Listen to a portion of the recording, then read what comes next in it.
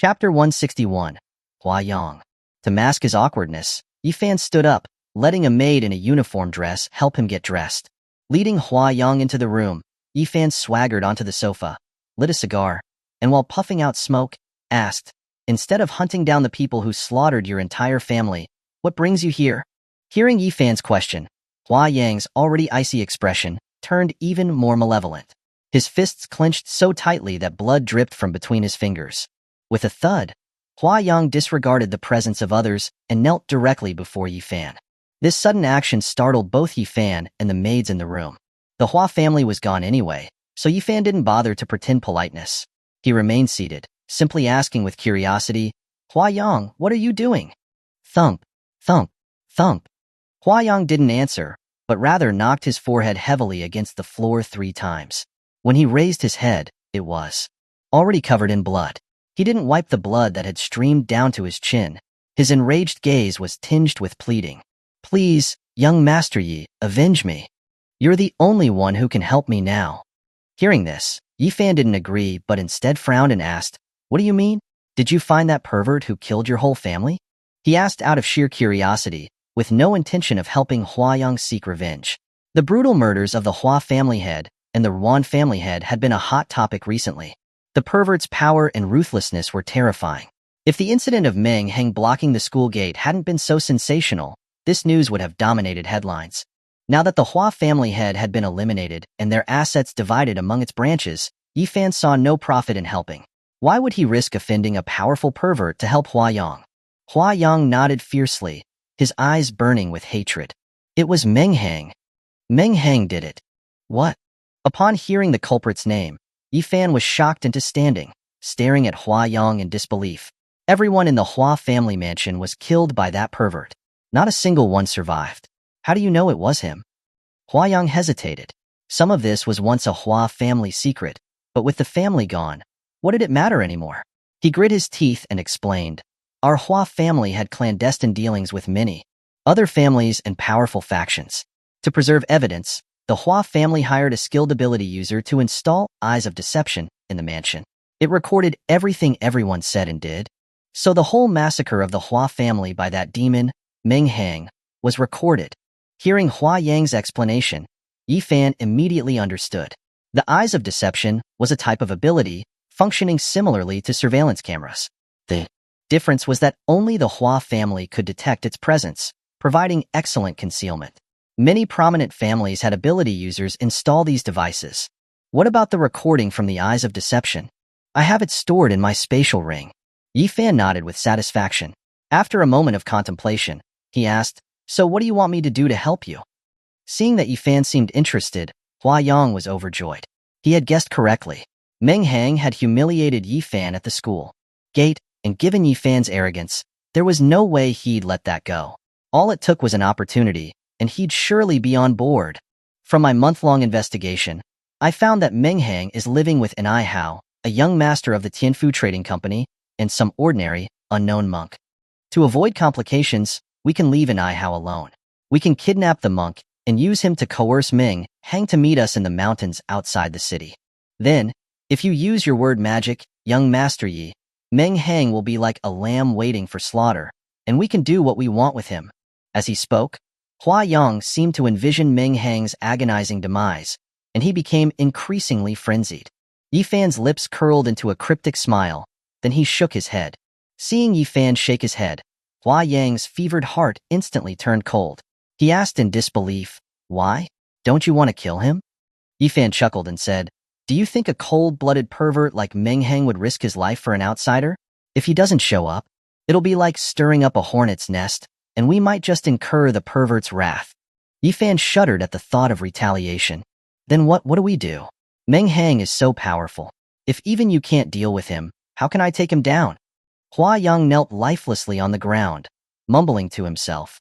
"Emph," Yifan scoffed twice, helped Hua Yang to his feet, and then said, "I'm not shaking my head to say I won't work with you to deal with Meng Hang. I'm saying your method isn't as good as mine." "Not as good as yours?" Hua Yang was first stunned. Then his eyes were filled with renewed hope as he stared intently at Yifan.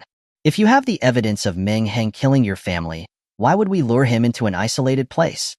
We'll directly kidnap that monk and take him to the busiest part of the capital. If he shows up, we'll release the video for everyone to see. Then, on the grounds of a life for a life, we'll take him down. And if he doesn't come?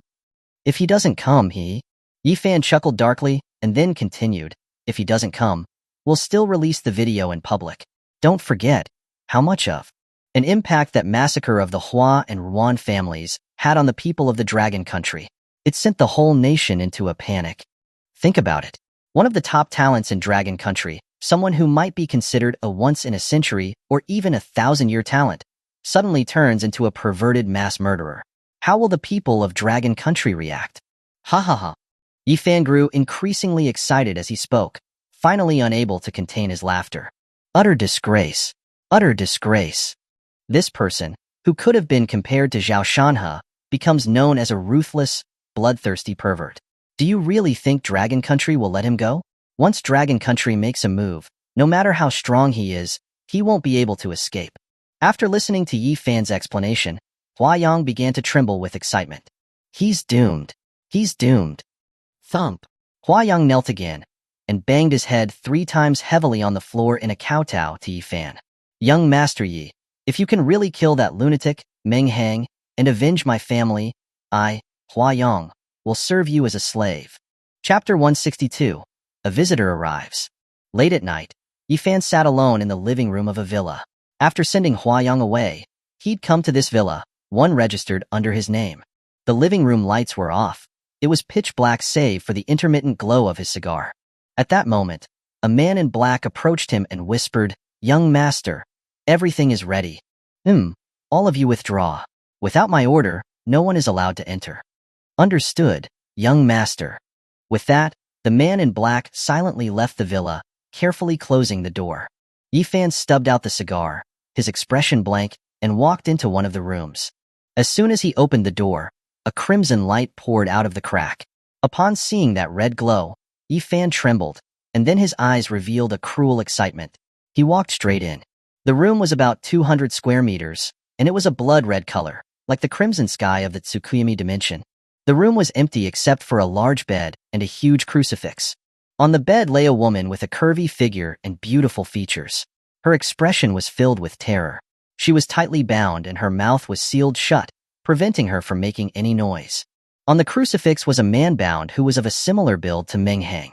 Yifan first went to the woman and, from his spatial ring, took out a human skin mask, gently placing it over the woman's face. Instantly, her already lovely face transformed into one of breathtaking beauty, completely stunning. It was Lin Luoxue's face. Seeing this face, Yifan, who had been expressionless, immediately became excited. He cupped the woman's face in his hands and said in a deranged voice, "Luoxue, today, I'll show you how useless Meng Hang is." Having finished, he took out another human skin mask and placed it on the man bound to the crucifix. Instantly, a face identical to Meng Hang appeared before him. However, compared to Meng Hang himself, this face lacked that cold, overbearing aura. The man now resembling Meng Hang looked at Yifan, whose face was twisted with mania. He cried out, "Who are you? Why have you kidnapped me? Why? You dare ask me why?" Yifan roared at Meng Hang, his tone frenzied. "To punish you. Today, it's my turn to punish you." He pulled a dagger and stabbed it into Meng Hang's mouth. "Ha ha ha, punishing you. Punishing you." A sick, deranged laughter filled the space. Meng Hang had been busy to the point of exhaustion for the past month. Each day, countless people came to visit, attempting to recruit him into their factions. There were those who used beautiful women to tempt him, and those who offered him money. Most irritating of all were those who assumed he was gay, seeing his attitude toward Yifan, and actually tried to tempt him with handsome men. Was it a twisted view of human nature, or a collapse of morals? Even Fatty was convinced by his dad to question Meng Hang about whether he'd be interested in joining the Tianfu Trading Company. Eventually, Meng Hang couldn't take it anymore and moved his bed into his divine space, disappearing for a month. This was the first day he'd come back out. It wasn't like he'd undergone some radical change in personality, suddenly seeing wealth as trash. He simply hadn't decided what his next objective was once he had completed his initial goal. "Brother Ming, that move of yours was really something, just disappearing for a whole month. Do you know how Master Lu Shan and I spent this last month?" Fatty looked at him with resentment as they ate dinner. Meng Hang said helplessly, I had no choice. Those people were terrifying. Even I was scared of them. Knock, knock, knock. Just then, a series of crisp knocks sounded at the door. Oh, crap. Hearing that sound, all three of them shuddered. They were truly traumatized by that sound after the past month. I'll go and deal with them, Fatty said, shaking his head. He went to open the door. When he opened it, a wave of perfume hit him, making him shudder. Good grief, he thought. Another beauty trying to use seduction again. A woman wearing a baseball cap and oversized sunglasses that concealed half of her face stood outside the door. Fatty, having experience with this kind of situation, was direct. He said, I have to say, beauty, you really are lacking in experience. Those who've tried to seduce my brother Meng have come in maid costumes, black stockings, and in office lady uniforms. You can't even see your face. How do you plan to capture his heart? The woman wasn't angry at Fatty's words. Instead, she removed her sunglasses and stared at him with a smile. Her clear, bright eyes, curved eyebrows, fair and flawless skin with a faint pink blush, and lips as red as roses all came into view. Combined with her temperament, which shifted between innocent and bewitching with every movement and smile, she was overwhelmingly attractive to men. Fatty was stunned to see her face. It took a while before he managed to stutter, Men? Brother Meng, this one. I can't get rid of. Meng Hang looked at Lin Luoxue, who had sat herself down in his house as if it was normal, and a faint smile appeared on his lips. The holy maiden of the Wuxing sect actually dared to come here. He was extremely curious about her purpose. I wouldn't have guessed, after our separation in the secret realm, that young Master Meng would have become a figure known throughout the entire dragon country. Meng Hang raised an eyebrow. He had no patience for beating around the bush and said, Get to the point. If you have something to say, say it now. Once you're done, I can hand you over to the capital city guards. Tisk, TSK. The holy maiden of the Wuxing sect should bring a good bounty. Giggle. Lin Luoxue covered her mouth and giggled. Young Master Meng is as unromantic as ever.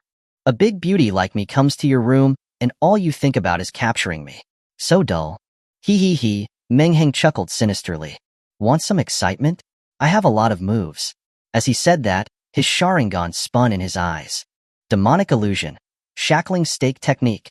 Instantly, the smiling Lin Luoxue froze on the spot, her beautiful eyes showing a trace of fear. Meng Hang walked up to her, bent down, and looked at her stunning face with interest. He used his index finger to gently lift her chin. A touch of the uncanny rose in his scarlet eyes. I don't know who gave you the courage to try to seduce me in my room in the middle of the night. Did you really think I was some sort of gentleman and wouldn't dare do anything to you? Having said that, Meng Hang looked at the tightly locked door and said, Luo, if you keep eavesdropping, I'll throw you back into the space in a bit.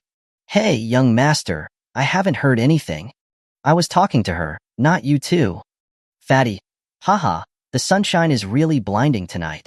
LaShawn, yeah, it's even making me tan. Chapter 163, Invitation to Join.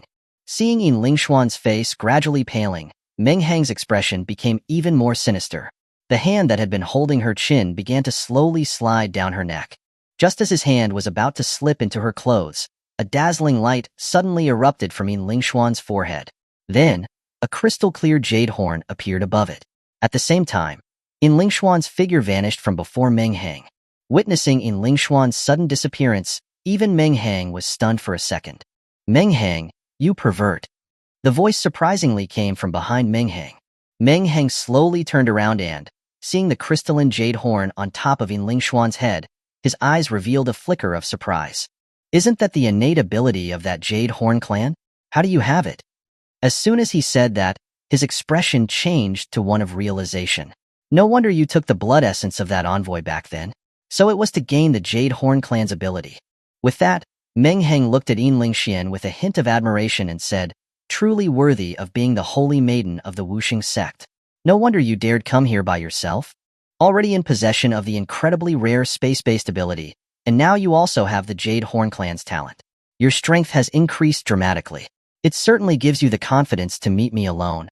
Furthermore, you are ruthless in achieving your goals. It makes me tremble with fear. At this point, Lin Luoxue's expression had returned to its calm state, though it lacked the previous seductive charm. Young Master Meng is joking. How can I compare to you? You are now a leading figure of the dragon country, a once-in-a-century genius. You alone have suppressed the prodigies of all 4 academies. Your strength surpasses that of the Zhao Shanhe of yesteryear, and your future prospects are limitless. How can I possibly compare? I won't beat around the bush. I've come to invite young Master Meng to join the Wuxing sect. No matter what your requests are, the Wuxing sect will do its best to satisfy them. Meng Hang had more or less guessed Lin Luoxue's purpose in coming, but he still couldn't help laughing when he heard her say it outright. Missing also said that my future is limitless. Why would I throw away a bright future to join the Wuxing sect, which everyone despises? Hee, because we're all the same kind of people, Lin Luoxue said with a smile. Young Master Meng's past actions are well known to me. You are ruthless and merciless, wiping out entire families. Tell me, will Dragon Country tolerate behavior like that? Hearing her say that, Meng Hang raised an eyebrow and said, Slander. Slander. If you can't get it, then destroy it. No, that's if you can't get it, destroy it. You Wuxing sect are truly despicable. Seeing Meng Hang's rascal-like words, Lin Luoxue felt a bit helpless. We of the Wuxing sect can't compare to your slandering. The Zhang family of Yunshui City was destroyed overnight, leaving a ruin spanning several kilometers. At the time, the Dragon Country government announced it was the work of our Wuxing sect. We were then subjected to another purge, resulting in the loss of many of our experts. After investigating, we found out that we weren't responsible at all. Young Master Meng, do you know who did that? Hee, how would I know who did it? Meng Hang replied with a dry laugh. Then, you wouldn't know about the massacre of the Hua family either? As soon as those words were spoken, the lights in the room began to flicker. The dim room was filled with a layer of crimson. Meng Hang slowly raised his head, his pupils turning blood red and deep as he stared coldly at Lin Luoxue. Meng Hang was certain that he had killed everyone in the Hua family mansion, not even sparing Ruan Su, who was hidden under the bed. So, how did the Wuxing sect know? He wasn't afraid of the incident being exposed. After all, the Ruan and Hua families were the ones who had plotted to assassinate him first.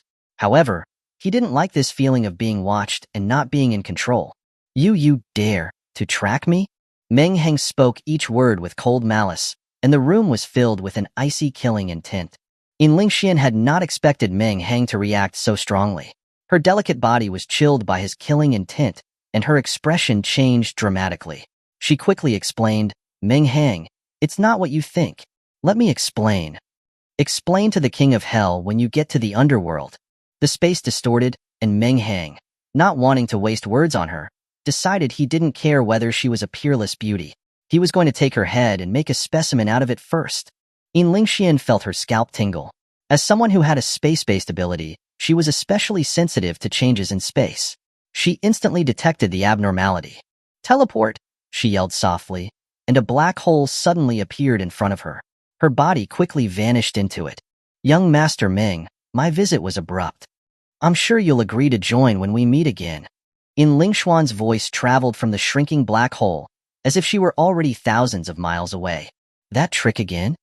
Meng Hang snorted coldly. No one has ever escaped from him twice. Not even the holy maiden of the Wuxing sect. His eternal Manjikyu Sharingan spun rapidly, and blood tears flowed from Meng Hang's eyes. Hashirama cells quickly provided him with a huge amount of spiritual energy. The entire room began to tremble, and space distorted rapidly, resonating with the black hole. Meng Hang's body also disappeared from his location and directly entered the black hole. In the void, Lin Luoxue gritted her teeth.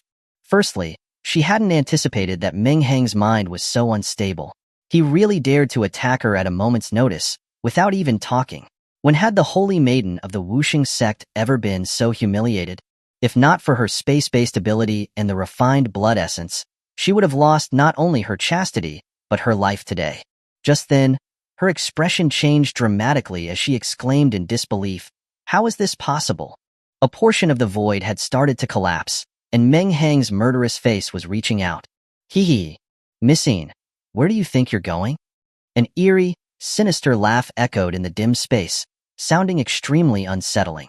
He was still using Kamui, so he couldn't simultaneously use Tsukuyami. So, Meng Hang reached directly towards her. Lin Luoxue's expression changed dramatically, her forehead covered in cold sweat. She knew this was not the time to dwell on how Meng Hang had broken through the space barrier and entered her space. The jade horn above her head glowed with an incredibly dazzling light that was blinding. At the same time, Meng Hang felt a terrifying repelling force appear in this world. Like the repelling force of two magnetic poles that are the same. A tremendous force came and directly sent him flying out. Bang! Meng Hang landed on his bed with a thud, wiping the blood tears from his face. His expression was extremely dark. In the void space, the light on Lin Luoxue's forehead faded. The once crystal-clear jade horn also looked a bit cloudy. Her face was pale as paper, and she breathed a sigh of relief as the space closed. Then, she exclaimed in horror, "A monster! He's a monster! If I hadn't used all the energy I'd accumulated for so long, he really would have killed me." Chapter 164, Exposure. The next morning, Meng Hang came out of his room with dark circles under his eyes. He startled Fatty and Luo, who were already eating breakfast. Fatty looked at him with a perverted grin as if he understood everything. "As expected of my brother Meng, you even dare to have your way with the holy maiden of the Wuxing sect. Judging by how you look now, it seems that you didn't sleep a wink all night. You must have fought 300 rounds. Where is your sister-in-law? She must have been knocked out, haha." Fatty shamelessly teased him, causing Meng Hang to roll his eyes. "What are you thinking about? She left last night." "What? Did Lin Luoxue think my brother Meng wasn't good enough?" Fatty asked in feigned surprise. "Luo, this Fatty is all yours. You can do whatever you want to him." "All right, young master. I've long wanted to make that Fatty's life miserable." No, brother Meng, I was wrong." After joking around for a while, Meng Hang remembered that he hadn't seen Lucian all morning. So he asked, "It's almost 9 o'clock. Where's Master Lucian? He usually wakes up before 5. Fatty, while devouring his food, replied, "Oh, that monk has gone out for a stroll already. He calls it refining his mind through the mortal world. But in truth, he just wants to go out and ogle the pretty women." Just as Fatty was joking about Lucian, a white dove-like beast shattered the window and flew straight toward Meng Hang and the others. Meng Hang raised an eyebrow and launched his chopsticks. The wooden chopsticks flew out at high speed, creating a sonic boom, and pinned the bird to the wall. "Tisk, TSK, TSK. Fatty smacked his lips and said, "Not bad. Game comes straight to our door. I'll have the chef make roasted pigeon for you tonight." Fatty got up to remove the pigeon from the wall. "Huh," Fatty said in a soft voice, noticing there was a small bamboo tube tied to the pigeon's leg. Seeing this, Meng Hang approached with curiosity as well. Inside the bamboo tube was a photograph. Seeing the contents of the photograph caused both Meng Hang and Fatty's expressions to change dramatically. In a crowd of people, Lucian stood with a blank expression. Next to him, someone wearing a baseball cap, obscuring his face, held a knife subtly against Lucian's chest. Aside from the photo, there was no other information, but the intention was clear. After seeing the photo, Meng Hang's terrifying killing intent surged again, causing Fatty and Luo to retreat in fear. "Fatty, where is that building in the background of Master Lucian?" That's the emblem tower in the capital, a well-known landmark in the city center," Fatty said in a stutter. Without saying anything further, Meng Hang turned and headed out the door. "Wait for me. I'll come too," Fatty yelled. Meng Hang shook his head, suppressing the raging killing intent within him, and said, "This was clearly aimed at me. It's better if you don't get involved." "Brother Meng, you can't say that. Master Lucian is my friend. I can't do nothing while he's in danger." "Luo, restrain him and send him back inside." Since the situation was urgent, Meng Hang didn't want to waste any more time talking to Fatty. He directly ordered Luo to control him. "Understood." Luo answered decisively, abandoning her usual playful attitude. Upon hearing Meng Hang's words, Fatty's expression changed, and he was about to say something else when he found his body was no longer under his control and was walking towards his room. Fatty's face flushed red as he struggled, but he couldn't stop his body no matter how hard he tried. "Meng Hang, I curse you. Hurry up and let me go, or I won't let this go." Meng Hang ignored Fatty's curses and kept walking outside. His shoulder suddenly grew heavy. Luo was sitting on it and said, "Young master, how could I miss out on something so exciting?" The capital was the capital of Dragon Country, and its permanent population had reached over 100 million. The city center, in particular, was swarming with people every day. At this time, the usually bustling city center was in chaos. "Hey brother, what's going on up there? Why are there so many people gathered? Do you know Meng Hang?" Who doesn't know Meng Hang? When it comes to being in the spotlight, who can compare to him right now? Did you hear about the Hua family massacre that happened a while ago? Of course I did. I heard that the killer was an extremely brutal pervert who wiped out dozens of people in the Hua family mansion. And I heard he even chopped off the heads of the Hua family head and Ruan family head. But what's the connection between these two? They are connected. The Hua family wasn't completely wiped out. The Hua family's eldest son, Hua Yong, didn't die. He's in front, accusing Meng Hang of being the pervert who massacred his entire family. What? Really? I have to go see. At this moment, surrounded by a dense crowd of people, Hua Yong, holding a crystal ball, was tearfully exposing Meng Hang's crimes. My younger brother just had a minor conflict with him during the college entrance exams. Meng Hang used this as an excuse to slaughter my entire Hua family in the middle of the night. He didn't even spare the head of the Ruan family, who was a guest at our home, or the eldest daughter of the Ruan family. He's not some once-in-a-century genius. He's just a ruthless demon. If he continues unchecked, he'll become even more reckless in the future. Is it true? Words mean nothing. How can we believe you? A person in the crowd, a supporter of Meng Hang, questioned him. Words mean nothing? Why would I expose him in front of all these people if I didn't have any evidence? Hua Yang laughed coldly and channeled his spiritual energy into the crystal ball in his hand. The crystal ball immediately glowed brightly, and the colorful light it cast created a three-dimensional holographic projection in the air. In the projection, Hua Hongjin and Ruan Hong were sitting on a sofa, talking. The three-dimensional image only showed the scene, and the sound was muted. Eyes of Deception. This is recorded using Eyes of Deception, someone shouted. The screen shifted, and suddenly a dark figure appeared on the ceiling. Whoa, what is that? Scared the crap out of me. The crowd was startled by the sudden appearance of the image. Wow, that looks like a scene out of a horror movie. It seems like that dark figure is the murderer. But speaking of which, he really is a pervert. Who appears upside down on a ceiling like that? The dark figure's appearance became clearer, revealing the creepy, sinister face of Meng Hang. Holy crap! It's really Meng Hang. How is it possible? How is it possible? Why would he do such a thing? Chapter 165. When the walls fall, everyone pushes. The scene shifted again. Meng Hang, wielding a long blade, faced an onslaught of dozens of people in the mansion, showing no fear. He let out a cold laugh, took a single step, and transformed into a gust of wind. When his figure appeared again, the dozens of people had all fallen to the ground, blood gushing from their necks. Damn! As expected of Meng Hang, who has suppressed the 4 academies. His strength is terrifying. He wiped out dozens of people in a single move. How terrifying! How terrifying! Hey, brother, are you focusing on the wrong thing?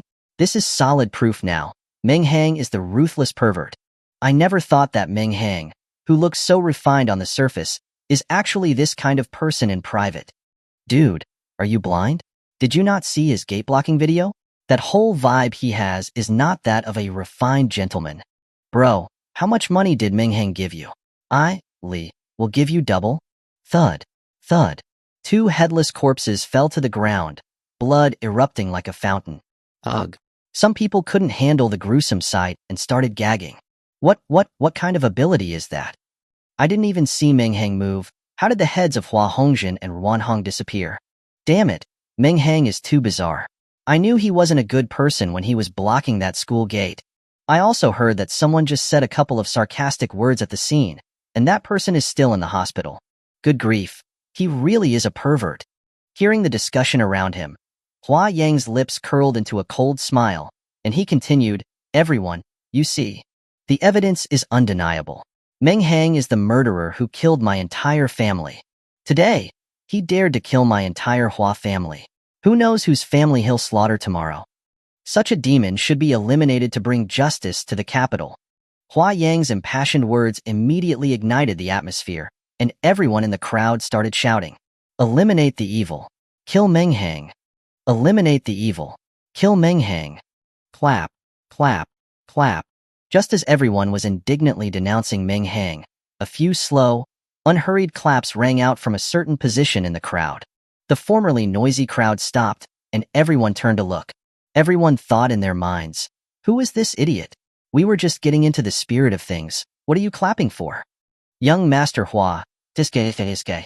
It seems like there's still a fish that slipped through the net. You keep talking about how I killed your family, but you don't mention the fact that the Hua and Ruan families plotted to assassinate me. A sarcastic voice came from the crowd. Hiss. As soon as those words were spoken, a cold, chilling sensation rose from thin air. Everyone felt as if a slick, venomous snake was crawling on them. A young man dressed in black robes, with a handsome face, but an extremely cold demeanor, walked out from the crowd.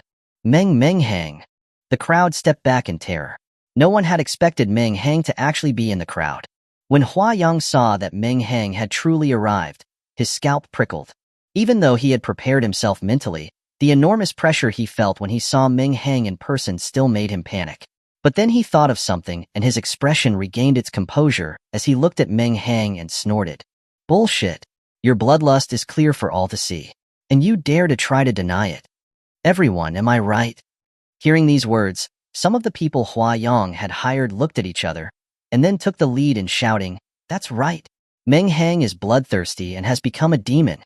Everyone has the right to kill him." Around the crowd, people began to echo the words, immediately raising the atmosphere. The crowd felt their blood running hot. They weren't afraid of Meng Hang's fearsome reputation and started to join the chorus. Eliminate the evil. Kill Meng Hang.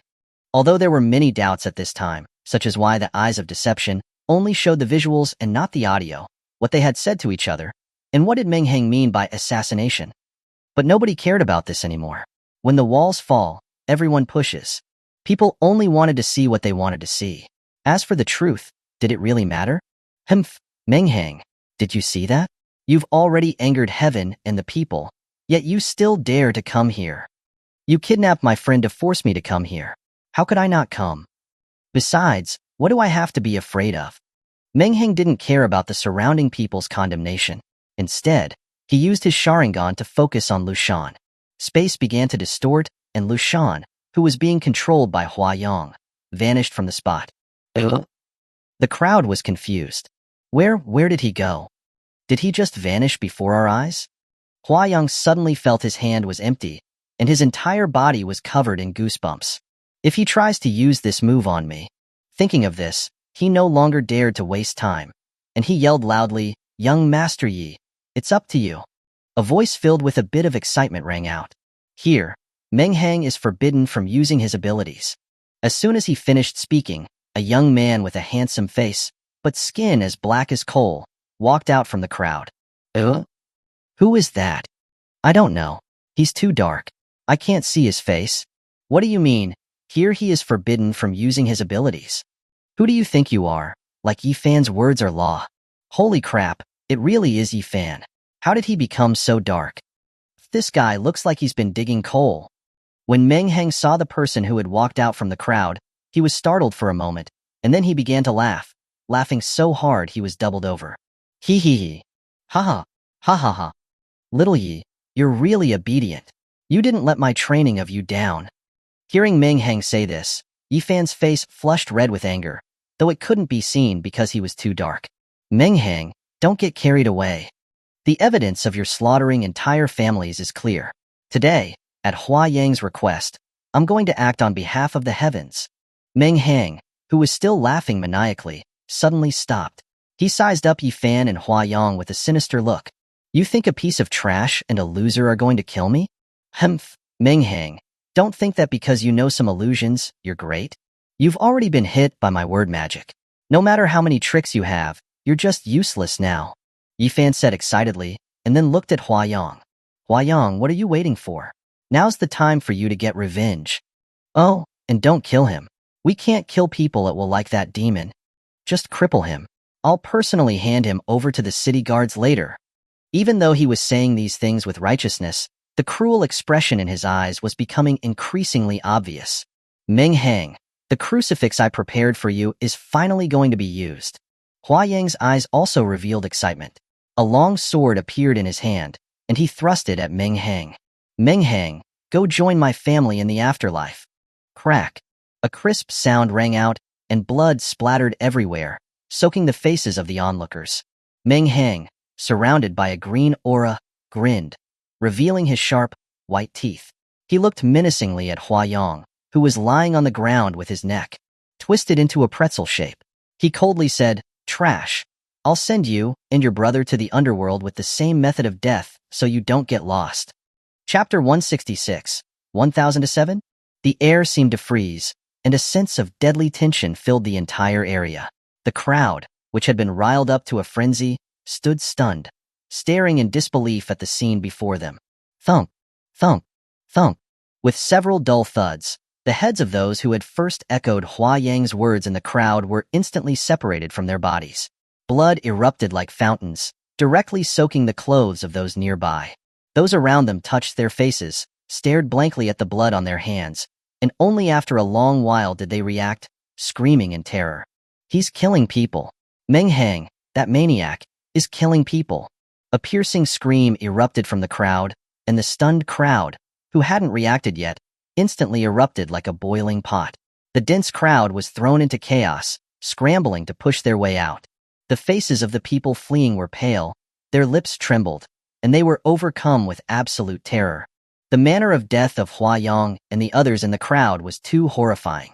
Coupled with the fact that they had just been shouting about killing Meng Hang, the people were even more terrified, fearing that this maniac, Meng Hang, would take out his anger on them. "Run, run. That madman has gone berserk again." The crowd became increasingly chaotic, people pushing and shoving. Some slipped, fell to the ground, and were instantly swallowed by the flow of people. At this moment, Meng Hang was like a flood, like an earthquake, terrifying beyond measure. Yi Fan, who had been planning on how to torment Meng Hang later, no longer had any color in his face, and his entire body was trembling like a leaf. Why? Why can he still use his powers? Yi Fan's mind was in complete turmoil. Since awakening his powers, this was the first time he had encountered such a situation. That's right. That's right. I know. That's a secret technique, not a power. That's why that trash, Hua Yang, couldn't even take a single blow. Thinking of this, his heart calmed down slightly. Meng Hang, you dare to kill innocent people in the street. Do you really not care about the capital city guards? Innocent people? They know whether or not they're innocent. Want to stand on some moral high ground and accuse me? As long as I kill all those who accuse me, then I'll be the one standing on that highest moral point. Meng Hang spoke casually, but the cold, chilling killing intent within his words sent a shiver down Yi Fan's spine. A madman. A madman. You're completely and utterly mad. Yi Fan pointed at him and shouted, and a wave of fear washed over him. He suddenly regretted trying to play this cat-and-mouse game with Meng Hang, because he had found that Meng Hang was not only not a mouse, but could transform into a ravenous, starving tiger when he went berserk, biting anyone in its way. Meng Hang, die. Concise and to the point. All he wanted now was for Meng Hang to die. But the words he wanted to speak came out as "wuh." How can this be happening? Yi Fan's scalp suddenly tingled, his eyes turning bloodshot with terror. At that moment, a sharp pain came from his lips, and he found that he could not open his mouth. Young master, please praise me." At this time, Luo, on Meng Hang's shoulder, excitedly requested credit. Meng Hang nodded with satisfaction, then looked at Yi Fan with an inexplicable gaze, and took a step towards him. Yi Fan felt his skin crawl under Meng Hang's gaze, and an urge to urinate arose. Because this gaze was exactly the same as the one Meng Hang used to train him in the Tsukumi dimension. Woo woo woo. Yi Fan retreated in terror and then turned to run. Hee hee. Run. Why don't you run? That's right. Run home. That way I can have the entire Yi family buried with you. Countless cold, sinister laughs echoed in his ears, like the calls of countless demons from the 18th level of hell. Despair. An overwhelming despair, where there was no way up and no way down. The next moment, Meng Hang, in his black robes, appeared before Yi Fan as if he were a ghost, and grabbed him by the neck. Hee. Run. Why aren't you running now? Meng Hang stared at Yi Fan with his cold, venomous eyes. Luo, open his mouth. But. No buts. Luo trembled. She didn't dare to provoke the already bloodthirsty Meng Hang, and obediently withdrew the threads of spiritual energy that were sewing Yi Fan's mouth shut. Hee. Let's play a game, shall we? There will be penalties for making mistakes. Hearing the word penalties, Yi Fan's pupils instantly constricted, and his mouth remained tightly shut, not daring to leave even a small gap. Seeing this, Meng Hang raised an eyebrow. Good, just like that. Don't speak unless I tell you to, okay? Otherwise, I'll think you're trying to kill me, and you wouldn't want to experience that again, would you? Tears welled up in Yifan's eyes, and he shook his head frantically. Excellent. Meng Hang nodded with satisfaction and took a pair of pliers out of his spatial ring. Seeing these pliers, not only Yifan, but even Luo, who was known for being a tormenting pervert, couldn't help but shudder. Meng Hang held Yifan's neck with his left hand and held the large pliers in his right hand. He slowly approached Yifan and softly asked, "What's 1000 minus 7?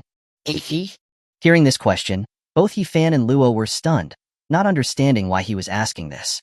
A blood-curdling scream that seemed to pierce the sky made the fleeing crowd stop in their tracks, turning around to look. What kind of injury could cause a scream so horrifying? Those who turned around saw Meng Hang's mouth stretched wide, almost to his ears. He held Yifan's neck in his left hand, and his right hand held the pliers, gripping a bloody tooth. Aya! Aya!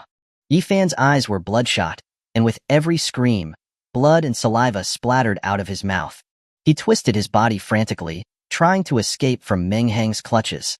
But Meng Hang's left hand was like an iron clamp, unmoving.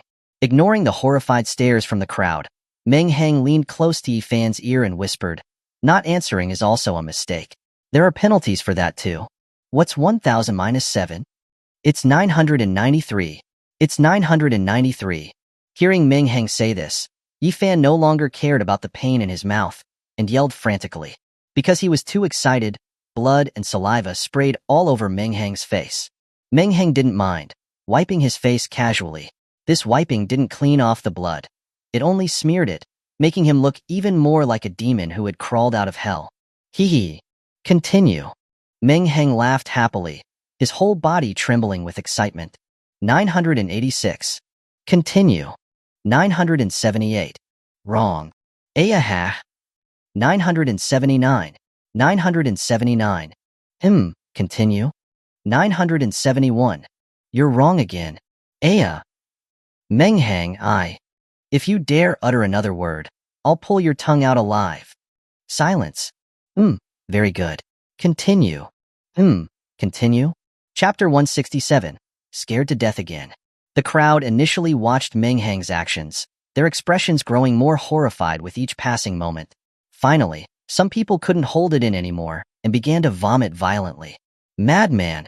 Madman! A pervert! A complete and utter pervert! Find the city guards! Quickly go find the city guards! That's right, and quickly notify the Yi family. Hurry up and kill that pervert. The crowd no longer dared to linger. They fled as if a vengeful ghost was chasing them, desperately trying to get away. At this time, Yifan's eyes were lifeless, and blood was gushing from his mouth as if it were free, unable to say a word. Luo sat stiffly on Meng Hang's shoulder, her face ashen, daring not to move. It felt like she had witnessed hell in the past 10 minutes. She had always thought she was a pervert, but today she realized what it meant to be a pervert to the extreme. Just watching, she felt like she was in hell, and a wave of icy dread washed over her. Luo had watched as, little by little, Yifan's teeth were pulled out by Meng Hang because of wrong answers, one by one. When his teeth were gone, he started pulling out his fingernails, and when his fingernails were gone, he began to, I can't imagine anymore. Please use your imagination. By the end, there wasn't an undamaged spot left on Yifan's body. Young master wasn't this perverted before. Why are his symptoms getting worse and worse? P.S. It's because the author lost his way in the reader's comments like, so perverted. I love it. When Meng Hang saw that Yifan was barely breathing, he finally reluctantly put away the pliers. Let's end it here today. I'll send you to your release. Quickly thank me. Hearing Meng Hang say this, a glimmer of light returned to Yifan's originally empty eyes. He tried to smile, revealing a hint of relief. But when he smiled, instead of his usual white teeth, there was just a black void, which made people shudder. The thank you. You're welcome. Meng Hang nodded with satisfaction, but then, as if remembering something, his lips curled up. What's 1000 minus 7? Yifan? Luo? The hint of relief that had just appeared on Yifan's face instantly froze. Then his body began to twitch, and a deathly pallor spread across his face. He was dead. Just like that, he was dead. Yi Fan was the second person, after Wan Su, to be scared to death by Meng Hang. Meng Hang's mouth twitched, and he looked embarrassed. Luo, would you believe me if I said I just wanted to tease him again? Luo, I'd believe you're a bloody idiot. Seeing Luo's expression, Meng Hang knew what she was thinking. He looked up at the sky speechlessly. Does anyone understand my humor? Young master, you've really caused a big disaster this time. What do you plan to do now? After regaining her senses, Luo looked at the hellish scene and asked with a grim expression. Hearing Luo's question, Meng Hang propped his left elbow on his right arm and rubbed his chin and said thoughtfully, you have a point. Eliminate the root of the problem. Rather than waiting for the Yi family to come for revenge, it's better to strike first and destroy the Yi family directly. Luo? I was clearly asking how you were going to escape from Dragon Country's pursuit. When did I say you should go and wipe out the Yi family? Come on, you white, ABC. Just then, the system's nonsensical voice appeared in Meng Hang's mind. Holy crap, system bro, it's been so long since you showed up. Where did you learn this song? Meng Hang asked, slightly bewildered. Don't focus on those details. Ding. System activated. Agree to destroy the Yi family. Reward. Mount Miyaboku Sage Mode. Refuse. Deduct 1,000 slaughter points. Hearing the quest, Meng Hang was immediately excited. Holy crap. System bro, when did you become so generous? Coming out of the gate with a gift this big. Bro, don't ask. It's because I won money in Mahjong recently. Awesome. I accept. Meng Hang silently praised the system and chose to accept the mission. Ding. Mission completed. Rewarding host. Mount Miyaboku Sage Mode. Just then, Meng Hang raised an eyebrow, looking to the side of the road.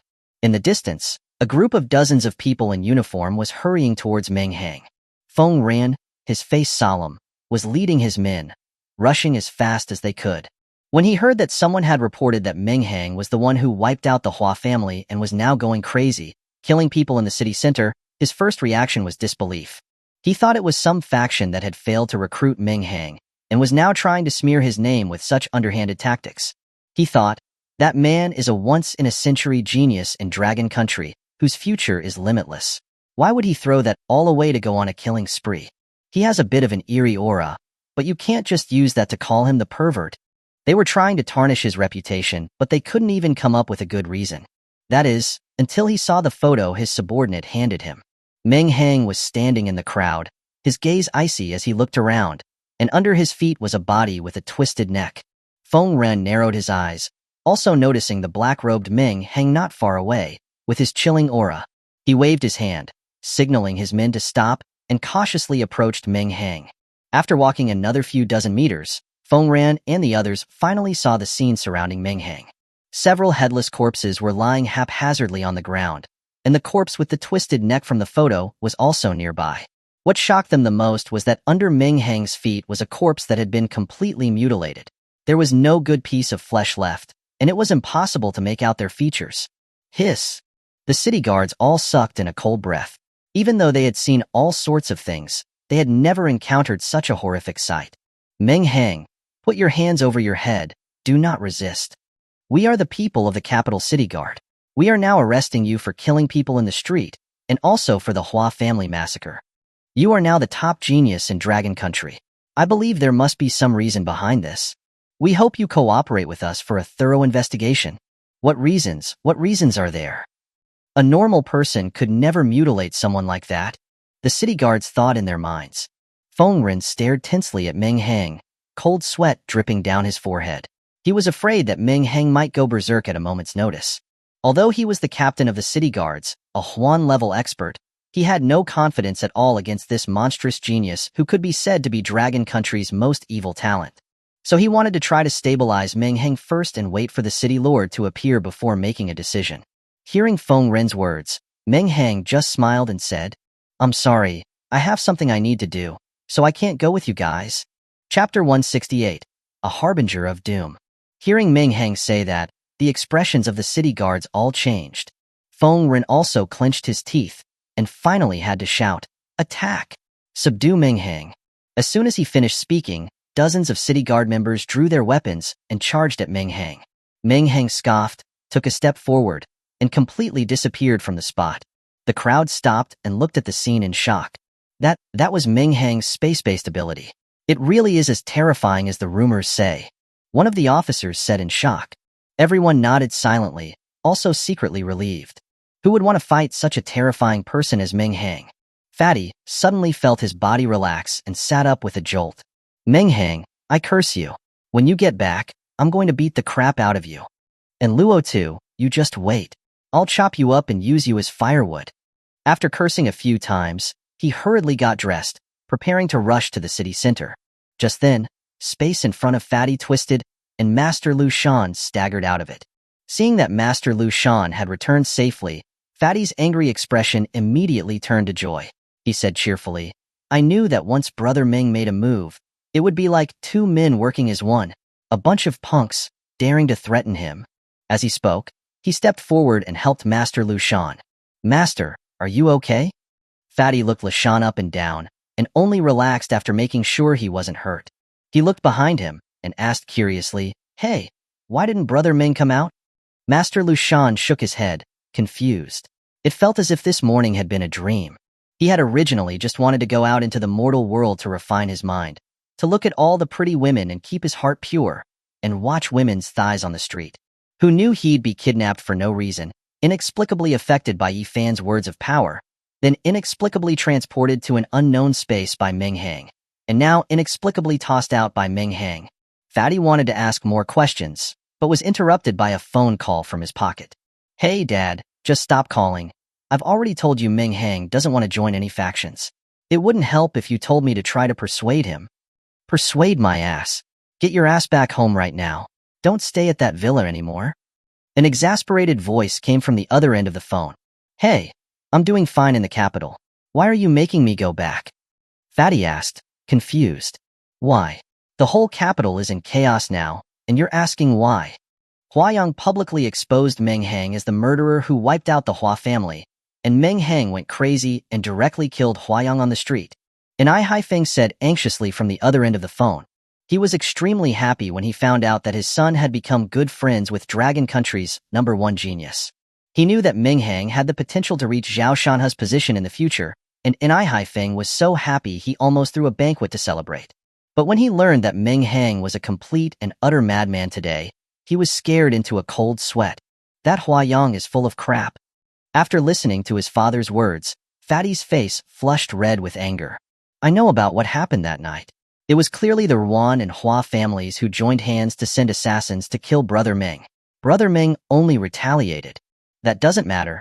He brutally murdered the Yi family's eldest son, Yi Fan, in the street. The Yi family won't let him get away with that. You should quickly move out of the villa. You're not allowed to have any more contact with Meng Hang. What? He killed Yi Fan? Fatty froze on the spot, his face filled with disbelief. No, the Yi family will definitely make a move on Brother Meng. I have to go help Brother Meng. Fatty muttered to himself and walked out of the house. You rebellious son, you better come back here. An Ai Haifeng's furious roar came from the other end of the phone. Fatty continued walking outside as if he hadn't heard anything. Just then, a figure appeared behind him, and a chop landed on Fatty's neck. A bodyguard, supporting the collapsing Fatty, picked up the phone and said, Patriarch, I will send the young master back immediately. Okay, set off now. Understood, Patriarch. After speaking, the bodyguard said nothing more, and carried Fatty out of the villa, leaving behind Master Lu Shan, standing bewildered in the wind. At the capital university. Holy crap, did you hear? Meng Hang is the pervert who wiped out the Hua family. Really? Where did you hear those rumors? What rumors? It happened in the city center. My relative was there at the scene. According to him, Meng Hang, angered and ashamed, slapped Huayang to death. He even implicated several bystanders. And the most important thing is, they said he tortured Yi Fan to death. The scene was so bloody. They said there wasn't even a good piece of flesh left on Yi Fan's body. I can't believe it. Hearing this, the people around were all shocked. It's over, it's over. There's going to be more chaos in the capital. I knew Meng Hang wasn't a good person from the start. See? I was right. Our school actually lost to a murderer. In a simple decorated room, the city lord and elder Kong were standing in front of a mirror. And the images reflected in the mirror were the actions of Meng Hang since arriving in the capital, killing the assassins from Dark Pavilion, slaughtering the Hua family, and finally, torturing Yifan to death in the street. The city lord said with a grim face, "This child's mind is too cruel. Even though he was always provoked first, there's no need for him to wipe out entire families at a moment's notice." Elder Kong, are you really placing your hopes on him? In the dim depths of his eyes, Elder Kong revealed a flicker of brilliance. Killing one man is a crime. Killing millions is the making of a king. In a time of peace, I would be the first to destroy someone like Meng Hang. But in this time of internal and external crises, he is a sharp knife. Anyone who sticks out their head will be chopped off. After saying this, Elder Kong's body was filled with an aura of dominance that didn't match his elderly frame. I said before, let these rats make a fuss, the more chaotic the better. No destruction, no new beginning. Now, the time has come. Caw, caw, caw. The sky above the capital, which was originally bright, suddenly became dark. The cries of countless crows, like harbingers of death, echoed across the sky. The people of the capital all looked up, their faces filled with shock, and they were all stunned by the magnificent scene. From somewhere in the sky, a dense flock of crows, covering half the sky, had suddenly appeared. Holy crap, what's going on? There must be nearly 1,000,000 crows. Where did they all come from? It can't be a monster attack, can it? The call of the crows isn't a good omen. First, Meng Hang is killing people in the streets, and then 1,000,000 crows are crying out. Something big is going to happen in the capital.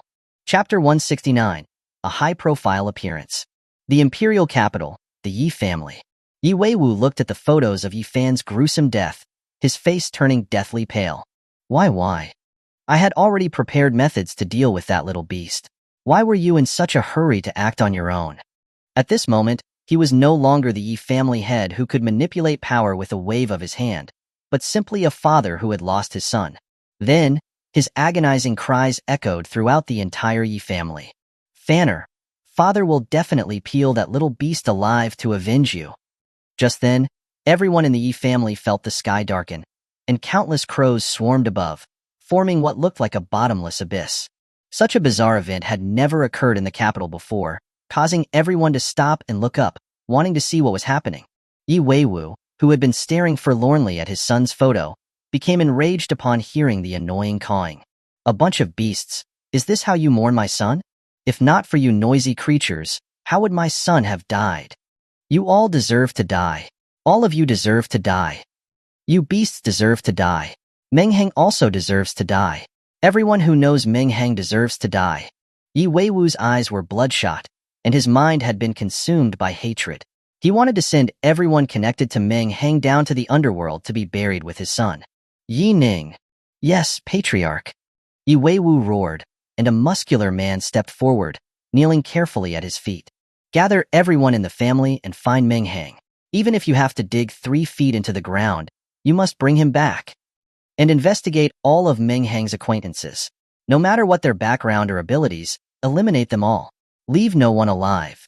Hearing this, Yi Ning's expression froze, and he hesitated before saying, Patriarch, if we do that, the high-ranking officials of Dragon Country will not let us get away with it. The next moment, Yi Weiwu became like a cat whose tail had been stepped on. He grabbed Yi Ning's hair, who was still kneeling on the ground, and slammed his head into the ground with force. While slamming, he roared, They won't let me get away with it. You said they won't let me get away with it?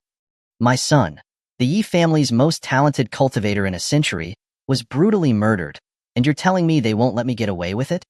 That old man is about to die soon. If he dares interfere, I will make this whole capital go down with my son. Yi Ning's face was covered in blood. If he wasn't a cultivator with a strong physique, he would have been smashed to death already. After what seemed like a long time, Yi Weiwu finally let go of Yi Ning's hair. He regained his composure and became expressionless. Yi Weiwu wiped the blood on his hands on Yi Ning's clothes and said, Go quickly.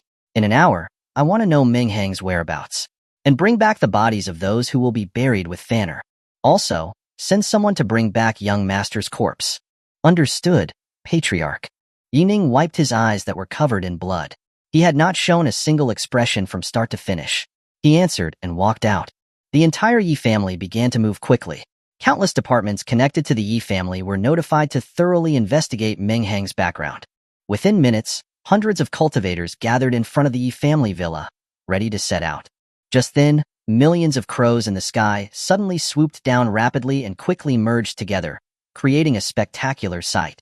Everyone in the capital looked up, exclaiming in surprise at the sight. Look, the crows are swooping down. Holy crap, how magnificent! How did they merge? Is a crow demon about to appear? Hey, why does it look like the crows are flying towards the Yi family? Holy crap, look, the crows have really turned into a person. The dark cloud of crows in the sky gathered together and gradually formed a human shape. The sky suddenly brightened, as if the dark clouds had scattered, and the sun's rays shone down again. The crows that had occupied half the sky had vanished, and in their place, a dark figure with wings stood in the air. Holy crap, a birdman. This really is a monster invasion. By the looks of it, that's a transformed demon. Has this demon king lost his mind? Daring to attack the capital of Dragon Country. We'll let him know how the word death is written in a matter of minutes. No, that's not right. Suddenly, someone pointed at the dark figure in the sky and yelled in terror. This person was a cultivator with enhanced vision, so he could see further than others. He could see the black figure's face clearly. The person was wearing black robes and had sharp features and a handsome face. But his icy aura was enough to send chills down anyone's spine. That's not a demon, that's Meng Hang.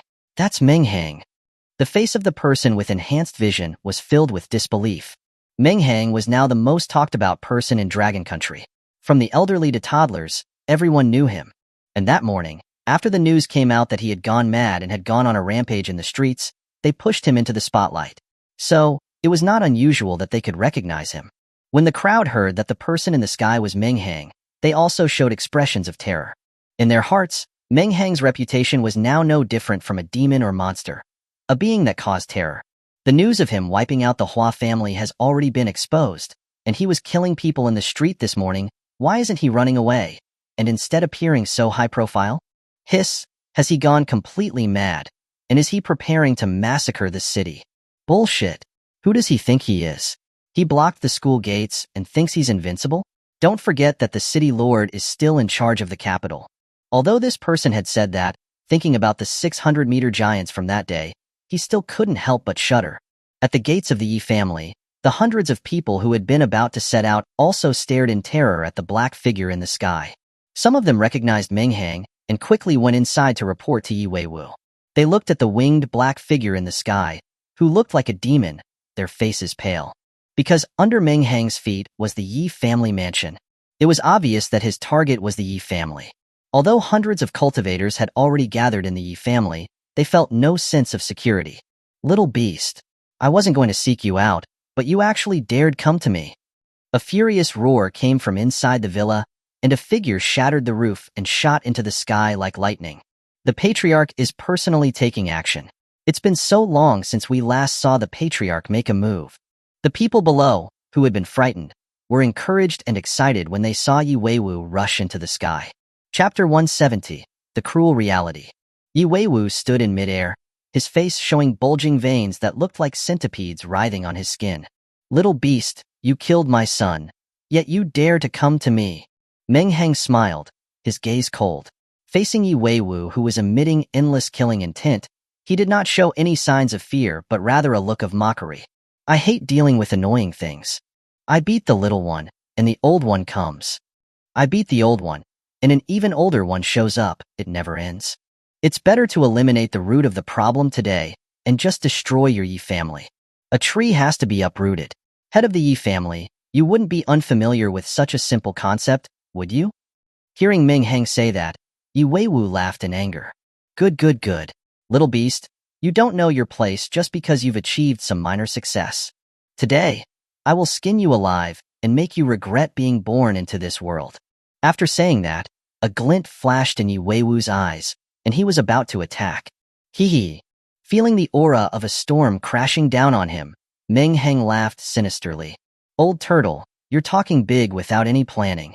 I'm the only one who skins people, and no one has ever dared to talk to me like that. Oh, and by the way, your Sun Yi fan skin is what I peeled off bit by bit. Yi Weiwu, who was about to form a hand seal, paled upon hearing that. His anger boiled over, and he coughed up blood. Little beast. You must die today. Heh, such poor mental fortitude. You spit blood after just a couple of sentences. Meng Hang sneered inwardly, but on his face, a hint of ruthlessness flashed. Strike when the iron is hot. If you won't strike first, then I will. Meng Hang's 3 Tomoe Sharingan instantly transformed into the eternal Manjikyu Sharingan, his gaze fixed on Yi Weiwu's head. Yi Weiwu, who had been looking menacing, felt his expression change when he saw the transformation of Meng Hang's Sharingan. A crystal-clear, pebble-sized bead instantly appeared in his hand, and he crushed it without hesitation. Meng Hang frowned, thinking that it was something similar to a soul-destroying orb, and that Yi Weiwu was trying to take him down with him. So, he didn't mind. If it exploded, then that would save him the effort. But the bead that had been crushed didn't explode. It just turned into dust and scattered in the wind. Seeing this, Meng Hang frowned. Even though he didn't understand what Yi Weiwu was trying to do, he did not ask. After all, no matter what it was, if the person died, he would be safe. But the next moment, Meng Hang froze on the spot. The space in front of Yi Weiwu, which had been distorted, had disappeared after the dust scattered, and Yi Weiwu was still standing there unharmed. The Kamui, which had always worked flawlessly, was now useless. Meng Hang, not believing that could be true, activated Kamui again. The Tomoe in his eyes spun rapidly, but there was still no response. How is this possible? Meng Hang's pupils constricted, his expression filled with disbelief. Contrary to Meng Hang's shock, Yi Weiwu's face showed a cold smile.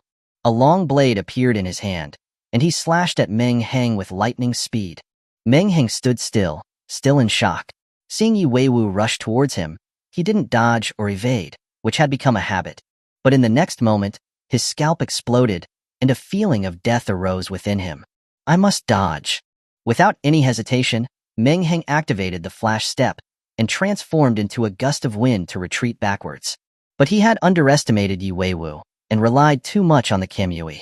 A flash of cold light passed by, and countless fresh blood, like the petals of a glamorous rose, fell from the sky. Meng Hang lowered his head, staring blankly at the scar that stretched from his neck down to his abdomen. His eyes were filled with confusion. Why did Kamui stop working? Yi Weiwu looked at the cut on Meng Hang's body, which revealed his intestines. He burst out laughing. Ha ha ha ha. To kill you. For the past month, I've sent people to investigate all the videos of your fights, and discovered that your space-based ability is really too unbeatable. To find a way to counter space-based secret techniques, my Yi family spent countless crystals to find this secret treasure that can block space. So, you will surely die today. Before he could finish, they heard the cheers from below. Impressive. Meng Hang is actually injured. Meng Hang was blocking the school gates for so many days, and I've never seen him injured before. That's a given. What is a genius? A genius will be strong in the future, but has not grown up yet. Yi Weiwu is a veteran powerhouse, a Qin-level expert. Dealing with an 18-year-old is an easy task, right? Head of the Yi family, kill that pervert, and eliminate the scourge of Dragon Country. Head of the Yi family, keep it up. Kill Meng Hang. Kill Meng Hang. Eliminate the evil. Eliminate the evil. It wasn't just a few people shouting, nor was it only the Yi family cheering. It was the entire population of the capital, cheering and supporting Yi Weiwu. Since the news of Meng Hang wiping out the Hua family was exposed, along with the fact that he had killed people in the street and brutally tortured Yi Fan, Meng Hang had gone from a Dragon Country genius to a demon that everyone wanted to destroy. Ha ha ha, Meng Hang, did you hear the voices down there? You're now a rat that everyone wants to destroy. If you don't die, who will? Yi Weiwu laughed madly, his gaze full of mockery as he looked at Meng Hang. Even he had not expected that Meng Hang would be reduced to this state. Meng Hang tilted his head blankly. He listened to the condemnation of the entire capital, and a hint of confusion appeared in his eyes. He muttered to himself, "Why? It was clearly you who came to kill me first. I was only retaliating. I've never wantonly killed the innocent, only those who wanted to kill me. Why do they hate me so much? Why do they want to kill me?" Seeing Meng Hang's dazed appearance, Yi Weiwu felt even more satisfied. This kind of mental torture was even more agonizing than directly killing him. Because you're too outstanding. Yi Weiwu's eyes were full of mockery. At only the age of 18, you have such terrifying strength. Do you know how many people are jealous? But this isn't the most important thing. After all, once you reach a certain level, those who can only look up to you will turn their jealousy into awe. Zhao Shanhe was able to slowly transition people's feelings from jealousy to awe. But the difference between you and Zhao Shanhe is that you're too arrogant. You're so arrogant that it's frightening. Back then, when Zhao Shanhe was in the spotlight, he chose to disappear and quietly join the army. But look at you. You wiped out the entire Hua family and then killed people in the streets without restraint. How can they not be afraid of you? Even if you are right, what does it matter? Everyone is an island, and no one is going to truly care for others. They'll only care about whether it will affect them. You're too cruel enough that everyone is afraid that you'll really go mad one day and go on a killing spree. Look down there. Look at their faces. Besides Schadenfreude, is there a single person who is really thinking about Dragon Country? Chapter 171. Madness. Human righteousness, a fight to the death with the demon race. Those useless bastards below know nothing about it. It was as if Yi Weiwu had been hoarding all these grievances for years, and today, he was finally unleashing them all at once. They only know that you've made them afraid, so all they want is for you to die. Meng Hang listened silently to Yi Weiwu's long tirade, the fog in his eyes gradually clearing. He used a finger to dab some blood from a wound on his body, then lightly licked it. A feverish intensity began to blaze in his eyes. Hehehe. Hehehe. So I've made them so afraid that I've become reckless? Then I'll continue to be reckless, reckless to the point of despair, reckless to the point where they won't dare to utter a word when they see me, reckless until they tremble in fear at my very presence. The more Meng Hang spoke, the more grotesque his expression became. The hair on his right side began to slowly turn white. In stark contrast, while his pupils remained blood red, the sclera of his right eye seemed to be stained with ink, becoming profoundly dark. At this moment, Meng Hang's left side was a study in contrasts. His left hair was dark and glossy, his left face expressionless, his cold gaze fixed on Yi Weiwu as if he were a corpse, devoid of any emotion.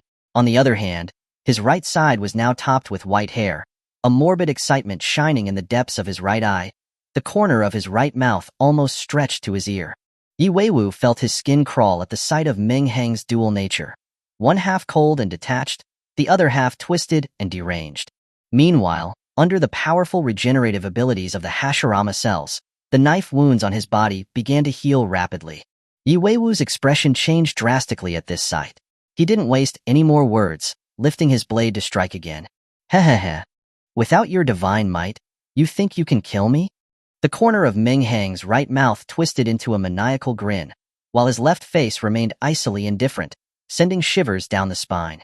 A blue flame-like aura instantly engulfed his entire body, and a massive, 100-meter-tall Susanoo, clad in armor, appeared. A terrifying pressure swept outward, and when Yi Weiwu's long sword struck the Susanoo, he felt a tremendous backlash that sent him flying. It's appeared. That terrifying technique Meng Hang used to crush the 4 academies has reappeared. Those below looked at the gigantic blue giant in the sky with undisguised horror. You think you can kill me just like that? You think you can kill me just like that? Meng Hang's left face was still devoid of emotion, while his right face roared with increasing ferocity. Then, the Susanoo raised its enormous Susanoo blade and slashed it towards Yi Weiwu. Yi Weiwu looked at his shattered hand, gritted his teeth and roared, "You little bastard, don't get too cocky. Today, I'll show you the power of a Qin-level expert." With that, he formed a hand seal. Instantly, a 100-meter-tall phantom appeared behind him. This phantom had a blue indigo face, vermilion hair, glaring eyes, protruding fangs, a long thunder god's beak, and was the image of Lei Zhenzi, the thunder god from mythology. The phantom Lei Zhenzi held a wedge in his left hand and a cone in his right, colliding them together. Instantly, a massive bolt of lightning shot out, hurtling towards the Susanoo. The lightning summoned by Shi Yan's 4-symbol god-slaying array was nothing compared to this, simply dwarfed in scale. In a mere instant, the Susanoo blade collided with the lightning. Boom! A deafening explosion rang out, the sound sweeping through the entire imperial capital. Countless people were shaken by the thunderous sound, their eyes turning bloodshot and their ears bleeding, many of them fainting outright. This was only because the capital was protected by a defensive array. Otherwise, it was likely many would have had their bodies shattered by the shockwave. Meng Hang glanced at the carnage below, the madness in his dark right eye remaining. while a complex, unreadable expression flickered in his cold left eye. The scene below reminded him of the time in Cloudwater City, when the Crimson Blood Demon King had killed countless people with a single roar. How was he different from that beast now? A phrase suddenly came to his mind. When you gaze into the abyss also gazes into you. But who even cared? The hesitation in his left eye was once again replaced by cold indifference, and the right corner of his mouth stretched into an even more unrestrained grin. The two enormous impacts canceled each other out, the lightning dissipated, and the Susanoo blade was knocked back. Hehehe. As expected of a chin-level expert, you were actually able to withstand a blow from the Susanoo. Meng Hang's laughter was crazed, his right eye full of insanity. In contrast, Yi Weiwu's face was filled with disbelief. He muttered to himself, How is this? How is this possible? I'm a chin-level expert. How can he be on equal footing with me? Hehehe. Again. The Susanoo blade slashed again and again at Yi Weiwu, who could only desperately maneuver the Lei Jinzi Phantom behind him to block the attacks. Waves of energy spread out, and the transparent protective barrier surrounding the capital began to shake. City Lord Chu Wuyuan, who had been watching everything through the ice mirror, finally couldn't hold back any longer. Elder Kong, aren't you going to intervene? If I don't stop them now, those two are going to tear down the entire imperial capital. How am I going to answer to the people? Elder Kong remained calm and collected. With me here, these two little pups can't turn the sky upside down. With that, Elder Kong struck the ground with his dragonhead staff. An invisible barrier rapidly expanded outward from him, enveloping the entire imperial capital in the blink of an eye. The already shaky protective array became incredibly solid once more, but a hint of fatigue showed on Elder Kong's already aged face. Elder Kong, you? Seeing his state, Chu Wuyuan hurried to support him. Elder Kong waved his hand and said, I'm really getting old. Just using this little bit of power is exhausting. Yi Weiwu, seeing that Meng Hang was still attacking relentlessly, already had cold sweat on his brow. His heart was also filled with shock. Even as a chin-level expert, he couldn't sustain such high-intensity combat with his own avatar. How could this kid's spiritual energy be seemingly endless? At the same time, he cursed inwardly, that Chu Wuyuan, the city lord of the capital, doesn't make a move at a time like this. Is he planning to profit from the chaos? With that thought, a look of determination appeared on Yi Weiwu's face, and he roared, Father, come and help me. Hearing Yi Weiwu's words, even the previously excited Meng Hang was momentarily stunned. Well. So, after dealing with the son, the old man is here for the revenge. Chapter 172. Father and son team up. Just as the words faded, another figure burst through the air, hovering beside Yi Weiwu. The newcomer was a thin, old man with graying hair and a hunched back. When Chu Wuyuan saw this old man in the ice mirror, his expression changed dramatically. Yi Wanshan, isn't he dead? Then, his face became incredibly grim. The Yi family is indeed treacherous. One chin-level expert in the open, and another one hidden in the shadows. The Yi family's ambition is too great, they must be eliminated. Elder Kong smirked slightly at this. See, I told you to let that kid Meng Hang make some noise. What did I tell you? We've forced those hidden mice out into the open. Yi Wanshan, hunched and with his hands behind his back, looked at Meng Hang in the Susanoo, a look of surprise on his face. Then, he turned to Yi Weiwu at his side. Wooer, who is this? Why did you call me out even while risking being discovered by those people? He had been in seclusion for years, and he knew Yi Weiwu wouldn't call him out unless it was something concerning the family's safety. Father, Fanner is dead. Yi Weiwu's eyes instantly turned red as he mentioned this. Hearing this, Yi Wanshan's body trembled, as if he had aged 10 more years in that moment. How can that be? How can that be? Fanner was a genius who appeared only once in our family for hundreds of years. Which family was so jealous that they sent someone to assassinate him? Towards the end, Yi Wanshan was practically shouting. Yi Weiwu, trembling with emotion, reached out his hand to point at Meng Hang, but Meng Hang cut him off before he could. Hehehe. Old fart, you're so old that your brain doesn't work. I'm standing right here. Who do you think killed your precious grandson? I'll tell you. First I plucked his teeth out one by one, then each of his nails, then I severed his fingers one by one. Enough! Yi Wanshan's eyes turned bloodshot instantly, glaring at Meng Hang like a ravenous demon. Hehehe. Meng Hang wasn't deterred by his look, continuing to speak with morbid excitement. You don't know this, but when Yifan was dying, he was mumbling things like, "Father, save me. Grandpa, save me. Heh. Ha ha ha ha." As he spoke, tears of laughter streamed from his right eye, while his left eye remained unmoved, a chilling void. "You little bastard, may you never die a good death." Yuanshan's teeth almost cracked from anger, his eyes burning with fiery rage. Like Yi Weiwu, 100-meter-tall phantom appeared behind him. This phantom was robust, with flames engulfing his entire body, like a fire god from mythology. The phantom let out a silent roar, and a thick pillar of fire shot out, engulfing the sky with flames as it rushed towards Meng Hang. Looking up from the ground, the entire sky was ablaze, a spectacular sight. What kind of power is this? The entire capital was in chaos. Some people were frantically running away, others had already fainted from the shock, and still others, confident in their own strength, stared in shock at the red sky. The scorching heat from the fire pillar caused the surrounding air to warp, barreling toward Meng Hang. Feeling the heat, Meng Hang's right eye showed a hint of mockery as he controlled the Susanoo to slash down with its blade. The huge pillar of fire was directly split in two, turning into two pillars of fire, passing on either side of the Susanoo. Only a few sparks splashed onto the Susanoo's armor, leaving no marks. Yuanshan, who had been in a rage just moments before, stared blankly, his face etched with shock as he looked at the almost godlike Susanoo. How is this possible? Where did this monster kid come from? How can he so easily withstand my all-out attack? Yi Weiwu was already accustomed to Meng Hang's abnormality. He didn't have time to explain what Meng Hang had been up to lately, so he turned to Yi Wanshan and said, "Father, let's strike together. I don't believe this little bastard can withstand a joint attack by two Qin-level power users." With that, the weapons in the Lei Jinzi Phantom's hands crashed together again, and a roaring, multi-zhang long lightning dragon charged out. Hearing what his son said, the fire god phantom behind Yuanshan was not to be outdone. With a fist that was ablaze with intense heat, he unleashed a strike, and a multi-zhang long fire dragon appeared with endless fury. At that moment, the sky above the capital looked like the end of days, as if two ancient gods were doing battle. Half the sky turned into a pool of lightning, where countless lightning snakes twisted and writhed, a majestic display of heavenly power that chilled the soul.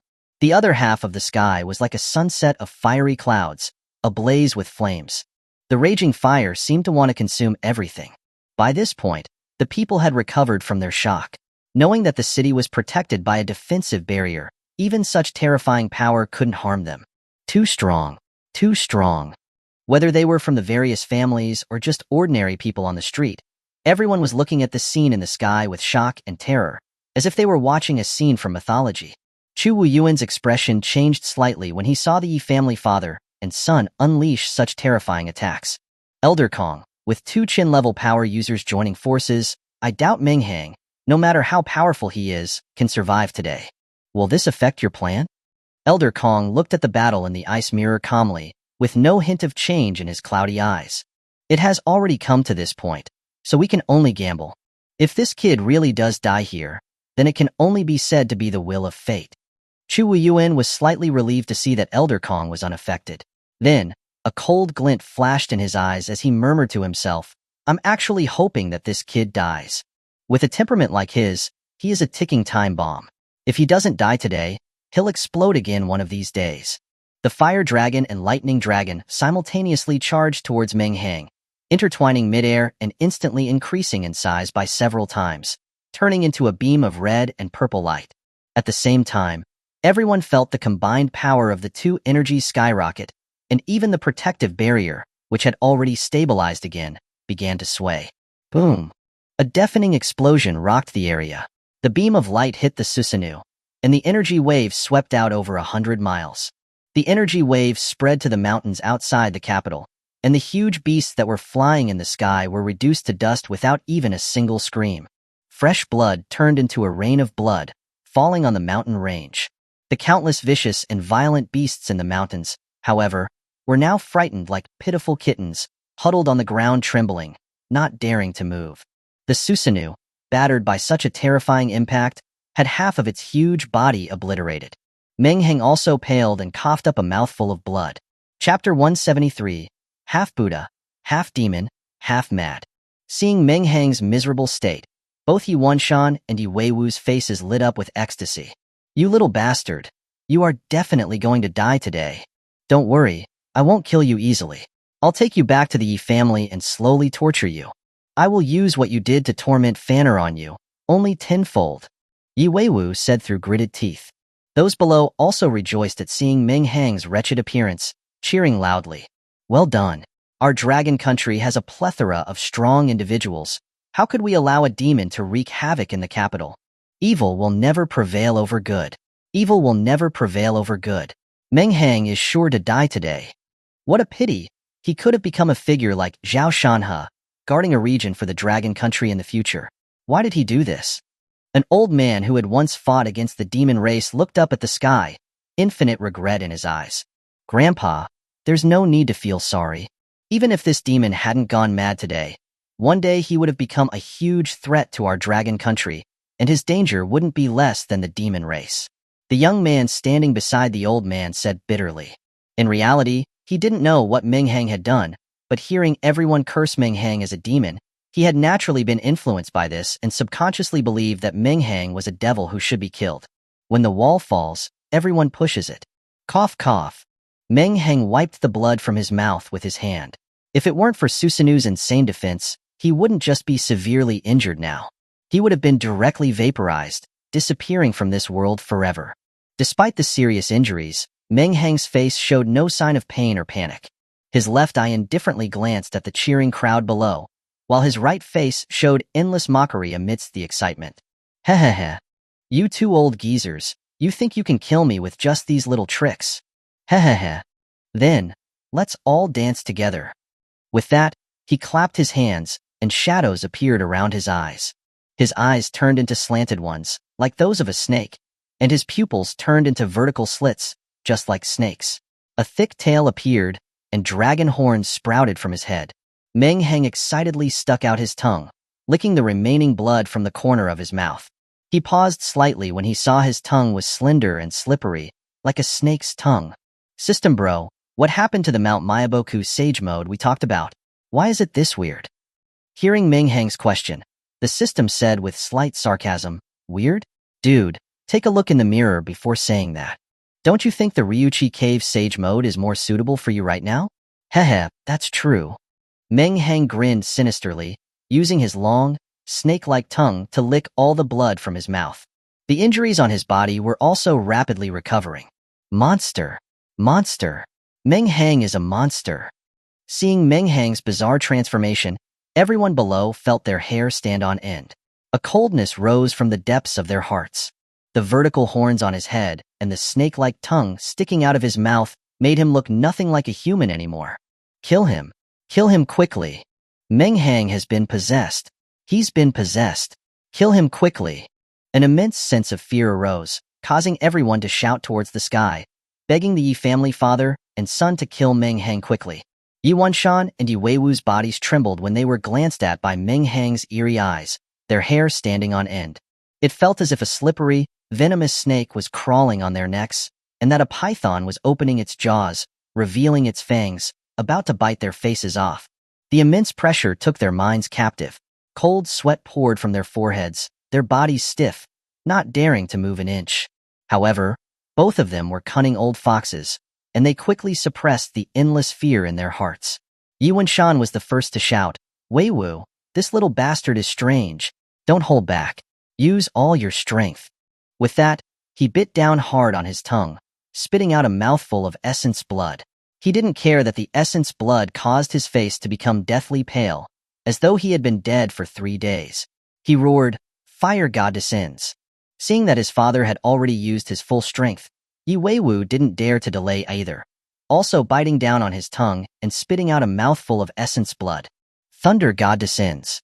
Instantly, dark clouds covered the sky, and the wind howled like a storm, as if the end of days was upon them. The 200-meter-tall phantoms behind Yi Wanshan and Yi Weiwu actually began to solidify slowly, and a pressure, vast as that of the gods, swept through the imperial capital. Even with the protective barrier in place, The immense pressure made the people of the capital struggle to breathe and instantly fall to their knees. Kid, accept your punishment. Dark clouds gathered above Meng Hang's head, a thick, black mass. Countless lightning bolts gathered together as if building a true heavenly punishment, ready to strike down Meng Hang, this evil monstrosity. Flames erupted beneath Meng Hang's feet, using heaven and earth as a furnace, intending to refine Meng Hang directly between the heavens and earth. Feeling the pressure from both above and below, Meng Hang's left eye grew colder, and his right eye grew more excited. Heh. A bunch of ants, let me give you a taste of the power of a god. With that, he clapped his hands, sage art. Would release, true several thousand hands. A rumbling sound rang out, the earth began to shake, and the defensive barrier trembled as if it were a tiny boat in the midst of a tsunami. Seeing this, Chu Wuyuan's face changed drastically. Elder Kong, at this rate, the protective barrier might not be able to hold on. Elder Kong raised an eyebrow, a hint of surprise on his face. Although Meng Hang's technique hadn't fully appeared yet, the preliminary effects were already so terrifying, which shocked him somewhat. However, his face remained calm as he chuckled. It's nothing. What great storms haven't I seen? A little pup like him can't stir up much trouble. When I was fighting with the Demon Emperor, he wasn't even born yet. However, the next moment, Elder Kong's calm expression changed dramatically. His face was filled with disbelief. Even the city lord of the capital, Chu Wuyuan, felt his scalp go numb and couldn't help but cry out, "Holy crap! This kid is cheating." The ground was still shaking, and countless houses were collapsing. A giant statue of Guanyin, nearly 1,000 meters tall with countless arms on its back, slowly rose up, towering into the clouds and reaching straight into the sky. Compared to this giant Buddha, the divine avatars of Yuanshan and Yi Weiwu looked like mere ants on the ground, pathetically small. However, the Buddha that Meng Hang summoned was different from the original one. The left half of the Buddha was the image of Guanyin, with kind eyes, lowered gaze, and a solemn, dignified appearance. The countless giant arms on the left side of its back also held lotus flowers, incredibly solemn. In contrast, the other side of the Buddha was completely different. The right face was blue-skinned, with fangs and a terrifying expression, and its eyes emitted a ferocious light that seemed to want to destroy everything it saw. The countless giant arms on the right side of its back were also tinged with blue, with bulging veins and shriveled skin, resembling dry corpses. The hands were tipped with long, hook-like nails. Half Buddha, half demon, looking incredibly strange, yet somehow harmoniously blended. Meng Hang stood atop the 1,000-meter-high Buddha's head. His right face was crazed, and he covered his face with his hands, laughing wildly. Ha ha ha ha, ha ha ha ha ha. Miserable mortals tremble. Be afraid. As the saying goes, half Buddha and half demon, half Buddha, half demon, half mad. Chapter 174, Instant Kill. It was as if everyone in the imperial capital was living a dream today. They had witnessed a 1,000-meter-tall Buddha standing in the void. If it weren't for the fact that this Buddha's appearance was half Buddha and half demon, extraordinarily eerie, they might have thought it was actually a bodhisattva appearing in the world. What is this? Why would such a thing appear? This shouldn't be something that exists in this world.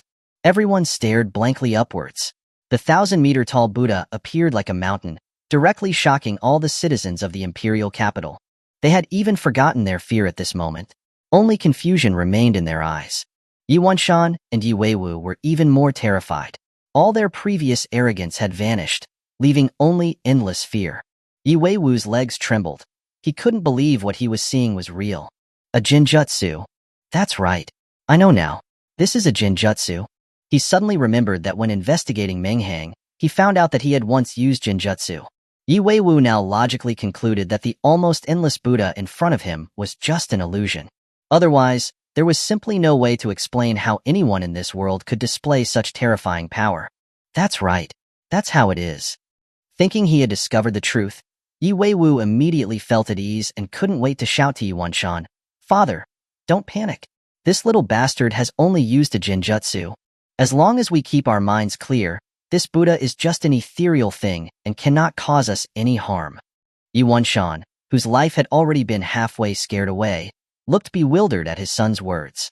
A jinjutsu? When did I fall under a jinjutsu? Is there a jinjutsu that is this real? Meng Hang, who was on top of the Buddha's head, laughed even more maniacally upon hearing the Yi family's conversation. Hehehe. A jinjutsu? Then just consider it a jinjutsu. Go down and keep your precious Yi fan company. After saying that, the previously cold and emotionless left eye suddenly flared with chilling killing intent. The Buddha, or rather, the demon Buddha, suddenly extended an arm from its back, carrying the might of the apocalypse, blocking out the sky, and smashed down towards the Yi family. Watching the fist hurtling towards them like a meteor, Yi Weiwu stood rooted to the spot, looking rather deranged. It's fake. It's all fake. As long as my mind stays clear, this attack will be useless against me. A powerful hurricane swept over them. Yi Wenshan's face turned incredibly pale as he watched the giant fist fall from the sky. This isn't a freaking jinjutsu. He yelled at Yi Weiwu, who was still standing motionless. This isn't a jinjutsu. Run. Hearing his father, Yi Weiwu paused for a moment. Then, the blood rapidly drained from his face, and he tried to retreat. However, the demon Buddha's fist was unbelievably fast, and its size was beyond anyone's imagination. Just a delay of less than a second, and the fist was already inches away. Realizing escape was hopeless, Yi Wenshan could only grit his teeth and spit out another mouthful of essence blood, becoming even more withered. This mouthful of essence blood had cost him at least 10 years of his lifespan. At the same time, the fire god phantom behind him, which had already solidified, instantly doubled in size. It also punched towards the sky, attempting to block the attack. Having finally reacted, Yi Weiwu also knew that this was a life-or-death situation. Daring not to hesitate any longer, he also spat out a mouthful of essence blood. The two giant spirit phantoms, originally 100 meters tall, had now transformed into 200-meter-tall giants with physical substance. However, did it make a difference whether they were 100 or 200 meters tall in front of the 1,000-meter-tall demon Buddha? Meng Hang, standing on top of the demon Buddha, trembled with excitement. His right eye was filled with endless lust for killing. Hehehe. Die. All of you die. The next moment, the mountain-like fist slammed down. In a devastating sweep, both of the ancient spirit phantoms were instantly shattered. Although the spirit phantoms disappeared, they had at least barely managed to block the demon Buddha's fist in the end. However, the Yi family father and son both spat out mouthfuls of blood, staggering, and nearly fell out of the sky. Seeing this, Meng Hang, who was like a demon god looking down upon them, revealed a hint of mockery in his eyes. Then, another fist came down. This time, Yi Wenshan and Yi Weiwu didn't even have the strength to resist. All they could do was watch with despair as the unstoppable fist smashed towards them. Boom! A world-shattering sound rang out. The two didn't even have time to scream and were directly reduced to a pulp. The wind from the fist still howled, and it didn't stop just because the two from the Yi family were dead. Instead, it directly slammed into the protective barrier above the capital. Boom! The entire city was shaking. A sharp sound like glass shattering rang out, and the incomparably solid protective barrier turned into glittering fragments, dissipating like foam. Elder Kong, who was in his room far away, coughed up a mouthful of blood. His body became even more hunched, and his eyes were filled with shock. He suddenly regretted not having intervened earlier, because Meng Hang's power had far exceeded his control. Seeing the protective barrier disappear, the people below, who had still been in shock, finally reacted. The expressions on their faces changed from blank to terrified. How could this be? How could this be? Those were two Chin-level experts. How could they just die like that? A demon. He is a demon. He is not human. Run. He's gone mad. He's completely mad. The entire capital had fallen into chaos. Those who had been hiding in their rooms, hoping to avoid the disaster, now abandoned all hope and ran out of the buildings. Every street in the imperial capital was now densely packed with people, pushing and shoving each other as they fled towards the city gates, a scene resembling the end of the world. After witnessing Meng Hang's towering, demonic form, they no longer hoped that anyone could stop this devil. What could the city lord of the capital, Chu Wuyuan, even do at this point? Two Chin-level experts from the Yi family were instantly killed by Meng Hang. What could a Chin-level power user like him do? He would only be sacrificing himself for nothing. Some ran towards the city gates, while others directly knelt before the giant demon Buddha in the sky. Their faces were filled with endless fear, and they clasped their hands together, raising them over their heads. Because of their extreme terror, Their hands shook uncontrollably as they whispered. Meng Hang, they were the ones who shouted for you to be killed. I didn't say anything. I really didn't say anything. Don't kill me. Please don't kill me. Meng Hang, standing on top of the 1,000-meter-tall demon Buddha, flicked his thick tail, looking down mockingly at the tiny people below. At this time, his ears were incredibly sensitive, and the voices of the crowd below drilled into his ears like murmurs. The voices were full of terror, panic, and begging for mercy, but there was no more condemnation of Meng Hang. The right corner of Meng Hang's mouth stretched into a grin, revealing a set of sharp white teeth, as if he was talking to himself and yet also talking to others. Look, they're afraid. As long as we are strong enough, they will truly be afraid. Chapter 175, Aftermath. After muttering to himself, Meng Hang licked his lips with his smooth, slender tongue, then murmured again, "Kill them all. Kill all of these hypocritical people." With that, he was about to control the demon Buddha's thousands of arms to crush the dense crowd below. However, his ferocious expression froze, and then a supremely cold voice came from his mouth. "It's enough to wipe out the Yi family." The next second, Meng Hang's expression became ferocious again. "Why are you pretending to be noble? Why are you pretending to be good? Didn't you see how they treated us just now?" There was a long silence. Then, Meng Hang, whose eyes were filled with madness, inexplicably compromised. "Hehehe. Fine, fine, fine. You're the dominant personality. I'll listen to you." Sage Art. Top transformed Buddha. With that, the thousands of arms of the Buddha demon beneath him moved simultaneously.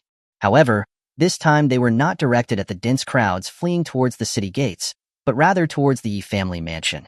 The Yi family members in the mansion watched in horror as the densely packed, massive fists rained down upon them, their faces contorted with fear as they fled. However, even the two Qin-level experts of the Yi family couldn't dodge the demon Buddha's attack. How could these people possibly escape? Boom. Boom, boom, boom, boom. A deafening roar erupted, followed by countless sounds that seemed to shatter everyone's eardrums. The Yi family's magnificent mansion collapsed when the first fist landed, as countless Yi family members screamed in terror. However, Meng Hang did not stop. The densely packed fists rained down like a torrential storm. The earth shook, the land cracked, and countless towering buildings in the imperial capital collapsed in an instant. People cried out in agony. The scene was a living hell on earth. And this was only the impact of the demon Buddha attacking a single point, the Yi family. It was unimaginable what the scene would be like if Meng Hang's target had been the entire imperial capital. Elder Kong, who had just caught his breath, almost coughed up another mouthful of blood. He rapidly tapped his staff on the ground again, and a thick fog began to spread throughout the imperial capital. As the fog enveloped the entire city, the earth-shaking tremors instantly subsided. If it weren't for the utter devastation, everyone would have thought it had all been a nightmare. After using this technique, Elder Kong's body, which had already been weakened to the extreme, involuntarily trembled twice. He no longer had a trace of life in him. Elder Kong. Seeing this, Chu Wuyuan's eyes turned red, and he rushed forward to support him. Elder Kong looked at the huge demon Buddha figure in the sky, a bitter smile on his face. Miscalculated, miscalculated. I've lived for so many years, and I never thought that I would be so wrong in my judgment as I approach death.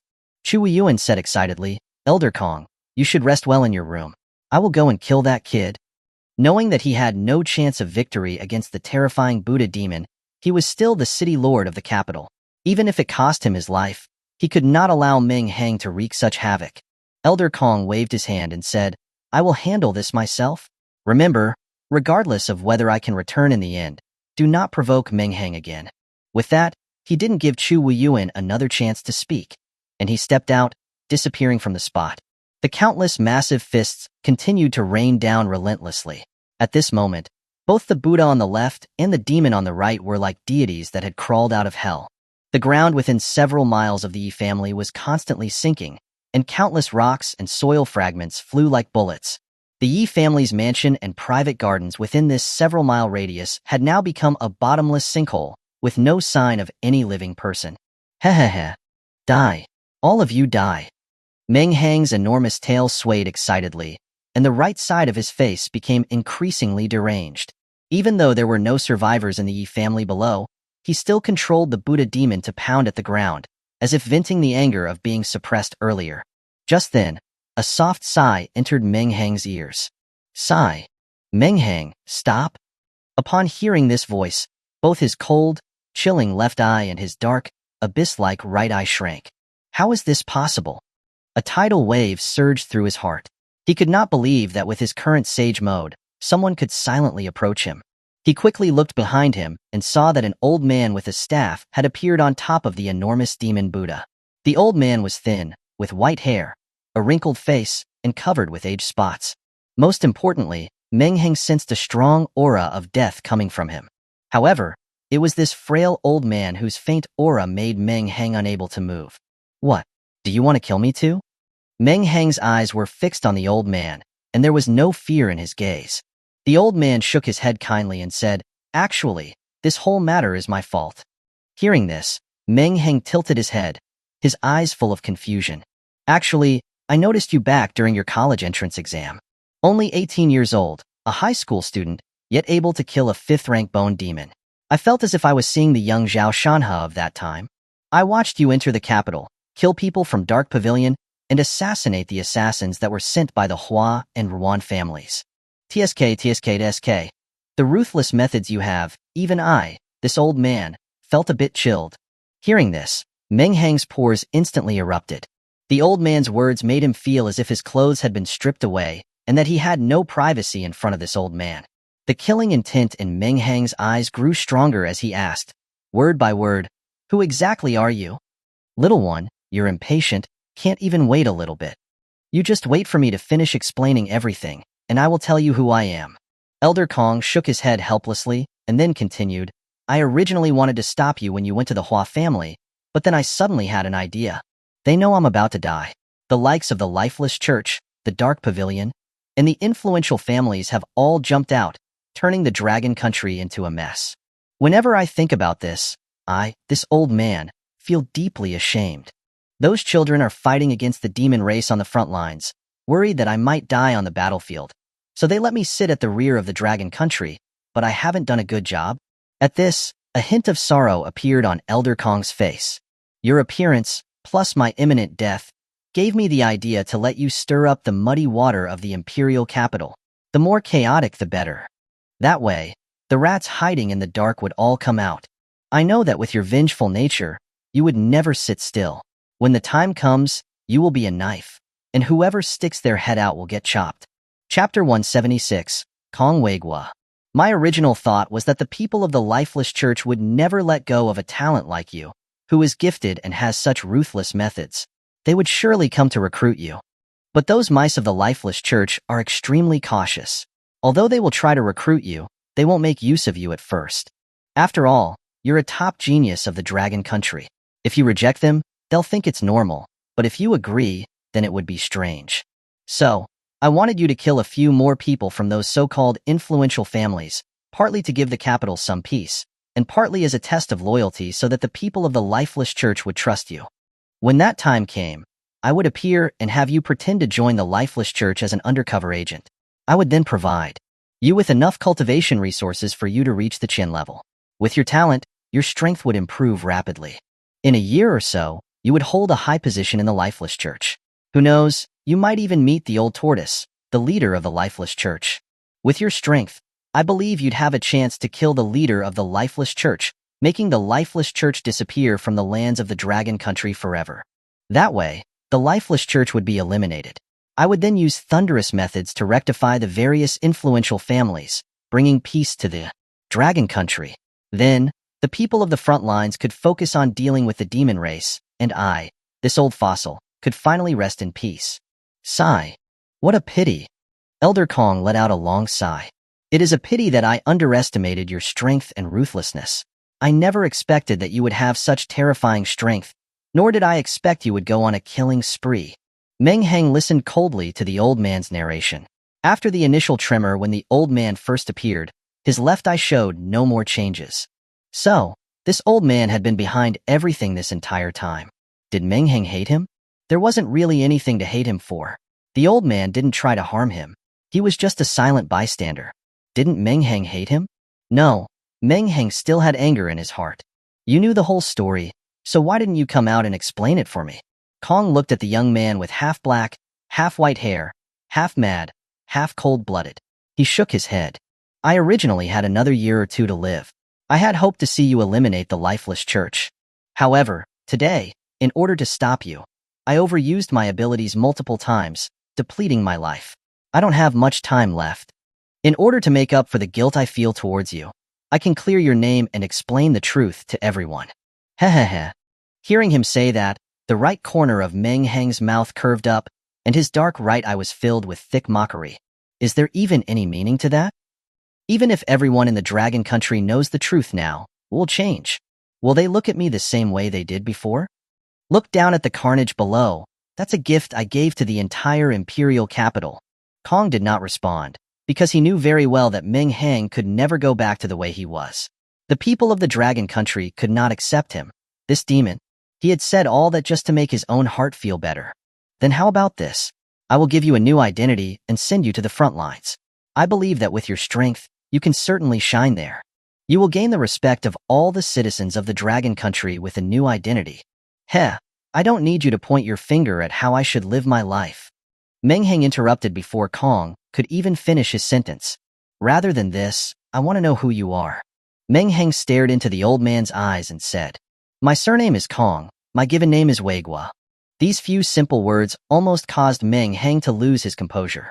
He involuntarily took a step back. Kong Weigua, the living legend of the Dragon Country? Meng Hang asked again, somewhat uncertainly.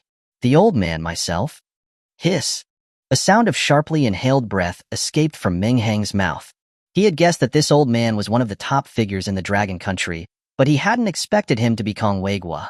Kong Weigua, an old man who had lived for nearly 300 years, a living legend of the Dragon Country. He was called a legend not because of his age, but because of all that he had done in his life. Hundreds of years ago, when humans were weak, there were no 4 great cities at the front line. Humans only had one supreme expert, who led millions of soldiers to build a great wall of blood and tears with their own flesh, barely managing to withstand the demon beasts, creating a relatively peaceful training environment within their borders. And this supreme expert was the old man before Meng Hang, Kong Weigua. It could be said that without Kong Weigua, there would be no Dragon Country today. Later, geniuses emerged like bamboo shoots after rain, and the 4 major cities appeared. This old man, due to constant battles, suffered from many hidden injuries, causing his strength to decline significantly. Also, because of his old age, he retired from the front lines and took charge of the rear. Hehehe. I didn't expect that I, a little nobody, would catch Elder Kong's eye and become a pawn in your hand. I'm truly honored. As expected of the expert who emerged from a mountain of corpses, your methods are indeed ruthless.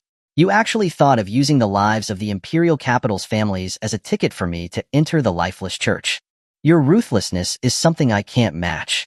After his shock, Meng Hang cupped his fist to Kong Weigua to show respect, but the sarcasm in his words was undisguised. Kong Weigua could clearly hear the sarcasm in Meng Hang's words. He shook his head and said, A troubled time calls for harsh measures. The war at the front line is becoming increasingly brutal. In order to fight external enemies, we must first deal with internal problems. I cannot let the Dragon Country's rear be in flames. I must decisively eliminate those villains. Meng Hang agreed with those words, but now it was no longer his concern.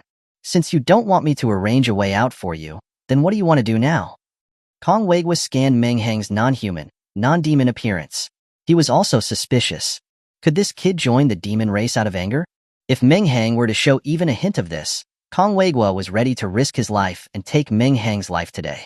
He could not sit idly by and watch as he failed to resolve the Dragon Country's internal strife, and instead created a larger crisis for the Dragon Country. Hearing this question, Meng Hang put his hands behind his head, looking lazy and licking his lips with his slender tongue. He said indifferently, Who knows? Maybe I really will join the lifeless church. As he said that, his eyes suddenly lit up, as if he remembered something. He excitedly said to Kong Weigua, Hehehe, why don't we make a deal? Chapter 177. The Deal. A barely perceptible flicker of killing intent flashed in Kong Weigua's cloudy eyes when he heard that Meng Hang might join the lifeless church. What difference was there between joining the lifeless church and the demon race? This was not going undercover, but a full-fledged entry into a demonic cult. However, when he heard Meng Hang's next words, he couldn't help but raise an eyebrow. It had been many years since someone had dared to speak to him in such a way. Even those 4 little ones from the front line were extremely respectful when they saw him. Heh, then tell me, Kong Weigwa said with amusement. Meng Hang licked his lips again excitedly, a feverish intensity blazing in his right eye. You're going to die soon anyway, so instead of wasting air, why don't you just let me kill you? Consider it a pledge of loyalty for joining the lifeless church. Hearing these rebellious words, even Kong Weigwa, who had witnessed countless great events, could no longer remain calm. He slammed his dragon head, staff hard on the ground several times and scolded loudly, "You little beast, how dare you utter such rebellious words? You are truly beyond saving. I was truly blind to have placed my hopes on you. Today, even if it means risking my own life, I will eliminate you." With that, his aura surged, and the wind began to howl through the sky. Seeing that Kong Weigwa was truly angry, Meng Hang quickly continued, Why are you still so hot-tempered at this age? Be careful you don't get a stroke from all this anger. I said it's a deal. If you let me kill you, I'll agree to help you destroy the lifeless church. How about that?" Kong Weigwa's body stiffened as he looked at the already maddened youth with disbelief. "What good would killing me do for you? You don't have to worry about that. Just tell me if you agree or not." Kong Weigwa stared deeply at Meng Hang. He realized that he had lived all these years in vain, as he couldn't even see through this young man of just 18. "Have you really thought this through? You know my identity. If you really kill me, the entire dragon country will hunt you down. You will have no way back." Meng Hang's body trembled uncontrollably with excitement, his right face filled with fanaticism. He suddenly thought of that almost defying ninjutsu that he had coveted for a long time. Unfortunately, the required slaughter points were too terrifying, so Meng Hang could only look at it longingly. If I kill him, maybe I can exchange for Edo Tensei. Seeing the increasingly morbid Meng Hang, Kong Weigwa's face actually showed hesitation. With his strength, even with his current depleted energy, destroying the lifeless church would not be difficult. However, the lifeless church was like a cockroach. Kill one batch, and another batch would appear. They simply wouldn't be completely eliminated. Moreover, the hideout of those mice was extremely well hidden. Over the years, the Dragon Country had not been able to locate where their base actually was. Therefore, if he wanted to destroy the lifeless church, he would have to start from within. "How can I trust you?" Kong Weigwa asked Meng Hang, staring directly at him. Aside from me, do you have a choice? You're about to die. I can even see the death aura emanating from your body. You will die sooner or later. Rather than dying with regrets and trusting those useless people, why not take a gamble and trust me? Maybe we can turn the lifeless church upside down. The more Meng Hang spoke, the more excited he became, and his slender, slippery tongue kept licking his lips. After a long silence, Kong Weigwa had a battle with himself, before finally letting out a long sigh and saying, "Sigh. You're right. I only have a month or so left to live. Rather than just die of old age, I might as well take a gamble. Although you have already become a demon, I still trust my judgment of people over all these years, so I believe that you will keep your promise." Hearing that Kong Weigwa had actually agreed, Meng Hang's eyes shone brightly. Ha. Then let the entire imperial capital witness my own hands ending a legend. Kong looked at the mad Meng Hang with complicated feelings. He suddenly didn't know if he should accept this deal. However, things had already come to this point, so he could only face it with equanimity. He agreed with Meng Hang's statement of letting the whole of the Dragon Country see it. After all, it was important to act out the whole thing, and let the people of the lifeless church see it as well. The thick fog covering the imperial capital slowly dissipated, revealing a scene of broken walls and devastation, a land of death. People's eyes were filled with confusion. They didn't know what had just happened. They looked up at the sky, hoping that the nightmare-like Buddha had disappeared and that the demon had left. However, to their despair, the enormous demon Buddha that pierced through the sky was still there. The demon was still there as well. Wait, there's another person up there. Someone's eyes lit up when they saw another figure on top of the demon Buddha and exclaimed in surprise. Everyone raised their heads, trying their best to see who that figure was. Unfortunately, the distance was too great, and they could only vaguely see a dark silhouette. Could it be City Lord Chu Wuyuan? Someone's eyes showed a glimmer of hope, but this was quickly squashed by those next to them. So what if it is? Chu Wuyuan is just a Qin-level power user. How could he possibly be a match for that demon? Is the imperial capital really finished then? While others were in despair, those with enhanced vision abilities were focused on the hunched figure in the sky. This figure was so similar to the person they had seen in books, on television, and in front of statues, that they were almost hesitant to confirm their guess. Is that Elder Kong? Finally, one of the power users with enhanced vision asked, somewhat uncertain. The others were overjoyed when they heard someone say what they were also thinking and shouted out, "It's Elder Kong! It's Elder Kong!" Countless excited voices turned into a torrent of hope, surging into the hearts of everyone in the capital. What are you talking about? Who is Elder Kong? Some people were still confused and asked with confusion. The one who resisted the demon race alone 100 years ago, the living legend of the Dragon Country, Kong Weigua, Elder Kong. The others were practically shouting excitedly. Instantly, the imperial capital, which had been reduced to despair by Meng Hang, experienced the rebirth of something called hope after the appearance of Kong Weigua. Elder Kong has made his move. We are finally saved. With Elder Kong intervening, that demon will surely die. Those who had been kneeling on the ground, praying for Meng Hang's forgiveness, also stood up, their eyes filled with fury. It was unclear whether they were angry at Meng Hang's ruthlessness or angry at their own cowardice. These people were now more impulsive than others, shouting even more fervently, "Kill him! Kill him! Elder Kong, quickly kill that demon, and restore a peaceful world to the imperial capital and the Dragon Country." Chapter 178. Selfishness. The cheers only lasted a few seconds. The hope that Kong Weigua had given them also only lasted a few seconds. After a few seconds, Meng Hang listened to the cheers below, his eyes full of mockery and excitement. I suddenly realized that it's so enjoyable to crush people's hopes and watch their despairing expressions. With that, a long blade appeared in his hand, directly piercing Kong Weigua's heart. The cheers of the entire city came to an abrupt halt, as everyone stared blankly at the scene before them. Vision-type ability users, look quickly. Did Kong Sr. pierce Meng Hang's heart instead? Someone roared desperately, hoping someone would tell him, yes, Meng Hang has been eliminated. Unfortunately, no one answered him. Those with enhanced vision looked at the sky with incredibly pale faces. Some were biting their teeth so hard that blood was trickling from the corners of their mouths. Seeing their expressions, everyone instantly understood what had happened. How is this possible? How is this possible? Kong Sr. was the strongest expert of the Dragon Country. Although his strength has declined because of his age, it's impossible for him to be killed so easily. This is a dream. I must be dreaming. Wake up. Wake up. Some people were so desperate that they slapped their faces repeatedly, hoping the nightmare would end soon. Meng Hang is a devil. He's a devil that crawled out of hell. He's here to destroy this world. We can't defeat him. He will kill us all. Since Meng Hang's appearance today, the people of the imperial capital had seen hope time and time again, only to have it ruthlessly shattered by him. Now, even Kong Weigua had died at his hands, which made them completely despair. They no longer hoped for any miracles to appear.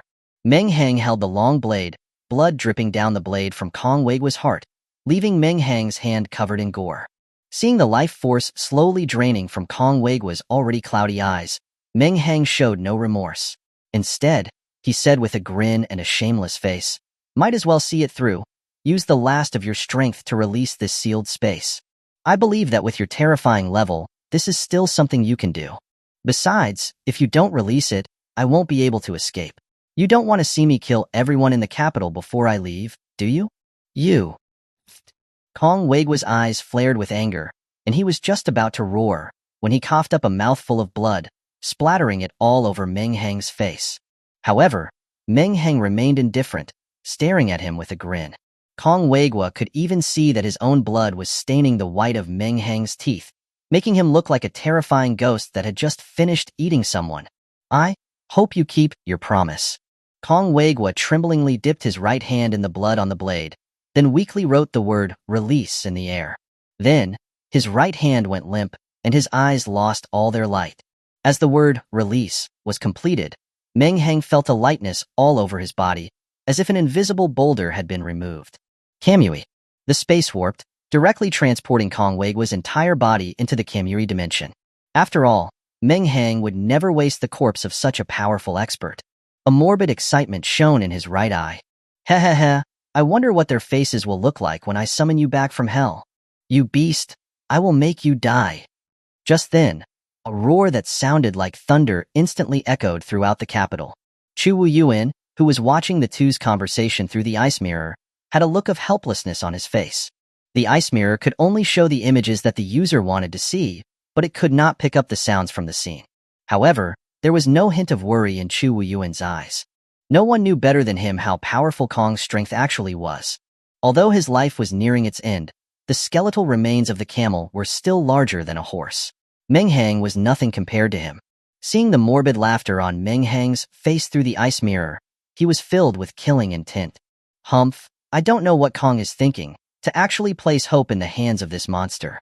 However, the next scene, in which Meng Hang pierced Kong's heart with his long sword, shattered his heart and turned his eyes bloodshot. How dare you? How dare you kill the Dragon Country's greatest hero? And by what right were you able to kill him? Endless rage filled Chu Wuyuan's mind instantly, and Kong Weigua's instructions had long been forgotten. He was going to avenge Kong. You beast, I will make you die. All the power users of the imperial capital, listen to my orders. Eliminate this child at all costs. Avenge Kong Sr. Those who disobey will be killed. Kill. Kill. His words were bone-chilling, each kill filled with an aura of iron and blood. With that, he transformed into a streak of light and rushed towards Meng Hang. Chu Wuyuan's furious orders resounded throughout the capital, but no one on the ground made any move. Let us attack Meng Hang? Wouldn't that be asking us to die? The two Qin-level experts from the Yi family were instantly killed. What can we do? Kong Sr. is a hero that everyone respects, but there are so many people in the capital. Why must it be me who avenges him? If I don't attack, there's still a chance to live, but if I do, I will certainly die. Only an idiot would attack. Eliminating the demon Meng Hang is the duty of the city guards. What does it have to do with us civilians? If you want to be heroes, go ahead. I won't. The early bird gets shot down. If you guys make a move, then I'll pretend to make a move. At this moment, each person's selfishness was fully displayed. They hoped that someone could eliminate Meng Hang, saving them from this hell. However, when they were asked to make a move, not a single person stepped forward to avenge Kong Weigua, who had made countless contributions to the Dragon Country. Meng Hang stared at the expressions on everyone's faces below. The right side of his face broke into a more maniacal grin, his eyes filled with mockery. Hehehe. Kong Weigua, look at the people that you protected even in death. Don't you think it's pathetic? Seeing their ugly faces, I really want to kill them all. However, today, because Kong Weigua willingly died in my hands, I'll spare you all today. With that, Meng Hang deactivated his sage mode, and the Buddha under his feet disappeared. He was about to use Kamuri to leave this place. However, the next second, his face turned pale, and his Sharingan disappeared. Meng Hang's entire body fell straight down from the 1,000-meter-high sky. I'm done for. Using the true several thousand hands in Sage mode was so taxing on my spiritual energy. When he had activated his Sage mode, Meng Hang had felt nothing. It was only now that he realized that his spiritual energy, which had been like a vast river, was already depleted. He couldn't even maintain his levitation in the air. Chapter 179. Meng Hang vanishes from this world. Meng Hang let out a bitter laugh. Before the battle, he had sent Luo into the Kamuri dimension, so she was not by his side. He also thought about the time when he had overdrawn his spiritual energy using the Six Paths power. He had also fallen from the sky in such a miserable state. However, Zhao Sampang was there to help him back then. Now that he knew what Meng Hang had done, he would definitely want to kill him himself. Meng Hang laughed self-deprecatingly. Chu Wuyuan, who was flying at high speed, saw Meng Hang, who had been invincible 1 second ago, falling from the sky the next second. He was stunned for a moment before showing a look of ecstasy. The spiritual energy consumed by such a terrifying Buddha Dharma form was unimaginable. Meng Hang clearly had depleted his spiritual energy to the point that he couldn't even stay afloat in the air. He had already prepared to bite off a piece of this monster even if it meant his own death. But now, it seemed like even the heavens could not stand to see Meng Hang, and would personally punish this demon. Meng Hang, do you see that? Even heaven doesn't help you anymore. You are destined to die today. With that, Chu Wuyuan accelerated again, rushing towards Meng Hang. The people below saw Meng Hang falling from the sky. They were stunned for a moment, then they realized what had happened. and they shouted out in delight. The demon Meng Hang has depleted his spiritual energy. Now is the best time to eliminate him. Kong Sr. dedicated his entire life to the Dragon Country, but today he was murdered by this demon. We, the descendants who were protected by Kong Sr., should also do our part to avenge him. We, the passionate men of this generation, should make it our duty to eliminate evil and protect the Dragon Country. What's the harm in sacrificing our lives? At this moment, they were filled with righteous indignation, standing tall with their chests out, in a disgusting display of self-righteousness, as if they were ready to share the Dragon Country's fate. Those below the U level, who could not fly, didn't care if they could reach Meng Hang thousands of meters in the air. They released their abilities with all their might, blasting at the sky. It was as if they were declaring that, even if their abilities were low, they must use their full strength for the Dragon Country and for Kong Sr., no matter what the outcome. Power users above the U level flew upwards, shouting righteous declarations, vowing to act on behalf of heaven and avenge Kong Sr. In their hearts, they thought that as long as they were the first to kill Meng Hang, they would surely become famous throughout the Dragon Country, their names written into the history books. Meng Hang, falling headfirst, saw the nauseating behavior of the crowd below. An unwillingness surfaced in his right eye. Heh, to die in the hands of these people, I'm truly not willing. I told you a long time ago, destroy all these hypocritical people. You didn't listen. You had to pretend to be noble. What's the result? Both of us are going to die at the hands of these hypocrites. That's not necessarily so. Meng Hang, whose tone had been arrogant just a moment ago, became completely emotionless the next. As soon as he said these words, a silvery laugh rang out in his ear. Kikik. Young Master Meng has truly come to owe this young lady a life. As the voice fell, a stunningly beautiful woman with 3,000 strands of black hair cascading down her shoulders, a thin veil covering her face, her shoulders like carefully crafted carvings in her waist as graceful as a promise, her skin like solidified fat and her aura like a mysterious orchid, appearing from thin air in front of the rapidly falling Meng Hang. She then wrapped her arms around him. Looking at Meng Hang's half-ferocious, half-cold-blooded appearance, Yilingxian was not afraid at all. Instead, she teased him. In a seductive tone, hee, it seems like it's always the hero saving the beauty. Here, it has become a demoness saving a demon. With that, not giving Meng Hang a chance to speak, a black hole formed before her. Holding Meng Hang, she was about to step into it. Chu Wuyuan, who was less than 100 meters away from Meng Hang, saw that Meng Hang, who was supposed to have been certainly dead, was actually going to be saved. He immediately flew into a rage. Meng Hang, how dare you collude with a demoness from the lifeless church? Today, neither of you will escape. A golden light shot out from Chu Wuyuan's hand. In the blink of an eye, it arrived in front of Meng Hang and Yilingxian. Feeling the terrifying power contained in the golden light, Yilingxian, who had already stepped halfway into the black hole, had her expression change drastically. A light shone from her forehead, and a stream of light shot out from it. The two streams of light collided, and the resulting shockwave directly slammed into Yilingxian's body. Yilingxian actually used her back to protect Meng Hang, forcibly taking the brunt of the terrifying shockwave. She spat out a mouthful of blood, using this force to disappear into the black hole. The black hole instantly shrank. However, before it disappeared completely, an incredibly cold voice came from within. Hehehe, Dragon Country, I will be back. This voice echoed in the sky above the capital, entering everyone's ears, making them feel chills down their spines, filled with terror. And at this moment, Chu Wuyuan had just arrived where Meng Hang had disappeared. Looking at the empty sky, Chu Wuyuan was filled with rage and grief. His eyes were bloodshot, and he almost crushed his teeth as he roared at the sky. Meng Hang, lifeless church. Chu Wuyuan will never rest until you're dead. The people who had been excited just moments before had stopped their actions.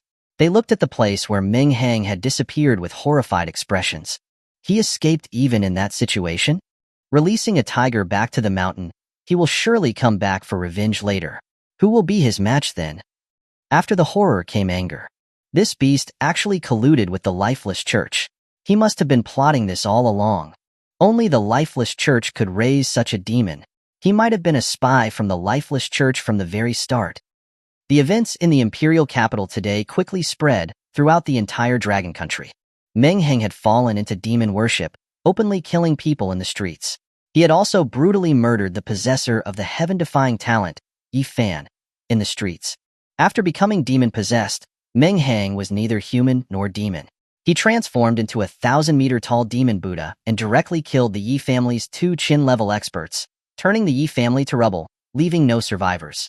At first, when the people of the Dragon Country heard this news, they all thought it was a rumor. Meng Hang was the most prodigious genius of the Dragon Country in the last few hundred years. His future was limitless. How could he possibly fall into demon worship? And no matter how much of a genius he was still only an 18-year-old boy. Transform into a 1,000-meter-tall Buddha and instantly kill 2 Qin-level experts? Were they joking? However, when everyone saw the dozen or so photos that had been spread online by someone, they all felt a chill run down their spines. That towering image, half Buddha, half demon, standing majestically between heaven and earth, was enough to make anyone feel despair, even through a screen. And those high-definition photographs of Meng Hang on top of the demon Buddha made everyone freeze.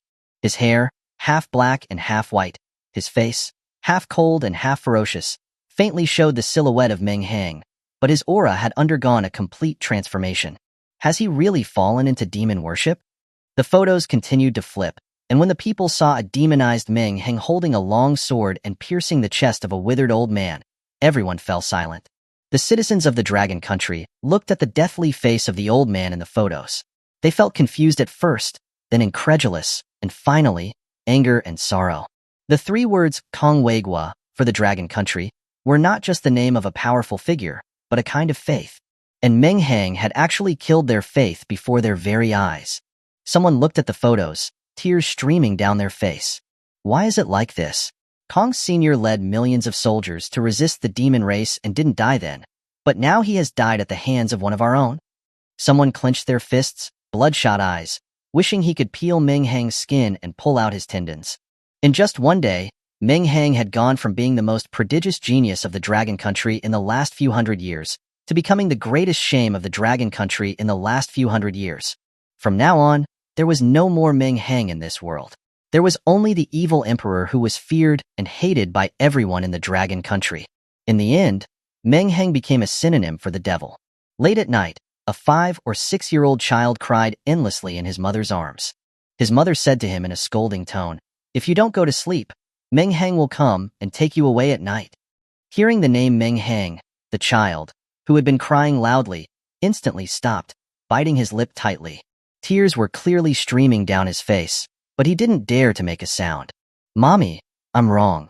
Don't let that demon take me away." Chapter 180, Peril. Zhao Sampang stared blankly at the photos in his hand, feeling both immense anger and profound sorrow. When they had left Cloudwater City, Meng Hang had been a cheerful, if somewhat mischievous young man. How had he become like this today? "Meng Hang, I'm sorry."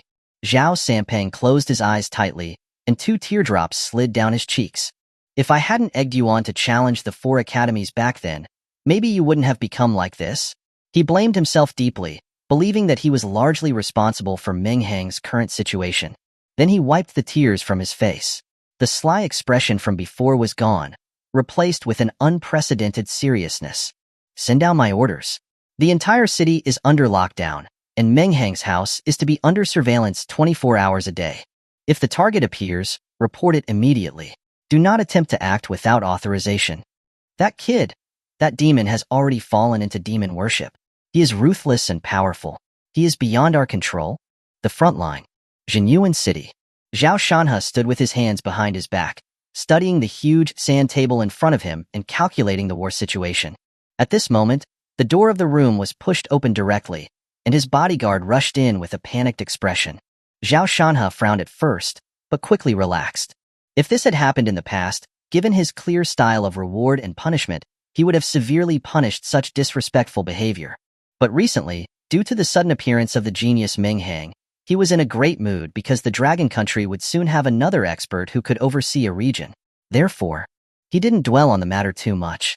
Instead, he said with some excitement, "Looking at how frantic you are, what is it? Did you really manage to catch that little freak, Meng Hang?" The bodyguard did not answer him.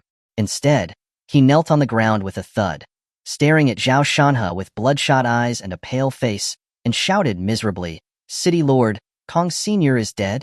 Zhao Shanha's whole body trembled. He felt as if the entire world was spinning around him. It took a while before he recovered. His eyes were bloodshot, and he grabbed the bodyguard's collar, saying ferociously, "How is that possible?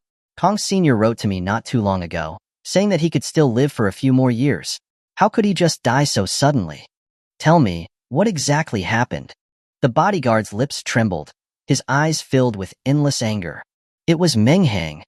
Meng Hang fell into demon worship and colluded with the lifeless church to wreak havoc in the imperial capital, killing even 2 Qin-level experts from the Yi family. Finally, Kong Sr. couldn't bear to watch it anymore and went to stop that demon himself. But Kong Sr. was too old, and he couldn't exert much of his strength. Meng Hang seized the opportunity and pierced Kong Sr.'s heart directly. As he spoke, the bodyguard took out the photos from his arms and handed them to Zhao Shanha. Zhao Shanha looked at the photos of Kong Sr. with a blade piercing through his heart. Veins popped out on his forehead, and his eyes were about to burst. The next moment, a violent surge of energy erupted from his body, directly reducing the entire room to rubble. Zhao Shanha stood in the ruins, resembling a crazed bear. The killing intent emanating from him made all those who saw him shudder in fear. Meng Hang, lifeless church, if I don't destroy you, I, Zhao Shanha, swear that I am no man. He didn't know how much time had passed. Meng Hang only felt as though it had been a single second, but at the same time as if he had spent months wandering through the darkness. Suddenly, a dazzling light appeared in front of his eyes. In a forest, a black dot formed out of thin air, and it instantly expanded to form a black hole. Due to the wound she had sustained from Chu Wuyuan, Yi Lingxian, whose face was pale, stumbled out, holding Meng Hang.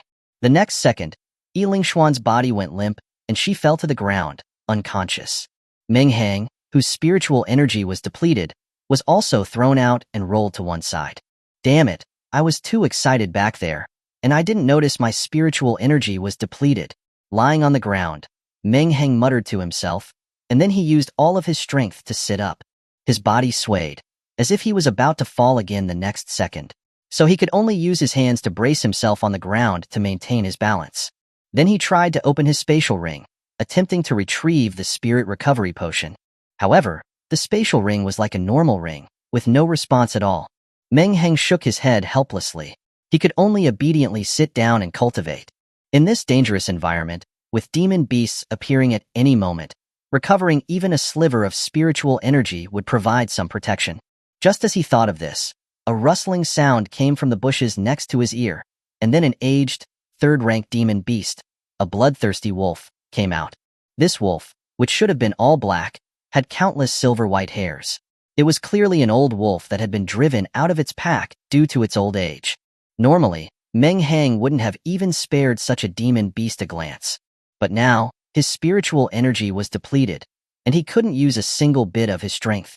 Even this old, third-rank demon beast could easily kill him. Heh, I really am a jinx. Faced with this demon beast, Meng Hang, who had no power to resist, did not show the slightest hint of panic. Instead, he chuckled. The old wolf walked out shakily. Having been separated from its pack for nearly 5 days and not eating anything, its blood-red eyes were filled with excitement and savagery when it saw Meng Hang lying on the ground. Without hesitation, it lunged towards Meng Hang, attempting to bite his neck. Sensing the stench rushing towards him, the powerless Meng Hang could only raise his arm to defend himself. However, he had underestimated his own weakness. His arm now felt as if it weighed 1,000 pounds, and he had to use all of his strength just to lift it. Just at this moment, the old wolf also rushed up, and its saliva-dripping jaws bit down directly onto Meng Hang's neck. Blood splattered, and a sharp pain rushed to his brain. "You old beast, you want to eat me? Today, I'm going to eat you first." Stimulated by the pain, the right side of Meng Hang's face became incredibly ferocious. He also didn't care about the stench emanating from the old wolf's body, and he bit down on its neck as well.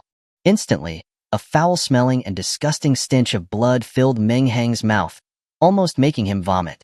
He bit the old wolf's neck tightly, his eyes bloodshot from the blood, as he sucked the wolf's blood in large gulps, as if he were the beast who had been starving for days. The old wolf that Meng Hang bit down on let out a muffled groan, but it did not show any intention of letting go either. Instead, Its eyes became even more vicious. It knew that it, who had been starving for days, could no longer hunt, and would surely starve to death. This human before him was the only hope for its survival. This was a primeval, an extremely bloody gamble of life and death between a human and a beast. Who would win in the end would all depend on their fate. Chapter 181. Awakening. It was unknown how much time had passed, but the silence of the forest was broken by the voices of two men. "I'm telling you, boss, we've been searching all day for that so-called dragon bloodgrass and haven't found a thing. Could the information be wrong? Let's keep looking. If we really can't find it, we'll go back and chop off Wu Laosan's head. Damn it, he took one of our essence cores and dared to play us like fools. Doesn't he know who he's messing with? Hey, boss, what's that over there?"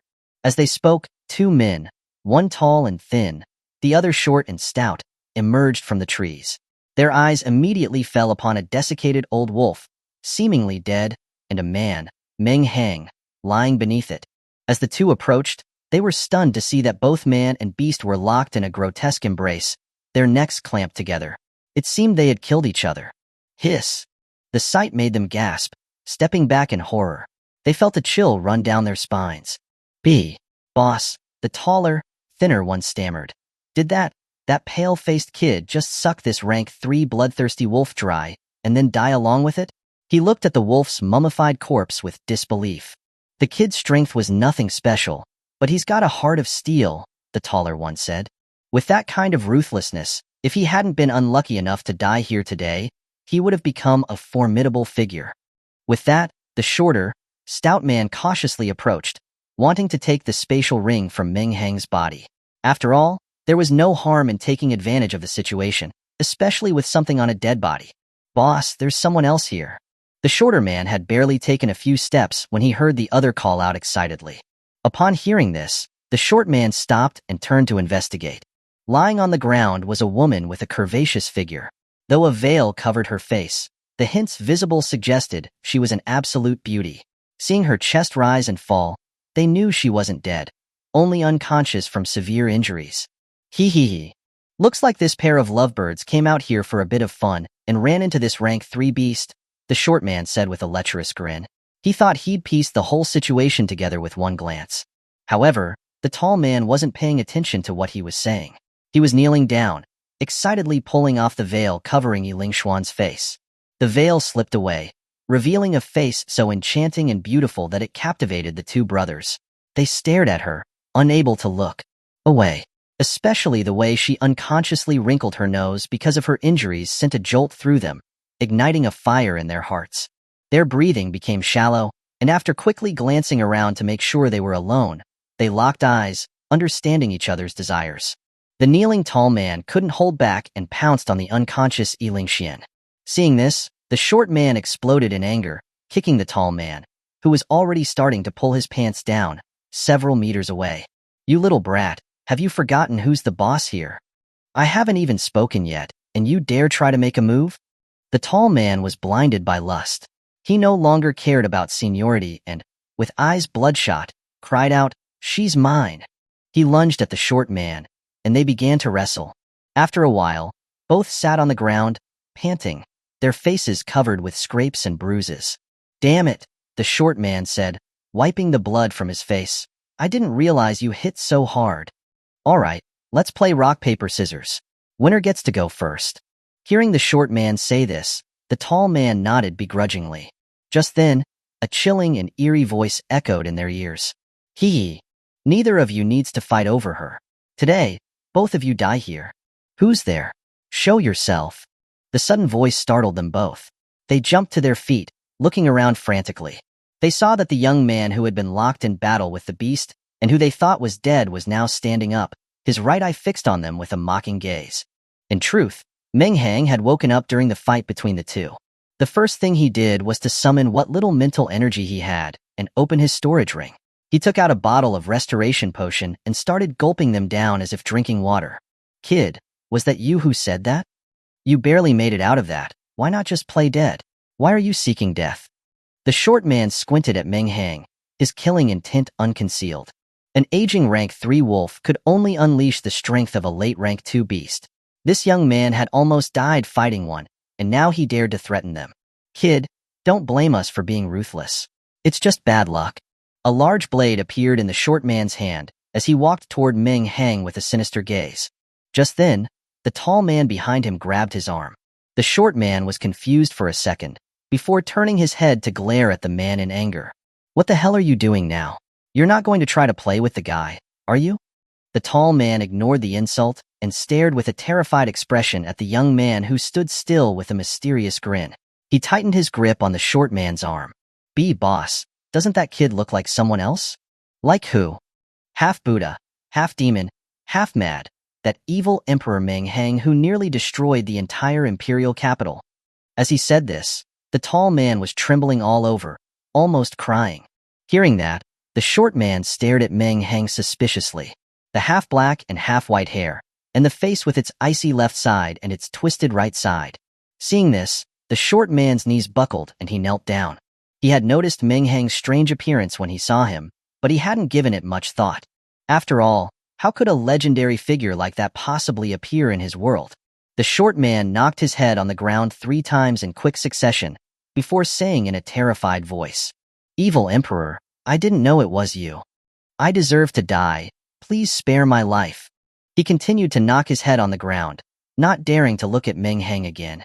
Watching the trembling man, Meng Hang extended his long, thin tongue to lick the wolf's blood from the corner of his mouth, the right side of his lip curving into a grin.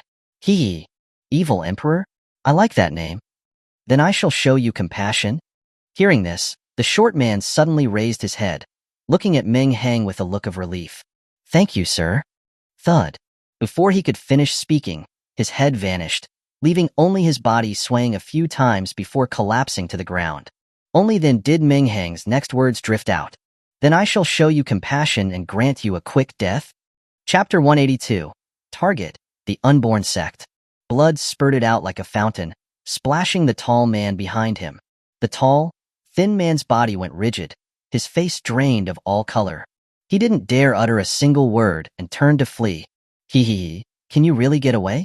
Meng Hang stared at the fleeing tall man and grinned sinisterly. His crimson Sharingan eye spun. Thud.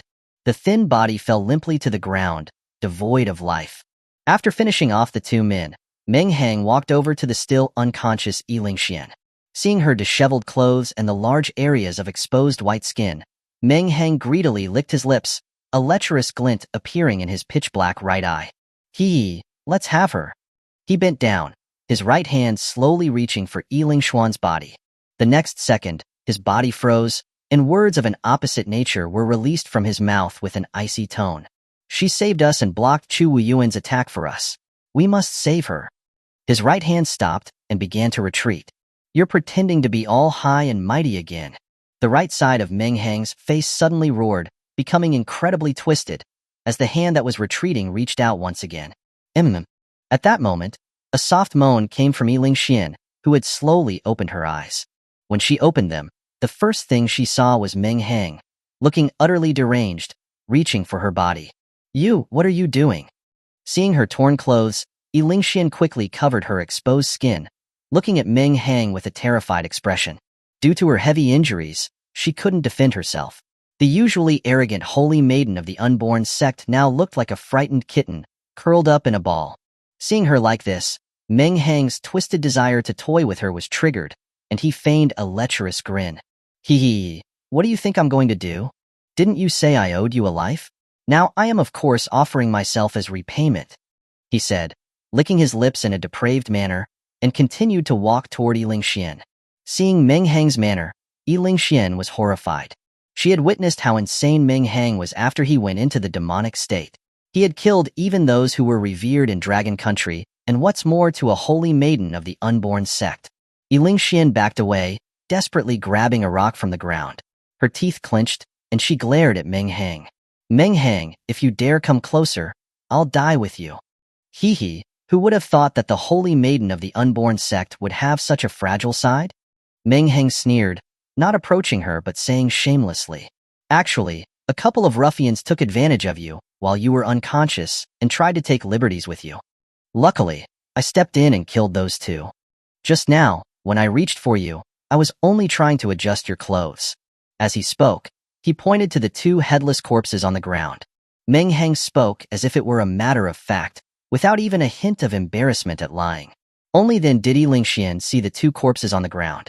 She couldn't help but reveal a suspicious expression. I still believe in young Master Meng's character. Then thank you very much, young Master Meng, for your help. She said those words, but in her heart, she had cursed Meng Hang over and over again. She had grown up in the unborn sect and had seen all kinds of perverts. Meng Hang's undisguised stare was no different from those leering glances from people in the unborn sect. She said those words only to stabilize Meng Hang. She was afraid that if she spoke too forcefully, this madman would act without any consideration. Lady Yi, you're welcome. After all, you were injured because of me, so it's the least I can do. Seeing that Meng Hang wasn't acting overly aggressive, Yi Lingxian secretly released a sigh of relief and said, Young Master Meng, please wait a moment. I need to regulate my body's injuries, and then we can discuss our plan. After that, she took out a jade green pill that emitted a refreshing scent from her spatial ring. She didn't hesitate and swallowed it. She then began to meditate. On the surface, Yi Lingxian had fully immersed herself in her recovery, but she had actually left a trace of her consciousness to monitor Meng Hang's movements. There was no way her subtle actions could escape Meng Hang's notice. He just chuckled and did not mind it. Taking this chance, he released Luo from the divine space. Stepping out of the dark space, Luo stretched and let out a sigh of relief. She then said to Meng Hang, I was about to suffocate in there. Young master, why didn't you bring me along for the extermination of the Yi family?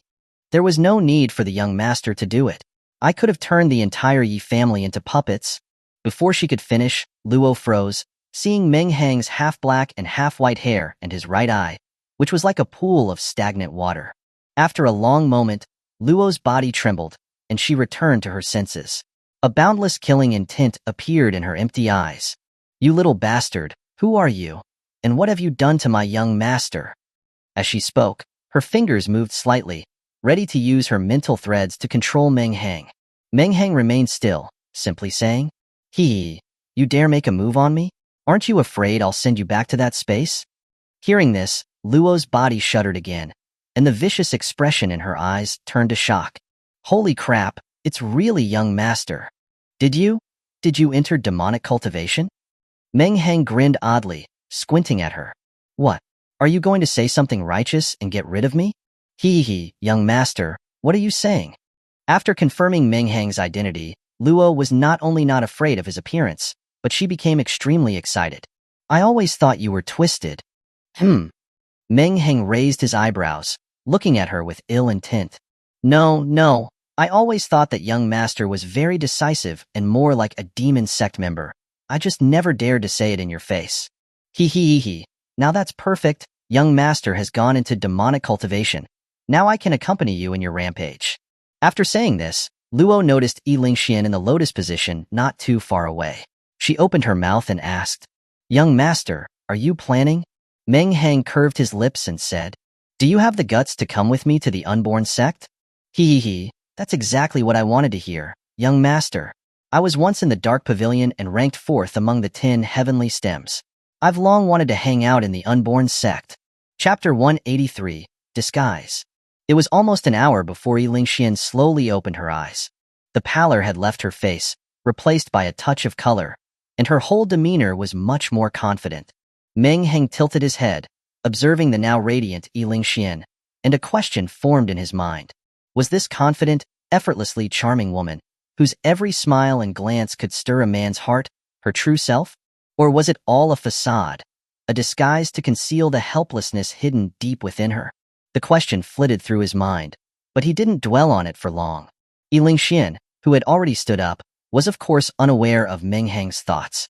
She gave him a gentle smile and said, Now that young Master Meng has become the biggest demon in the Dragon Country, everyone wants him dead. There's nowhere in the vast Dragon Country that will accept you. So, I'd like to once again invite young Master Meng to join our unborn sect. This time, Meng Hang didn't refuse. Instead, he gave a slight smile and asked, Do I have a choice? They shared a smile, Meng Hang's simple words expressing his current attitude. So, where should we go next? Meng Hang asked, looking at Yi Lingxian. Naturally, I'll be taking you back to the unborn sect, she replied. But, your current appearance. At this point, Lingxian looked Meng Hang up and down, frowning slightly. She continued, "But you're too conspicuous as you are. You need a disguise, or you'll be recognized the moment we step out." Meng Hang nodded in agreement. In Dragon Country, he was practically a household name. People might not recognize a famous celebrity, but there wasn't anyone who wouldn't know who he was. "Should I just slash my face a few times?" Lingxian giggled. She pulled out a pile of strange-looking items from her spatial ring and said to Meng Hang, "There's no need for that. As people of the unborn sect, we've always had to evade the Dragon Country's pursuit, so everyone here is familiar with the art of disguise. If young Master Meng doesn't mind, I'd be happy to handle your transformation." Meng Hang's eyes lit up, and he was about to nod when Luo, standing to the side, gave a disdainful snort. "That won't be necessary. I was a killer in the Dark Pavilion, and I'm also skilled in disguise. I should be the one to take care of young Master's disguise." Lingxian smiled, not arguing further. She made a "please proceed" gesture and stepped aside to start applying makeup on herself. Luo, on the other hand, hovered in front of Meng Hang with excitement, looking at him from left to right before saying, "Young Master, my disguise method might be a bit painful. Please bear with it." Meng Hang nodded dismissively. In his mind, disguise was just about sticking on a beard, dyeing hair, or darkening skin with special paint. How painful could that be? He saw Luo mobilize her mental energy, forming a thin, long silver needle in her hand. Without hesitation, she stabbed it into Meng Hang's right cheek. In that instant, Meng Hang's pupils constricted, and a sharp pain washed over him. His right cheek, which usually held an eerie grin, momentarily stiffened. Even his pitch-black right eye seemed briefly unfocused. Although this lack of focus lasted less than a second, Meng Hang was still somewhat shocked by it. At the same time that the needle pierced his skin, a flash of red light passed through Meng Hang's left eye before it returned to normal. Luo didn't notice Meng Hang's odd reaction and continued to excitedly form needles and poke them into Meng Hang's face. Soon, Meng Hang's entire face and neck were covered in countless silver needles. Looking at the unrecognizable Meng Hang, Luo nodded with satisfaction, proudly saying, "Not bad, not bad. It seems my skills haven't deteriorated." Just then, Lingxian, who had finished her makeup, also approached. Meng Hang turned his head to look at her, and they were both stunned, looking at each other in disbelief. Lingxian's once pale and tender skin had been transformed into a yellowish-brown. Her beautiful face was now utterly ordinary. Her face was covered with wrinkles, like a common woman who had spent her entire life toiling at home. If Meng Hang hadn't seen it with his own eyes, he wouldn't have been able to connect this ordinary woman to the beautiful and alluring holy maiden of the unborn sect. Meng Hang's eyes narrowed slightly, secretly impressed by Lingxian's miraculous disguise skills. At the same time, Lingxian stared in awe at Meng Hang, who had also undergone a dramatic transformation. Meng Hang's once sharp and well-defined features were gone, replaced by the rough and hollowed cheeks of a rugged man. His half-black and half-white hair had also been transformed into a single rooster crest on top of his head. Moreover, because Luo used needles formed from mental energy, no one would be able to discern anything unusual about Meng Hang's face. As expected of the famous Ding of the 10 heavenly stems, "Your disguise skills are truly something I can't compare to," Lingxian sincerely said to Luo. "That's right." Luo proudly lifted her head. She then took out an eye patch and, in a pirate-like fashion, placed it over Meng Hang's right eye. Only then was she satisfied, returning to Meng Hang's shoulder. In the southwest province of Dragon Country, in front of an open medium-sized ancient battlefield teleportation array, a man and a woman stopped to gaze at what was ahead of them. The man's face was rugged, and the rooster crest on his head was particularly eye-catching. Meng Hang, feeling somewhat bewildered, looked at the bustling crowds in front of the teleportation array, and quietly asked Lingxian next to him, "Don't tell me your unborn sect's headquarters is actually built in this place." Looking at Meng Hang's surprised expression, Lingxian felt a surge of unprecedented satisfaction. After all, who else could make the demon Meng Hang this surprised? Hee, hasn't young Master Meng ever heard that the most dangerous place is the safest place? Dragon Country would never expect us to build our headquarters inside a busy mystic realm like this. Meng Hang licked his lips in silent admiration. As expected of a group of rats that couldn't be exterminated, they were indeed skilled in hiding. After paying their essence cores to the guards, the two entered the teleportation array. Looking at the scorching sun and the endless yellow sand, Meng Hang stared at Yi Lingxian with a rather sinister expression. I'm telling you, great holy maiden, we've been walking around in this place for nearly an hour, and I haven't seen a single sign of the unborn sect. You're not trying to trick me, are you? Yi Lingxian gave him a flirtatious look before answering. Young Master Meng, you worry too much. I'm not tired of living yet. How would I dare trick you? Look, we've arrived, haven't we? As she said this, Yi Lingxian stopped. Meng Hang followed her gaze forward. What he saw was still nothing but an endless desert. Young Master Meng, watch my steps carefully and don't get them wrong. As she spoke, Yi Lingxian performed the heavenly steps, walking forward with a strange gait. In the next moment, her figure seemed to shrink, and finally, her entire body became invisible to the naked eye. Chapter 184. Entering the Unborn Sect. The Mustard Seed Summation. Meng Hang exclaimed, surprised that the unborn sect actually possessed such a treasure. Unlike spatial rings, a mustard seed summation could store living creatures. It was a rare treasure. Being used as the headquarters of the unborn sect, its interior space was bound to be vast and extremely rare. A mystic realm within a mystic realm. The unborn sect was quite interesting. Meng Hang curled his lips. He didn't delay any longer and began to copy Yi Lingxian's steps. His body slowly shrank, finally disappearing into the ancient battlefield. The next moment, a towering black archway appeared in front of Meng Hang. Inside the archway, a black vortex spun as if it were a door connecting two worlds. Yi Lingxian was waving at him from in front of the door. Upon arriving at the entrance, the two didn't say anything. They simply stepped into the archway. In an instant, the world transformed, and the colors shifted. When Meng Hang opened his eyes again, the endless yellow sand had disappeared, replaced by a clear blue sky. Birds flew overhead, and in front of them was a massive plaza, with a nearly 100-step staircase leading to a huge pavilion and towers. On top of the pavilion, a large plaque had 3 words written on it. Unborn Sect. What an idyllic abode. Meng Hang had expected the notorious Unborn Sect's headquarters to be a place with blood-red skies and paths lined with bones, an existence that resembled a scene straight out of hell. In fact, everyone in Dragon Country imagined that the headquarters of the depraved Unborn Sect would be like that. No one expected it to be like this. However, what didn't fit this celestial paradise was the faint, but persistent, smell of blood that entered Meng Hang's nose, causing him to frown. Young Master Meng, this is the headquarters of the Holy Sect. After entering this place, Yi Lingxian had returned to her original form. She gave Meng Hang a smile as she spoke. Meng Hang was just about to reply when a joyful voice rang out from a distance. Oh, so the Holy Maiden has returned. Meng Hang raised his eyes and saw a sullen-looking young man in his mid-20s walking towards them. The young man approached, first bowing to Yi Lingxian, then openly staring at her with a burning gaze, as if he couldn't see Meng Hang beside her. Holy Maiden has been gone for months. During that time, I couldn't eat or sleep, longing for your return day and night. Hemph, Qinjing, I'm the Holy Maiden of the Holy Sect. Mind your manners. Seeing the newcomer, Yi Lingxian's usual charming demeanor transformed. Her face turned cold as she spoke. Hemph, Yi Lingxian, others may not know, but I do. You're a clay statue crossing the river, barely able to protect yourself, yet still acting like you hold all the cards. Seeing that he was met with a cold shoulder, the young man's face turned sullen. If you just obey me, this young master will beg my father to spare your life. Qin Jing sneered inwardly. Although he didn't know the exact details, he had heard from his father that Yi Lingxian would be facing a major crisis soon. Meng Hang, who had been silent the whole time, watched the two clash with great interest, a faint smile playing on his lips. Holy Maiden Yi, it seems your life in the Unborn Sect isn't as easy as I thought. Meng Hang said, a hint of mockery in his voice. I'll explain later. Let's go.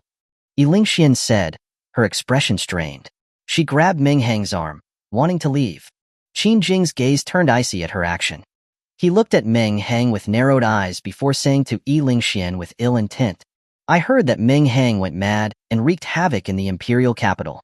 Yet, when he was about to die, you actually helped him. What, are you planning on relying on Meng Hang to help you? Why didn't you bring that even more arrogant Meng Hang back? Why did you bring this piece of trash instead? Hearing his words, though anger flared on her face, relief flashed in Yi Lingxian's eyes. Then, pretending to be angry, she retorted, I do what I want, and not even the sect leader can control me. It's not your place to point fingers at me. This is the headquarters of the holy sect. Even though you're the holy maiden, you cannot simply bring outsiders here. What if they're spies from the dragon country? Qin Jing retorted sharply, countering Yi Lingxuan's angry words. He then looked at Meng Hang again, his killing intent palpable even to the blind. Kid, I'm warning you. This is the unborn sect's base camp, not a place that just anyone can enter. I advise you not to meddle in our holy sect's affairs. Let me erase your memories and send you out. You might become an idiot, but you'll at least save your miserable life. Otherwise, you'll die without knowing why. Qin Jing's words were chilling, looking at Meng Hang as if he were an ant. Hearing his blatant threat, Meng Hang's left eye turned icy, and even with the restraint of the steel needles on his face, the right side of his lips couldn't stop twitching.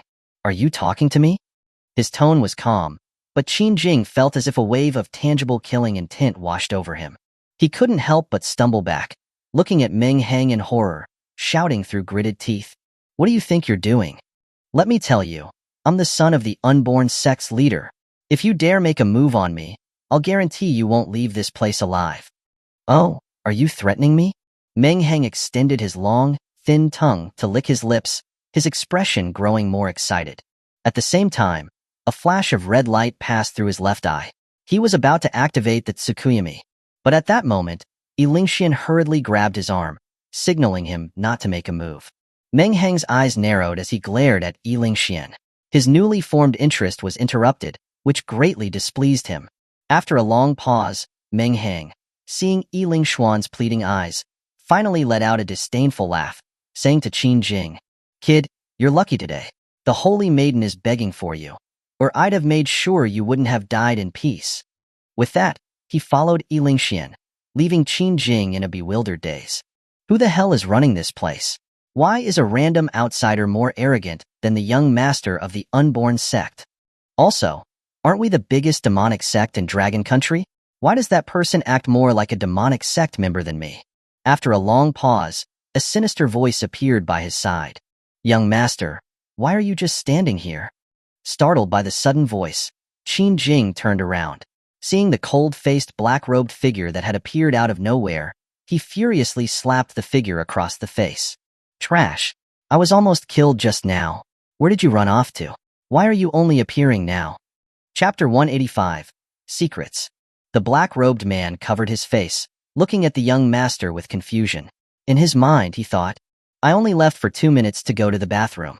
If you're in a bad mood and want to hit me, just say so. Why do you have to say someone is trying to kill you? The unborn sect's headquarters killing the unborn sect's young master? I'd like to thank you for finding a reason to hit me.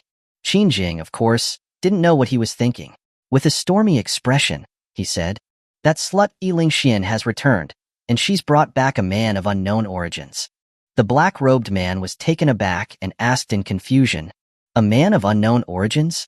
Shouldn't it be that Meng Hang who's been making waves recently? The whole world knew that Meng Hang had colluded with the unborn sect, and that the holy maiden of the unborn sect had rescued Meng Hang. Even all the members of the unborn sect naturally thought that Yi Lingxian would eventually bring Meng Hang back. So why was there another man of unknown origins? Young master, do you want me to go and take care of him? The black-robed man didn't finish, but made a throat-slitting gesture.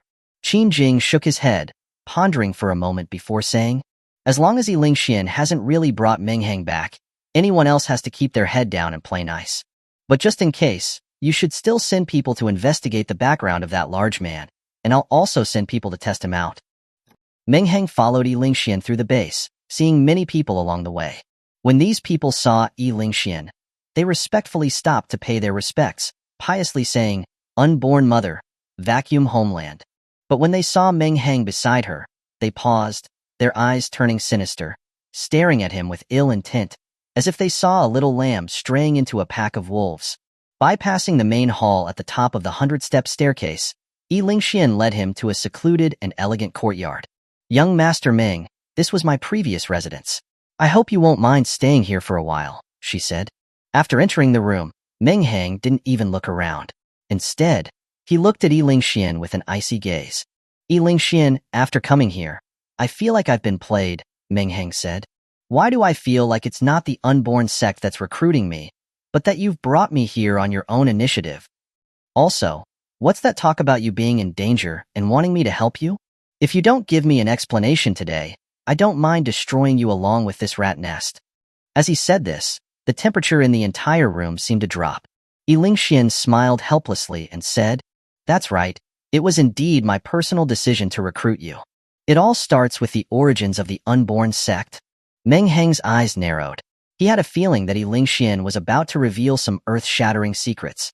Young Master Meng probably remembers that envoy of the Jade Horn tribe who descended in the ancient battlefield, along with the 108 divine pillars he mentioned?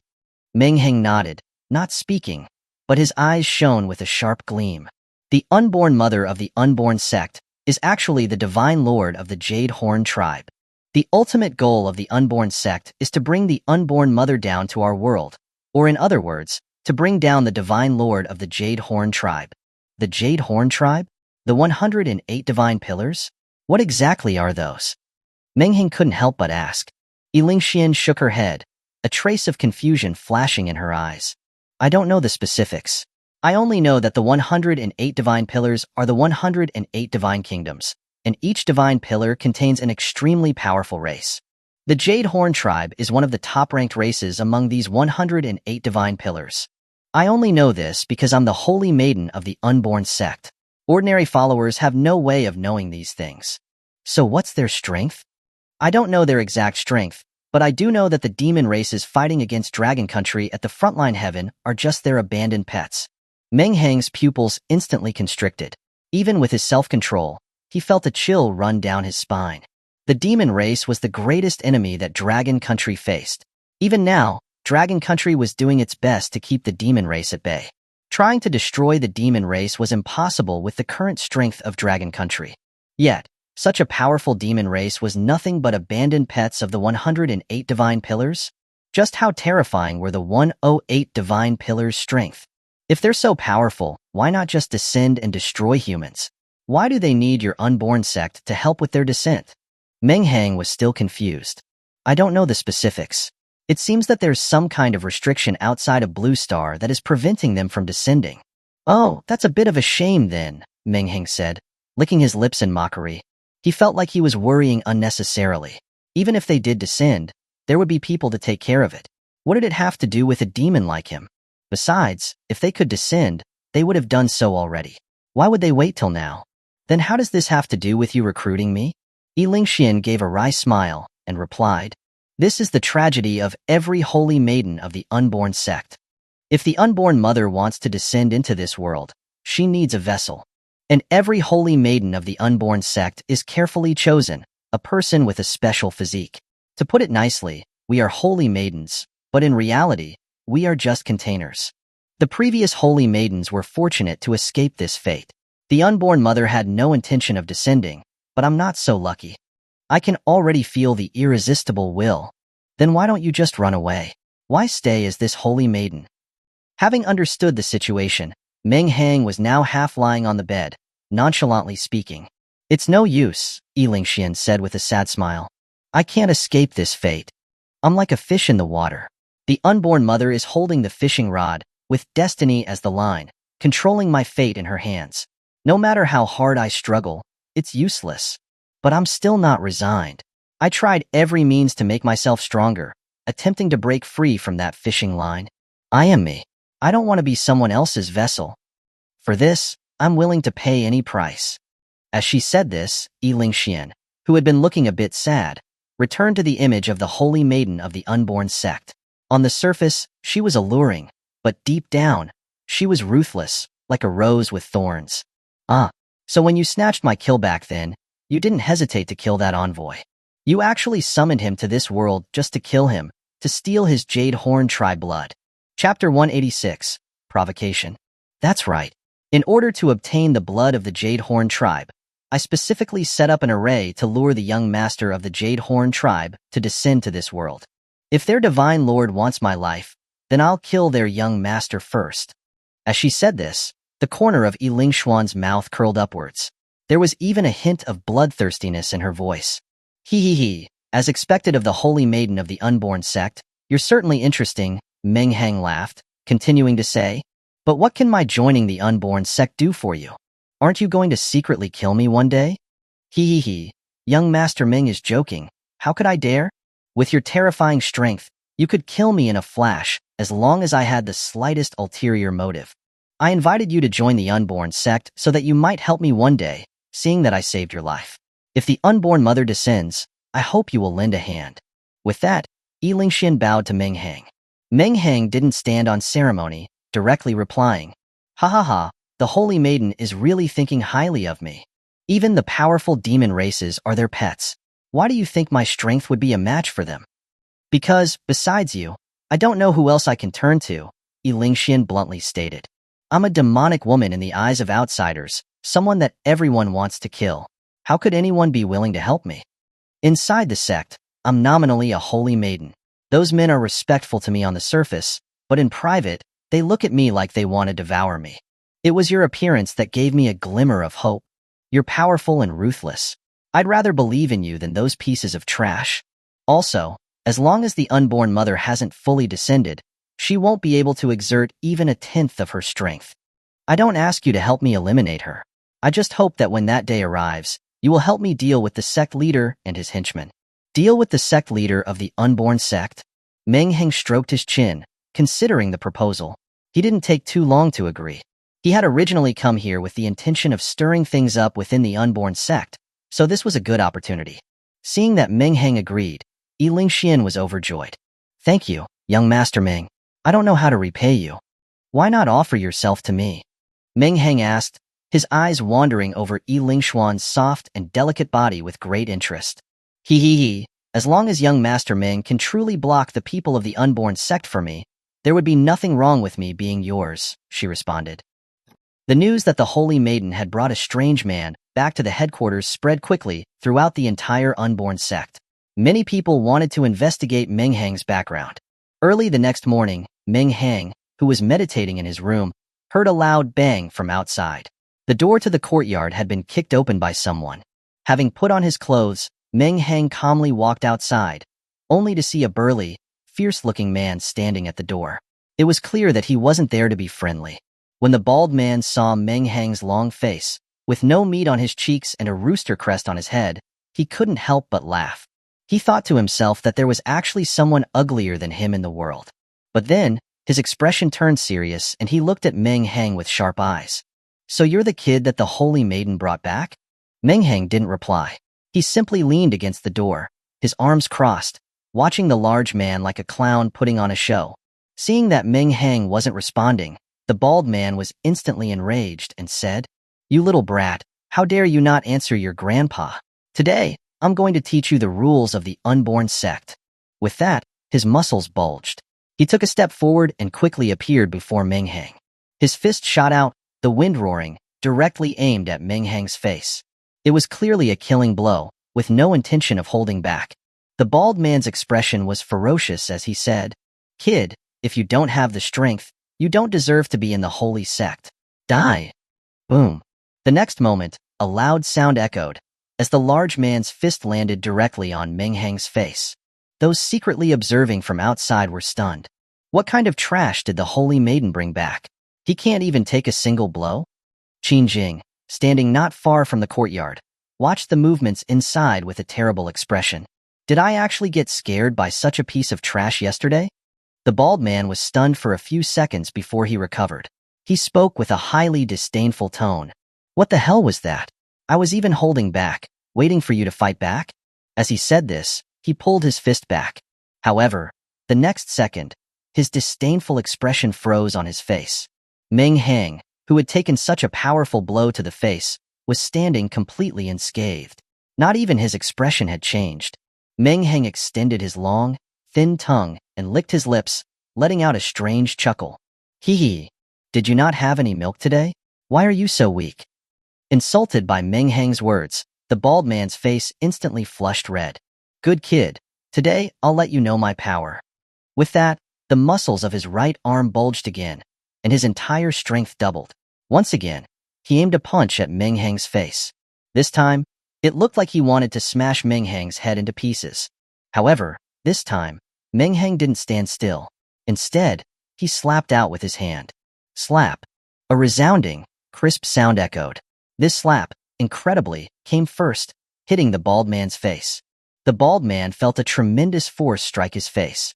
His eyes widened instantly, and his 200-pound body was sent flying out of the courtyard, heavily landing on the ground. Many people were gathered outside the courtyard, watching the spectacle. However, seeing the bald man's miserable state, they didn't show any surprise, instead acting as if it were to be expected. That's more like it.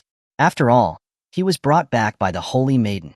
If he didn't have this much strength, how would he deserve to come directly to the headquarters of the Holy Sect without any test? Meng Hang also walked out of the courtyard, looking around at the crowd, then looking at the bald man on the ground with his right cheek collapsed in. The dark pupil under his eye patch was radiating a sickly and excited light. "You little brat, you're dead. I'm one of the young master's people," the bald man said, enduring his fear, spitting out blood. "Oh, is that so?" Meng Hang stretched the O out, his hands in his pockets. He seemed to have no intention of attacking again. The onlookers also naturally assumed that Meng Hang wouldn't attack again. After all, this was the headquarters of the unborn sect. No matter what your identity, you had to suppress your anger. Otherwise, do you really think that the unborn sect would have been able to thrive under Dragon Country's full-scale siege all these years if they were so easily bullied? Chapter 187. Insolence. But the next moment, Meng Hang's actions nearly made everyone's eyes pop out of their sockets. He simply put his hands in his pockets, raised his right foot high, and without hesitation, stomped it down onto the bald man's head. Squish! Like a watermelon exploding, the bald man's smooth and shiny head was crushed to pieces under his foot, red and white matter splattering everywhere. After doing that, Meng Hang wiped the blood from his face. He acted as if he had just done something insignificant. He didn't even look at the corpse on the ground. Instead, he looked around at the crowd with a sinister gaze, saying, "Young master, where are you? Come out quickly so I can love and cherish you." Hearing this, Qin Jing felt as if countless slippery venomous snakes were crawling all over his body, giving him goosebumps all over. Meng Hang's eyes narrowed, his snake-like tongue licking his lips as a strange chuckle came out of his mouth. Hee hee. Found you. After saying this, he acted as if the people around him were air, and walked directly towards Qin Jing. Seeing Meng Hang act like this, those present all had looks of mockery, anger, and disdain. They were the people of the unborn sect. They were the only ones that could act out of hand. When did they ever allow someone else to act so arrogantly? Moreover, this was inside the very heart of the unborn sect. "Kid, are you treating us like we don't exist? Cut this kid down and throw him into the holy pool to be a sacrifice for the unborn mother. He dares to act like a demon in our holy sect. Today, we'll let him know what real cruelty is." The eyes of the people turned sinister as they looked at Meng Hang. They were like looking at a dead man. You bunch of trash. If you want to die, then I'll grant you your wish," Meng Hang said with a vicious laugh, about to make a move. Just then, a graceful figure appeared in front of him, blocking his path. Lingxian looked at Meng Hang, whose eyes were filled with killing intent, and whispered into his ear, "Bear with it for a few more days. When the Holy Sect Grand Ceremony arrives, you can cause as much chaos as you like." Sensing the refreshing fragrance coming from Lingxian's body, Meng Hang couldn't help but take a deep breath, right in front of everyone. This frivolous act undoubtedly caused another disturbance among the crowd. Lingxian was the holy maiden of the unborn sect. How could her noble body be allowed to be desecrated by an outsider like this? Especially after seeing that Lingxian's face just suddenly turned crimson, and after shyly glancing at Meng Hang, those present were even more blinded by jealousy. "You dare desecrate the holy maiden. You must die today. The glory of the holy sect cannot be desecrated. Strip this kid of his skin and sacrifice it to the mother."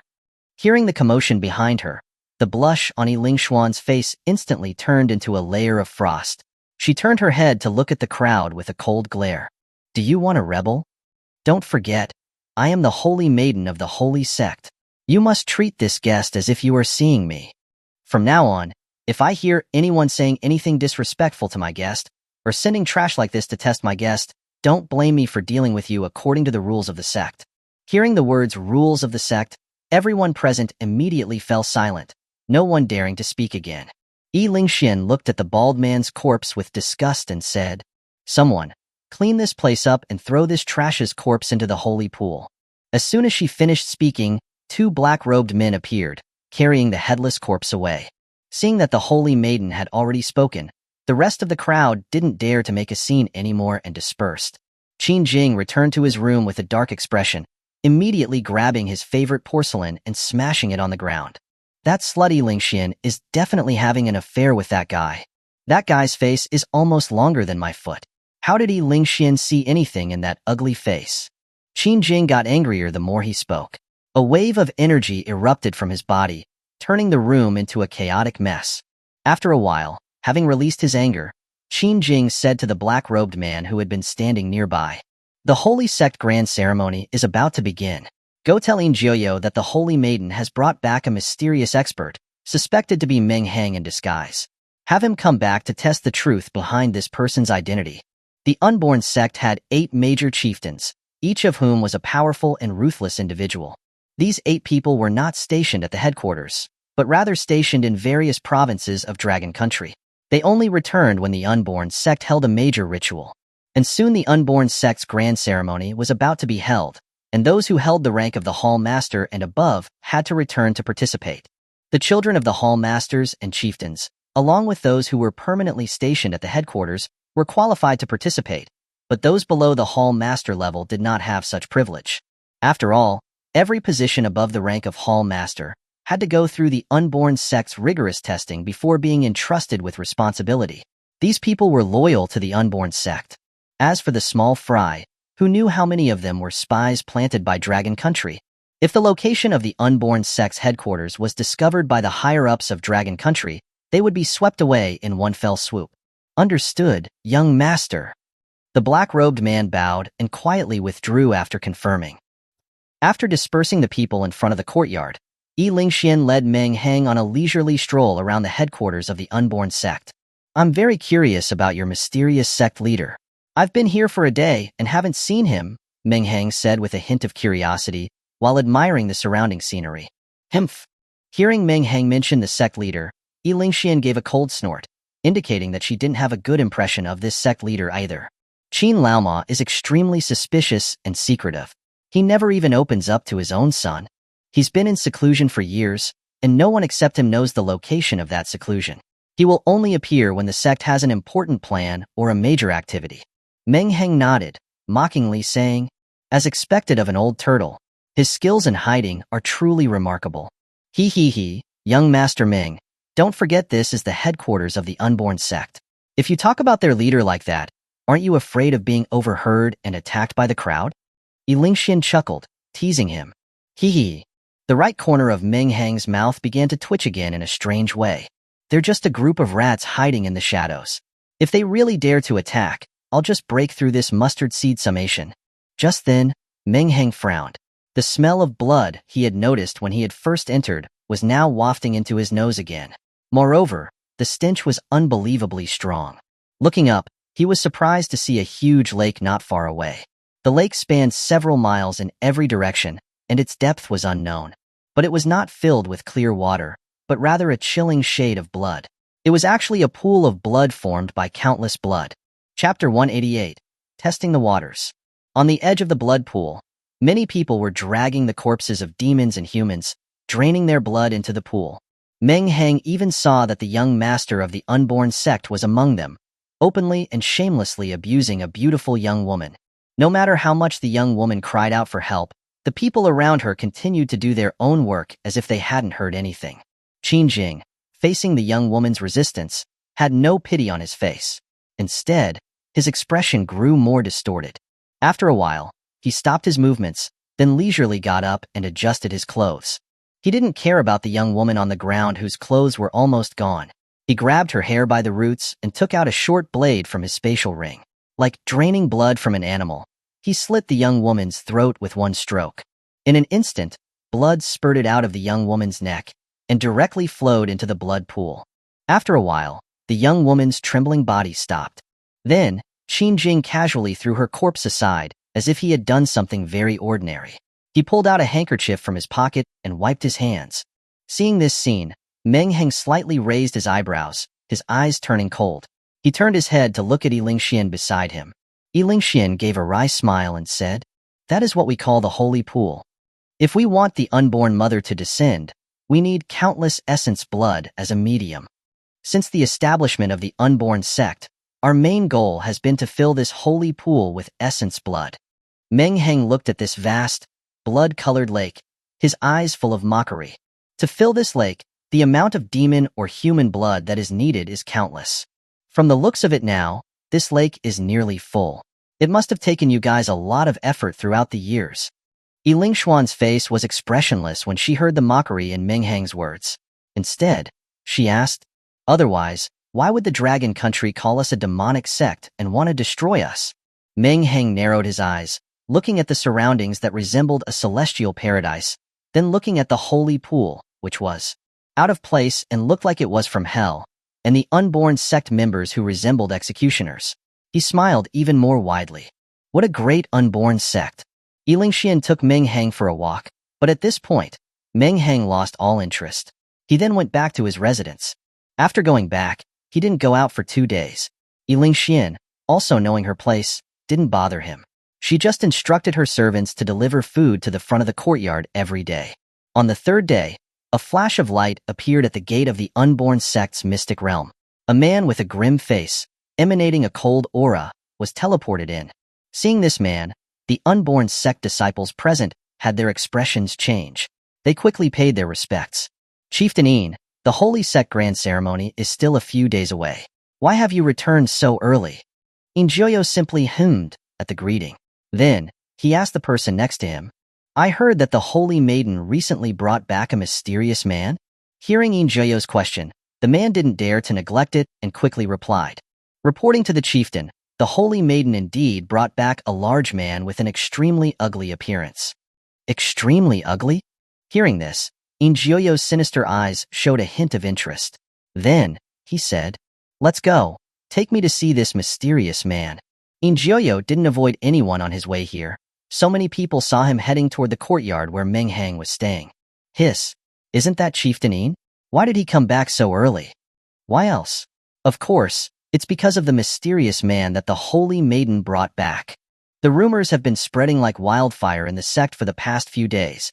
Although that person hasn't revealed anything suspicious, most people still believe that he's the legendary Meng Hang, the most talented man in Dragon Country for the past few hundred years, who has now gone into demonic cultivation. Chieftain Yin probably returned to test this person's true identity. He, this is going to be interesting. I haven't been able to go on a mission from the headquarters for a long time. I've been so bored to death. Today I can finally see a good show. After saying that, the crowd followed. Qin Jing's eyes flashed with excitement as he heard the news, and he hurried to Meng Hang's courtyard. Knock, knock, knock.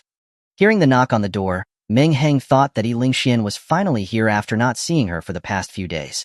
He opened the door. Meng Hang was stunned. There was a large crowd gathered outside the door, and a middle-aged man with a grim face was standing in front of him. Meng Hang raised an eyebrow and asked, "I don't know who you are, and what brings you here?" While Meng Hang was looking at Injoyo, he was also sizing up Meng Hang.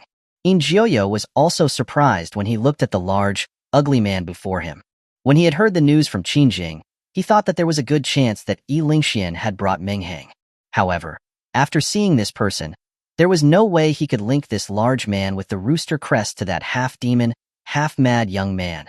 He thought that way, but he was still extremely wary of the legendary Meng Hang. Even if there was just a slight possibility, he didn't want to offend this person too much. Otherwise, with his status as one of the 8 chieftains of the unborn sect, why would he have politely knocked on the door earlier? My name is Injoyo. I'm one of the 8 chieftains of the holy sect, Injoyo said. I heard that the holy maiden brought back a mysterious expert, so I've come specifically to take a look. Oh, you've seen me. Now you can go. Everyone's expression froze, not expecting this person to be so arrogant. He knew that he was standing in front of one of the 8 chieftains of the unborn sect, an expert in the celestial realm, yet he didn't even give him the slightest respect. Injoyo's face instantly turned dark, and he stared at Meng Hang with a sinister look. Kid, I respect you as a person. Don't bite the hand that feeds you.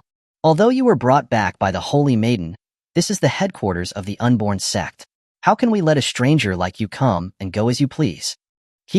So what do you want? Meng Hang asked nonchalantly. Injoyo's lips curved into an arc as he said, Easy. Let's have a match. Let me see your skills so that everyone can have a clear idea. Sure, just don't regret it when that time comes. Meng Hang smiled, revealing his white teeth. Himph, do you think I'm easily intimidated, Injioyo? Injioyo snorted. In the next moment, a boundless black curtain rushed out from behind him, enveloping him and Meng Hang completely. Chapter 189. Action.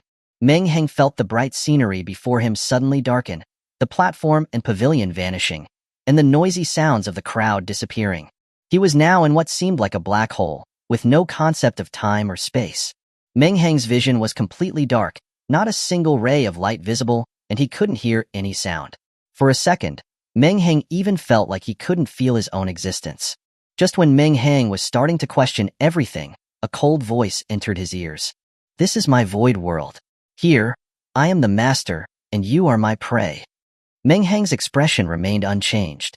He unsheathed his long blade, and without any hesitation, swung it toward the direction where the voice had come from. But in the next moment, his eyebrows furrowed. Although he couldn't see anything in front of him, he could tell from the feeling coming from his blade that this attack had not hit the target. Hee hee. Cold laughter echoed from all around Meng Hang, preventing him from discerning where the voice was actually coming from. Not far away, Injioyo looked at Meng Hang, who was standing still, his previously icy left eye now showing a hint of confusion, and couldn't help but reveal a look of smugness. His dark element ability could create an absolutely dark space. In this space, apart from him, any sound or light produced by anything or anyone would be completely devoured. Even if he didn't attack, simply trapping an enemy here for a few days would be enough to drive them mad from the repression. Injioyo took out a long blade and appeared in front of Meng Hang like a ghost. The two were less than a meter apart, yet Meng Hang didn't even realize there was someone standing before him. A hint of killing intent flashed in Injioyo's eyes as he directly slashed at Meng Hang's neck. Regardless of whether it was really Meng Hang or not, he would just have to dodge this attack. Otherwise, he was just a piece of trash, and there was no need to waste any more time verifying his identity. Just as the blade was about to strike, Meng Hang's eyebrows slightly raised. Although his vision was still completely dark, he could still feel a faint killing intent coming his way. Without hiding any longer, a red light flashed in his right eye. The eternal Mangekyo Sharingan had activated. At the same time, Injioyo's blade arrived as expected. However, the scene of blood spraying everywhere didn't happen. Instead, the blade went right through his body, not even inflicting a single scratch on Meng Hang. Seeing Meng Hang's signature red eyes and the strange spatial ability, Injioyo instantly knew that the large man in front of him was definitely Meng Hang. Now that he had confirmed Meng Hang's identity, he didn't want to offend this freak any further, so he didn't plan on attacking again. Instead, he laughed. Ha ha ha, Brother Meng is very good at hiding. You almost fooled everyone in our unborn sect. Let's just say we've become acquainted through this little misunderstanding. I'll withdraw my ability now. Injioyo acted as if he were a hospitable host, as if he wasn't the one who had just launched a killing blow. Hee hee. A cold, eerie chuckle entered his ears. Injioyo saw Meng Hang slowly remove the eye patch from his right eye, revealing the pitch-black scara beneath it. Meng Hang licked his lips and looked in the direction of the sound, saying, "So you can just stop whenever you want? Does your unborn sect think you can just treat me like a monkey?" After saying that, the shape of the Tomoe in his pupils changed instantly. "So what do you want?" Before Injioyo could finish speaking, he suddenly felt the whole world spinning, and he lost consciousness. When he regained his senses, he was surprised to find that he was no longer in his dark domain, but in a blood-colored space. Meng Hang was standing in front of him with a short blade, a look of perverse excitement in his right eye. Hee hee. Let's play a game. When Meng Hang canceled the Tsukuyami, Injioyo was already lying on the ground, his mind broken. He was covering his head and crying while screaming in a shrill voice. 1000 minus 7 equals 993. 993 minus 7 equals 986. 986 minus 7 equals 979. I answered correctly. Please, let me go. Hee hee hee. At least you're a chieftain of the unborn sect. You can't even hold on for 8 days and nights? Meng Hang's lips stretched all the way to his ears, and he licked his lips as he walked toward the direction of the sound. He then picked up Injioyo, who was still rolling on the ground. Looking at Meng Hang's blood-red pupils, Injioyo couldn't help but recall the scene in that strange space. Instantly, he was covered in sweat, squirming and struggling desperately to escape Meng Hang's control like a young girl being bullied by a gangster. "You insect, look me in the eyes." Meng Hang's icy voice entered his ears. Even though he was terrified, his gaze involuntarily shifted to those deep eyes. The Tomoe and the Sharingan changed once again. This time, the shape of the Mangekyo Sharingan was not the Kamui or the Tsukuyami, but rather, the onlookers watched as the darkness, like an unyielding black cloth, enveloped Meng Hang and In Jioyo, and couldn't help but feel disappointed. Why did Chieftain In immediately use his ultimate move? "I can't see anything." Exactly. It's been a while since we saw Chieftain In take action. I was hoping to see his skills, but it seems like we've come for nothing. Hee. Do you think that kid will come out crying? They had heard about In Jioyo's abilities. In the space enveloped by darkness, there was no light or sound, which could torture a person to insanity. In the past, In Jioyo used this method to punish those who betrayed the holy sect. In the end, all those people couldn't withstand that desperate, claustrophobic space and committed suicide. I bet that when he comes out, that kid will be kneeling on the ground crying for mercy.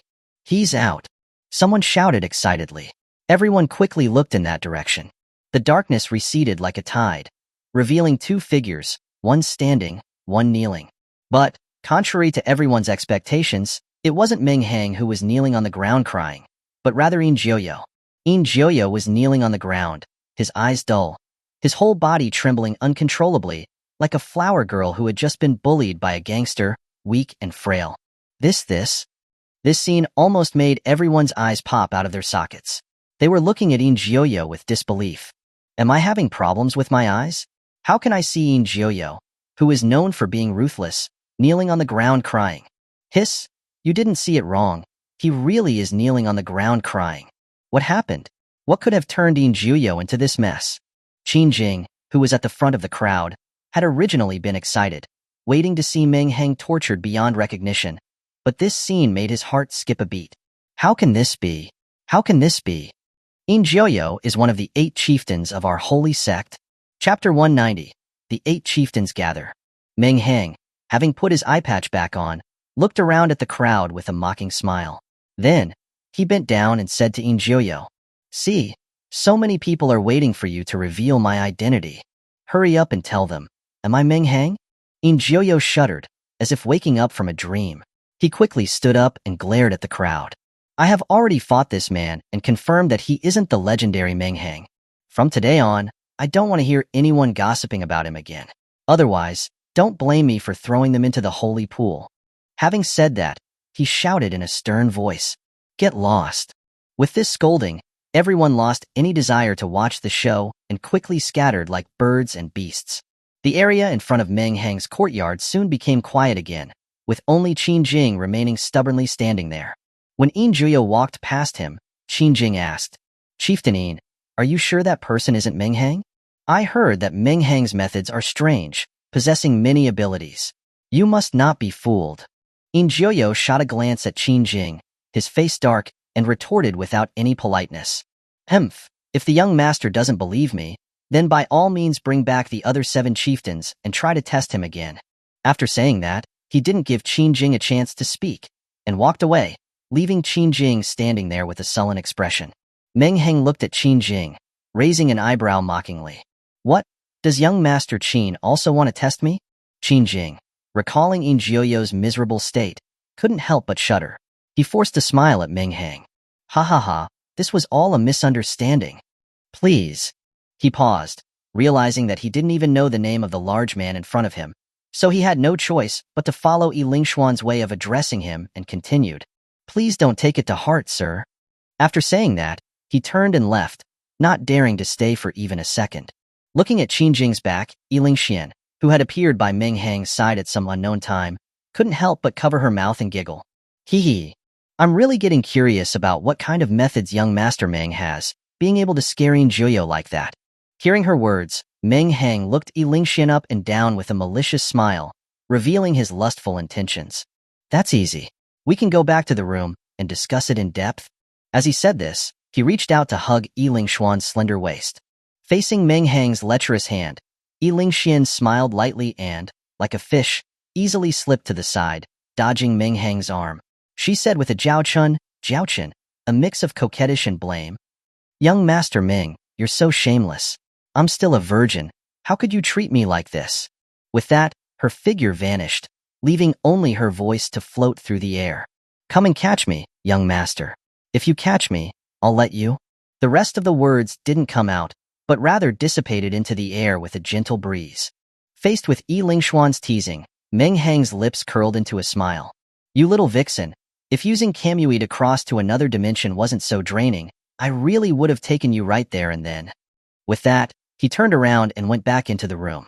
After today's incident, everyone in the unborn sect knew that the extremely ugly large man that the Holy Maiden brought back was a powerful expert, with even one of the 8 chieftains, Injoyo, being no match for him. In the following days, Meng Hang clearly felt that there were more and more people in the mystic realm. Many people were returning from the outside world to participate in the so-called Holy Sect Grand Ceremony. 2 more days passed, and the entire headquarters of the unborn sect was decorated with lanterns and banners, as if it were New Year's, with everyone wearing fanatic expressions on their faces. Meng Hang strolled around with his hands behind his back. During this time, no one foolishly tried to stop him. Just then, a flash of light appeared at the gate of the mystic realm. 7 powerful auras rushed over, causing Meng Hang to stop and watch. After the light faded, 7 figures, some tall, some short, some fat, some thin, appeared in front of Meng Hang. But the one thing that they all shared was that they emanated a strong, bloody smell. It was clear that they were all demons that had been soaked in blood for years. "Ha ha ha, where's Injoyo? What? Did he get scared and hide in his room crying under his blanket?" Immediately after entering, a burly man covered in grease, holding a butcher's knife and with a remarkably large mouth, started mocking Injoyo in front of everyone. "Li Dezue, you're looking for death." Just as he finished speaking, a roar filled with killing intent came through the air. Then, a darkness, like dark clouds, enveloped the large man. Seeing this, the large man with the butcher's knife didn't back down. He coldly snorted and slashed his butcher's knife toward the dark cloud. A flash of bloody light split the dark cloud in half, but the large man was also sent staggering 2 steps backward. Injoyo's figure appeared, about to charge at Li Dezue once more. Li Dezue also grinned and welcomed him with his butcher's knife. Just as they were about to fight again, Yi Lingshuan's figure suddenly appeared in between them, creating a black hole. Li Dezue and Injoyo's attacks fell on the black hole, disappearing without a trace, like mud sinking into the sea. Seeing this, both their expressions changed. A look of shock washed over their faces. "Ha ha ha, after not seeing you for a few months, the Holy Maiden's strength has grown again." Li Dezue's shocked expression flashed by. He put away his butcher's knife and said, with a smile as if nothing had happened, bowing to Yi Lingshuan. Yi Lingshuan's expression didn't change at all, and she said coldly, "The Holy Sect Grand Ceremony is about to begin. As chieftains, you too should set an example, yet you are fighting in front of so many disciples. What kind of behavior is this?" In the unborn sect, the Holy Maiden's position was very special. Although it was slightly lower than the sect leader's position, it was still higher than the 8 chieftains. So, even though Li Dezue and Injoyo were unhappy, they still had to give her face in the headquarters of the unborn sect. "The Holy Maiden is right. It was inconsiderate of me," Injoyo said, bowing. At this time, a middle-aged woman wearing a cheongsam, holding a folding fan, and with a charming face, came out to smooth things over. "Oh, Sister Lingshuan, it's been a few months since I've seen you. Your skin is getting better and better. I'm so envious, sister." Seeing the newcomer, a hint of disgust flashed in the depths of Yi Lingshuan's eyes, but she quickly concealed it and said with a smile, "Hee hee, Sister Wei, how can I compare to you? Looking at sister's skin, people would think you're my younger sister." Wei Sanyang, who was wearing a cheongsam, was amused by Yi Lingshuan's words. She then stretched out her back, revealing the curves of her figure under the cheongsam. "These few days of travel have been exhausting. I haven't even had a good night's sleep. Sister, let me tell you, a lack of sleep is a woman's greatest enemy. I'm going to go catch up on some beauty sleep." After saying that, she waved at Yi Lingshuan and walked toward her room. But as she walked past Meng Hang, she glanced at him up and down before continuing forward. Chapter 191. Wei Sanyang. Seeing that Wei Sanyang had already left, the other 7 lost their interest in staying. They cupped their fists at Yi Lingshuan as a farewell gesture, and then departed one after another. However, as they passed Meng Hang, they couldn't help but steal glances at him. Their eyes held a mixture of apprehension, curiosity, and a certain eagerness. Although they verbally mocked In Jioyo for losing to Meng Hang, they were all fellow masters of the Wushang cult, and their strengths were roughly comparable. Even if one or two were slightly stronger, none of them were confident they could have defeated In Jioyo so severely. Once everyone had left, Meng Hang walked over to Yilingxian and asked curiously, "Are those the 8 great masters of your Wushang cult?" Yilingxian nodded, a hint of unease appearing in her eyes as she watched their retreating figures. "Yes. You've already crossed paths with In Jioyo, so there's no need for me to elaborate on him. The big man who fought In Jioyo is called Li Dazue, nicknamed Bloody Hand Butcher. He has an extremely cruel personality, enjoying disemboweling his opponents with his butcher's knife and eating their raw flesh. And the charming woman who tried to smooth things over is known as Black Widow, Wei Sanyang. She's licentious, finding pleasure in seducing men. It's said that none of the men who've been with her have survived." As she said this, Yilingxian glanced at Meng Hang with a playful smile. "Young Master Meng, you must be careful, lest you be lured into bed by that hussy." Meng Hang chuckled and licked his lips. "Hee. I'll be waiting for her to seduce me. And the rest of them?" The effeminate man walking beside Wei Sanyang is known as One Bloom, Jing Ci. Then there's Jade-Faced Lover, Jiang Xiaoxi, who is extremely fond of women. He never touches women who come to him willingly, but instead prefers to lure them in the dead of night and commit disgraceful acts. Heh. Isn't that just a glorified flower thief? Your Wushang cult certainly has all sorts of characters. Meng Hang chuckled, mocking. Our Wushang cult has been suppressed by the Dragon Kingdom for years. How many normal cultivators would be willing to join us? Yilingxian self-deprecatingly smiled, facing Meng Hang's mockery. Only those who are constantly hunted by the Dragon Kingdom would be forced to join us in the end. That gaunt old man is called Bat King Qishao. And that? Yilingxian went on, taking nearly 10 minutes to introduce all 8 of them. Hee, the Wushang cult truly has hidden tigers and dragons. Young Master Meng, you're joking? In Jioyo, one of the 8 great masters, was scared half to death by you on the first day of his return. The rest of them combined probably wouldn't be able to withstand one of your attacks. Now, everyone in the Wushang cult is wondering what method you used to scare In Jioyo so badly. Meng Hang smiled subtly and said with ill intent, "If you come to my room tonight, I'll tell you." Giggle. "As long as you don't use that trick on me, I'd rather not know." Yilingxian covered her mouth and chuckled before fluttering away. Late at night, while Meng Hang was cultivating in bed, a light knock came at the door. Meng Hang suddenly opened his eyes, a sharp gleam shooting from within. He knew that someone would test him that night. The only question was which one of the 7 it would be. He opened the courtyard door and saw Wei Sanyang leaning against the doorframe waiting for him. Hee, I wonder what brings you here in the dead of night. Sanyang? Meng Hang asked, his eyebrows slightly raised as he saw her.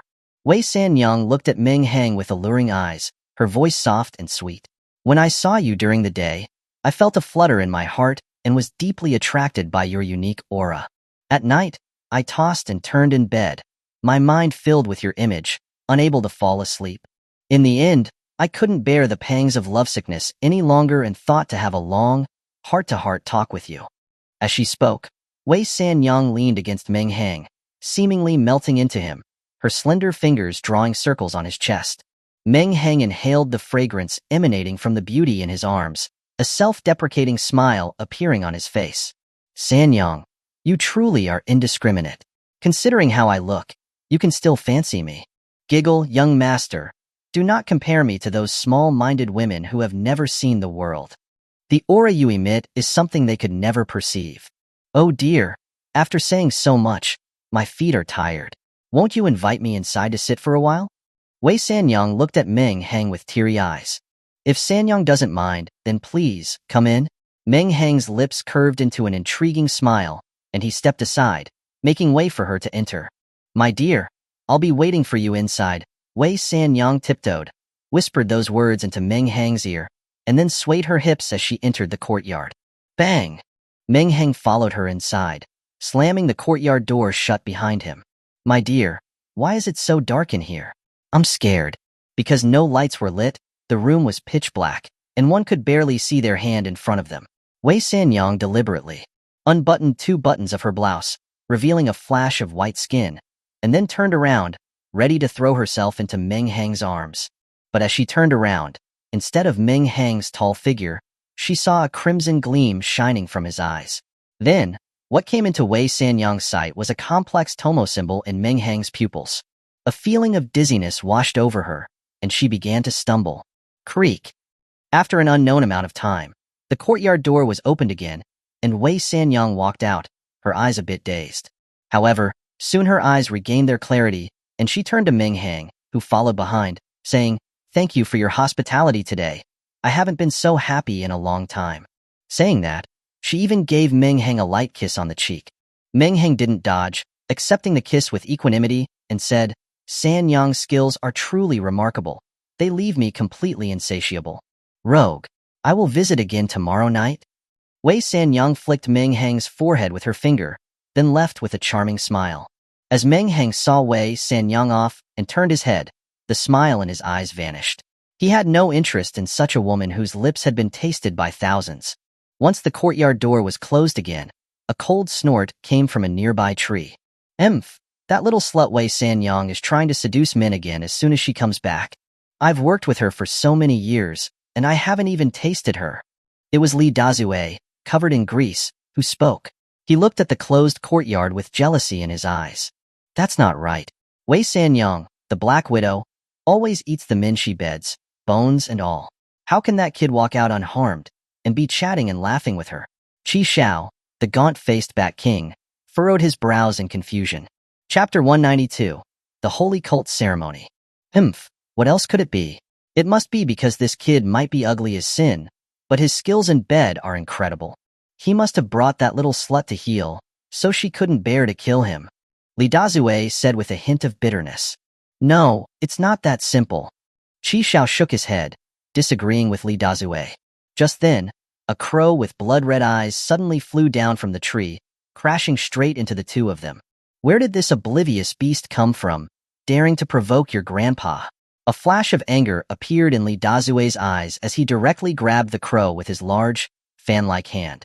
He crushed the crow into a pulp, but as the crow was crushed into pieces, both men saw the complex Tomoe symbol in its eyes, and a moment of confusion appeared on their faces. However, they both quickly came back to their senses, seemingly unaffected by the strange occurrence. "All right, the holy cult ceremony is tomorrow, and the cult leader who hasn't been seen in a long time will come out of seclusion. Let's hurry back and rest."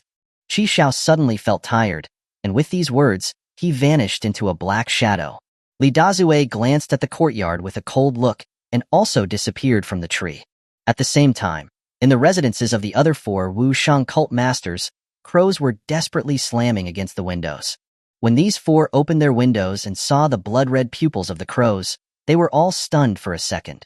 After calmly shooing the crows away, they went back to bed to meditate and cultivate again.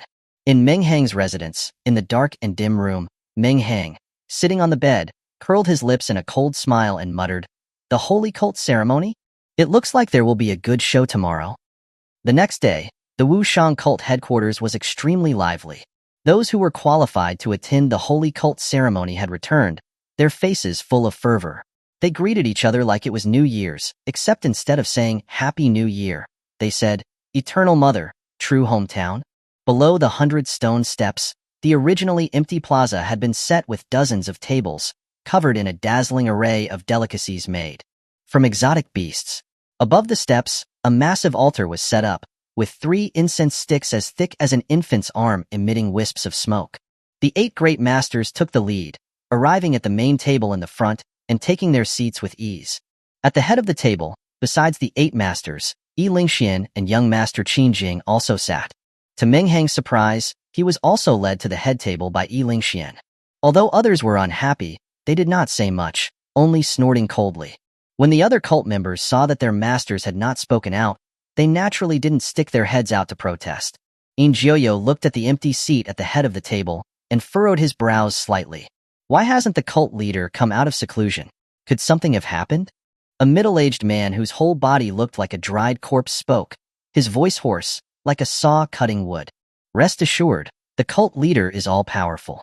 The Dragon Kingdom's attacks over the years haven't harmed him at all. What could happen during a seclusion?" Lingxian glanced at the time and said expressionlessly, "The time has come. We cannot miss the moment to offer sacrifices to the Eternal Mother. I declare, the holy cult ceremony now begins. Bring out the sacrifices." Clang! The sound of a gong reverberated throughout the Wushang cult.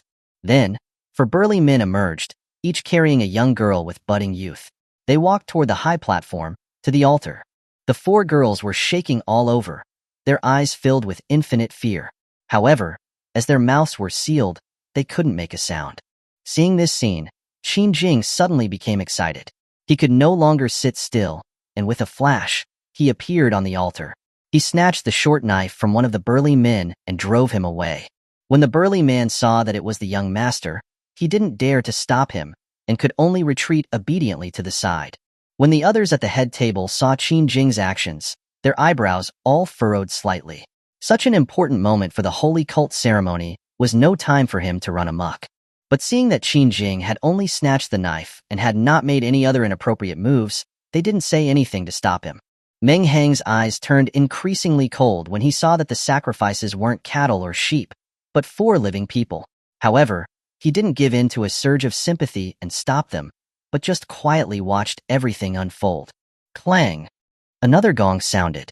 The 4 burly men, including Qin Jing, swiped the short knives at the necks of the 4 girls. Fresh blood sprayed out immediately, splattering the 4 of them in the face. Then, large amounts of blood flowed out, gathering on the altar, forming a complex blood-colored rune. At the same time, a beam of blood light appeared from the rune, shooting directly into the sky.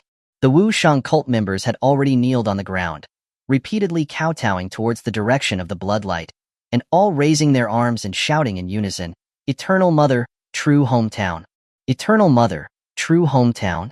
But in this feverish atmosphere, one person was sitting upright in his seat, looking out of place, Meng Hang. Meng Hang looked at the fervent appearance of the crowd, a mocking glint in his eyes. After completing the prostration, the people's faces returned to normal. They all got up.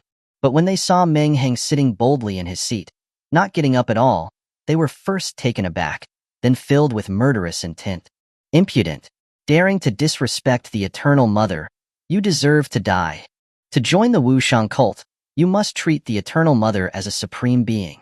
You disrespect the Mother, you must be punished. Kill him and offer him as a sacrifice to the Eternal Mother." Angry shouts arose, and countless murderous gazes surrounded Meng Hang. They had even taken out weapons, ready to rush towards him. Qin Jing, his hands still covered in blood, was enjoying the thrill of killing. When he saw this scene, the corners of his mouth stretched into a wider grin. He, daring to disrespect the Eternal Mother, inviting the wrath of the masses, you're surely going to die today.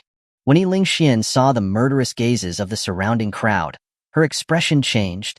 Even though she was a saintess of the Wushang cult, she had no way to quell the anger of these fanatical followers towards Meng Hang's disrespect of the Eternal Mother. At that moment, 8 angry shouts rang out at the same time. "Impudent! All of you, shut up!" The surrounding area, which had been filled with murderous intent, immediately became quiet. Everyone was staring in shock at the 8 great masters by Meng Hang's side. They didn't understand why the 8 great masters, who were loyal followers of the Eternal Mother, would protect someone who disrespected their god. Even Lingxian was stunned, looking at the 8 with some incredulity. Then, her gaze turned to Meng Hang, her eyes complex. She couldn't understand how he had managed to get all 8 great masters to speak in his defense in just one night. Chapter 193, Be More Careful Next Life. Actually, it wasn't just Lingxian and the others who were bewildered. Even the 8 masters themselves wore confused expressions after speaking those words. They themselves didn't know why they suddenly spoke up for this boy. But having spoken, the 8 could only bite the bullet and continue. "The holy cult ceremony is supremely solemn. How can you act recklessly here? Anything else can be discussed after the ceremony is over." If it had been 1 or 2 of the masters speaking up for Meng Hang, these fanatical cult members might not have accepted it. But since all 8 masters had spoken in unison, the others could only grit their teeth and sit back down. Qin Jing's expression froze, a towering rage rising within him. Over the years, in an effort to secure his position as the future leader of the Wushang cult, he had poured immense effort into trying to buy off the 8 masters. Yet in the end, He had only managed to form a close relationship with Yin Jiuyo and Jade Face Lover, Jiang Xiaoxi. But this person had only been here for a few days. Why was it that the 8 masters were all speaking up for him in front of so many people? The 4 corpses, drained of blood, were dragged away by 4 burly men, while Qin Jing also returned to his seat, his face grim. But when he walked past Meng Hang, he unintentionally flicked the blood of the young girls, and it happened to splatter on Meng Hang's face. Oops, sorry. I'm terribly sorry. Qin Jing's face was plastered with a smile as he apologized to Meng Hang repeatedly, and even used his blood-soaked hands to wipe Meng Hang's face. This wiping was terrible, and Meng Hang's face, which had only been splattered with a few drops of blood, became a complete mess. Seeing Meng Hang's state, Qin Jing could no longer hold back his laughter. Upon seeing this, the 8 masters sat still, eyes and nose focused as if they hadn't seen anything. Only Yi Lingshuan's expression drastically changed, and she was about to question Qin Jing. But at this moment, Meng Hang, who had been quiet all along, raised his hand, signaling for her not to speak. It's fine. Meng Hang gave a very kind smile and looked at Qin Jing. Upon seeing this, the smugness in Qin Jing's eyes intensified. So what if you're strong? This is the Wushang cult headquarters, and those seated here are all high-ranking officials of the Wushang cult. And I am the young master of the Wushang cult. No matter how angry you are, you'll have to suppress it in front of me. But just as he was reveling in his smugness, Meng Hang's kind smile suddenly changed. The right corner of his mouth stretched back to his ear, his long, thin tongue licking the blood from the edge of his lips, letting out a strange laugh. Hee hee. It's okay. Just be more careful next life. Qin Jing's pupil shrank when he heard these words. Before he could even react, Meng Hang's left pupil suddenly turned blood red, and Qin Jing's head instantly exploded. Blood spurted from Qin Jing's neck like a fountain, splattering Meng Hang and everyone at the main table, as well as staining the table of sumptuous food a gory red. Qin Jing hadn't even imagined that Meng Hang would dare kill him in front of so many people. After doing all this, Meng Hang acted as if nothing had happened. He picked up his chopsticks, grabbed a piece of stewed ox head still warm with blood, and began to chew on it with great enjoyment. The blood on the beef flowed down his mouth, making Meng Hang look like a man-eating demon. The hall was silent, everyone staring straight at Meng Hang, still unable to process this sudden turn of events. Here, at the headquarters of the largest demonic sect in the Dragon Kingdom, Meng Hang truly resembled a real demon. Did he kill the young master? Did he kill the young master of the Wushang cult in front of so many of us? Am I dreaming? Young master!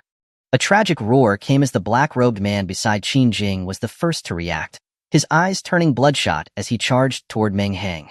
His face was contorted, as if he would rather perish together with Meng Hang. In fact, he did want to perish with Meng Hang. From his understanding of the cult leader, if he learned that the young master had been killed due to his failure to protect him, he would rather be dead than alive. Die! The black-robed man's right hand turned into a sharp beast's claw, reaching directly for Meng Hang's heart. But before his metal-like arm even touched Meng Hang, his good head instantly vanished. Blood splattered, and his body fell heavily to the ground. Meng Hang! It's Meng Hang! The crowd, looking at Meng Hang's ugly, long face, their eyes were wide with rage. Seeing his signature ability, if they still didn't recognize the person in front of them, they would truly be fools. You little bastard, you're courting death. When the 8 masters saw that Meng Hang had actually killed the young master before their very eyes, their expressions changed dramatically. They all attacked Meng Hang in unison. Hee hee hee. Meng Hang let out a strange laugh. He took a step and instantly vanished from his spot. In the next second, as if shrinking the space, he directly appeared on the 100-step staircase. Then, his right foot stomped heavily on the blood-stained altar, smashing it into 2 pieces, and the blood-colored rune on it dimmed and disappeared. You beast, daring to disrespect the holy altar. Seeing his rebellious actions, the eyes of the Wushang cult members instantly became bloodshot, even more enraged than they had been at the murder of Qin Jing. Kill this beast. Their faces contorted, they all charged towards the staircase. Hearing the cries for his death behind him, Meng Hang didn't even look back and took another step, his figure disappearing into the hall at the top of the stairs. This was the first time Meng Hang had stepped into the main hall in all these days. The entire palace was as magnificent as a royal palace, with several stone pillars supporting the hall. Each pillar was carved with fierce and cruel beasts. Further in was a staircase made of white jade, with a large, pitch-black, solemnly imposing throne placed at the top. When everyone entered the main hall, they immediately saw Meng Hang sitting on the throne, looking down upon them like an emperor. Seeing that everyone had crowded in, Meng Hang curled his lips and slowly removed the mask from his right eye, revealing an abyss-like pupil beneath. When they saw this eye, their hearts trembled, and their bodies grew cold. It was a ferocious, wild, and infinitely murderous eye. Just one look felt like a vortex had appeared in the black eye, threatening to suck in their souls. Meng Hang smiled cruelly, removing the invisible steel pins from his face one by one. His hair, originally styled in a rooster comb, fell smoothly, becoming half black, half white. His gaunt face also began to fill out, finally becoming a handsome youth with sharp features but an extremely sinister aura. And just as Meng Hang returned to his original appearance, the sun peeked out from behind the clouds. A ray of glaring sunlight shone through the small window behind him, illuminating Meng Hang perfectly. Instantly, Meng Hang emitted a dazzling light in the dim hall. The crowd covered their eyes, looking at Meng Hang as if he were a god who had descended from the heavens. Chapter 194. The Wushang Cult Leader. Meng Hang leaned languidly on the throne, his hand propping up his chin, his gaze indifferent as he looked at the crowd below. The members of the Wushang cult had a moment of disorientation, as if they had truly seen the master of this world. "Submit or die," Meng Hang said calmly. "You're courting death." Someone in the crowd finally reacted. Looking at Meng Hang with a contorted face, he roared. In the territory of the Wushang cult, with so many of their members present, and the 8 masters in attendance, what could Meng Hang do? No matter how strong he was? Bang! The next moment, Meng Hang simply glanced at him, and the person's head vanished instantly, turning into a cold, headless corpse. "Submit or die." Meng Hang looked down upon all beings and spoke again with a blank expression. The crowd now felt cold all over, not daring to move. The 8 masters now felt trapped. They could not act in front of so many Wushang cult members, but they also feared Meng Hang's bizarre abilities. Just as everyone was at a loss, a cold voice echoed through the hall. "A bunch of trash. So many people are actually too afraid to move, just because of a young man." Hearing this voice, the Wushang cult members, who had been frightened, were immediately overjoyed, shouting, "Cult leader! The cult leader is back!" In the next instant, the entire hall dimmed, and a figure appeared before the crowd. This person appeared to be in his 40s or 50s, his hands clasped behind his back, wearing a blue robe. A lock of white hair hung down in front of his forehead, giving him a scholarly air. No one would guess that this man was the infamous leader of the Wushang cult. Upon seeing this man, the members of the Wushang cult seemed to have found their backbone instantly, and they all knelt down on the ground. "Welcome the cult leader. Welcome the cult leader." Their voices were filled with excitement and fanaticism. "Humph!" Qin Hongxi let out a cold snort, his eyes narrowing, giving his scholarly demeanor a hint of sinister malice. Meng Hang's face remained unchanged, maintaining his languid posture, looking at him fearlessly. "Cult leader, this beast killed the young master." Someone shouted loudly. Upon hearing this, Qin Hongxi's body only trembled slightly, and the temperature of the entire hall dropped several degrees. "Meng Hang, my Wushang cult has no feud with you. Why are you wreaking havoc in my Wushang cult?" Qin Hongxi asked, facing Meng Hang from the high platform. "Because I'm in a bad mood." Meng Hang curled his lips and replied casually, "Ha ha ha, good good good." Qin Hongxi first fell silent, and then began to laugh loudly, his laughter mixed with 5 parts of anger and 5 parts of ridicule. "In all my years, I, Qin Hongxi, have never seen such an arrogant young man. As expected of the most monstrous genius in the Dragon Kingdom for hundreds of years."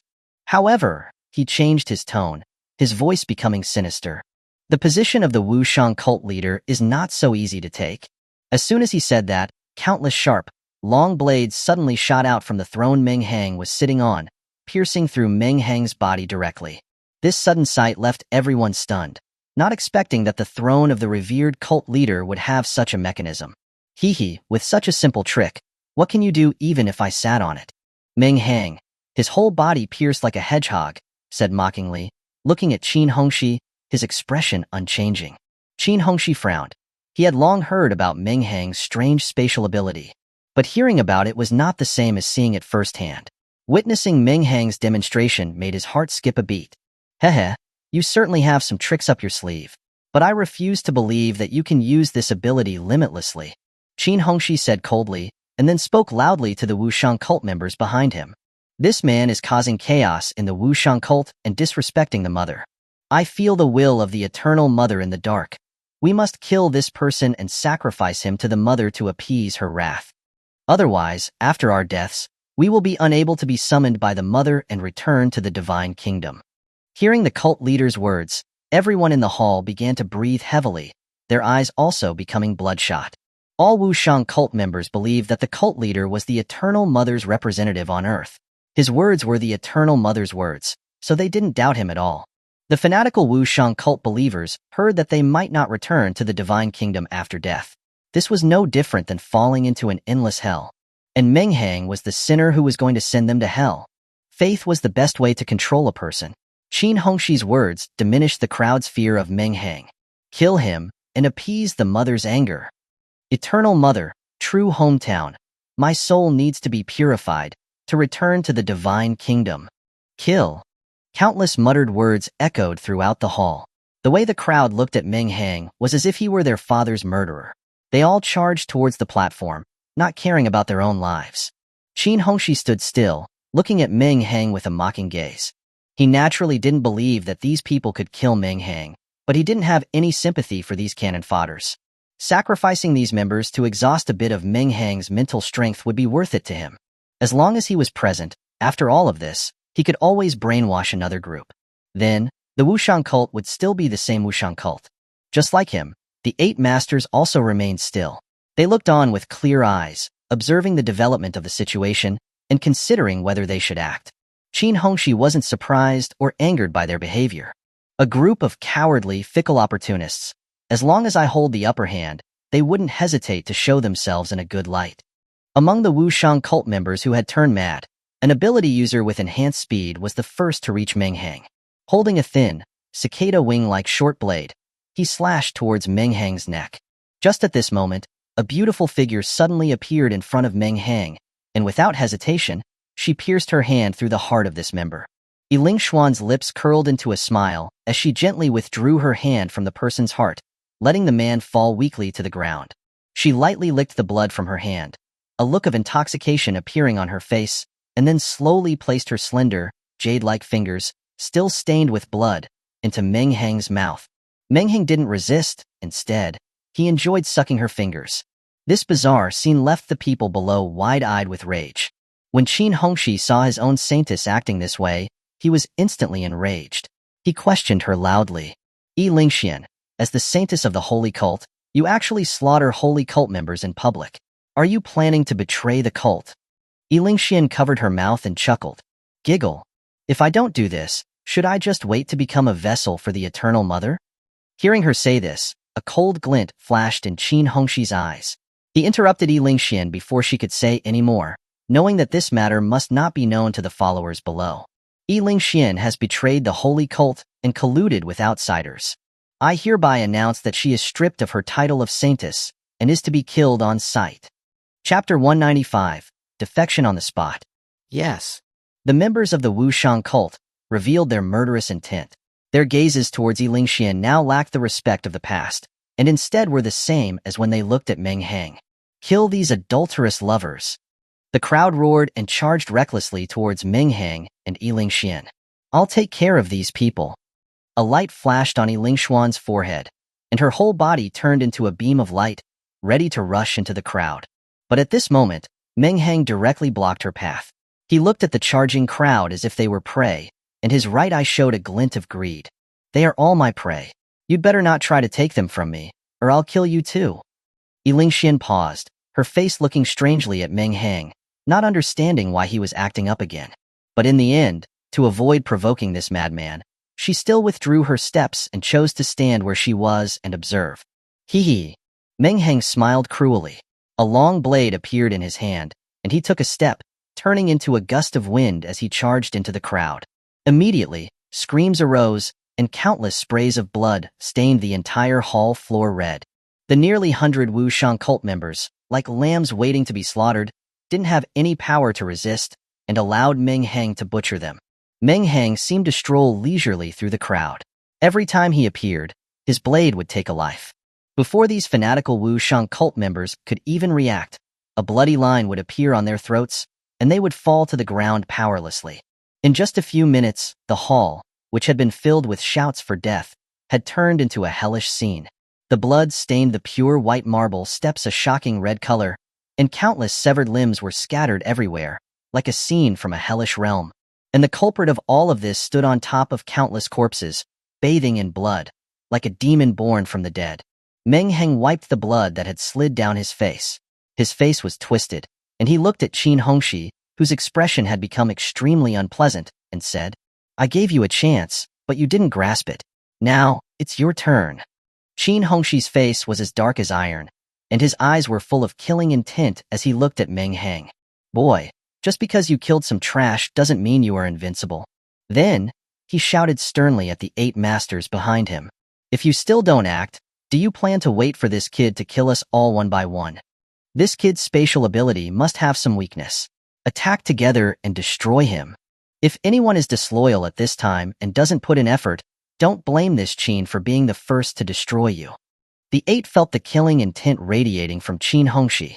Their hearts trembled as they realized he was serious this time. They didn't dare to hesitate any longer and gathered their mental energy, ready to charge towards Meng Hang. Seeing this, the corners of Meng Hang's mouth curled into a mocking smile, and his Sharingan spun. In the next moment, a look of confusion appeared in the eyes of the 8, who were just about to attack, but their movements didn't stop. "Himph kid, today will be the day you..." Before Qin Hongxi could finish speaking, he spat out a mouthful of blood. He lowered his head in disbelief, looking at his body pierced by a weapon, and then slowly turned his head, looking at the 8 behind him.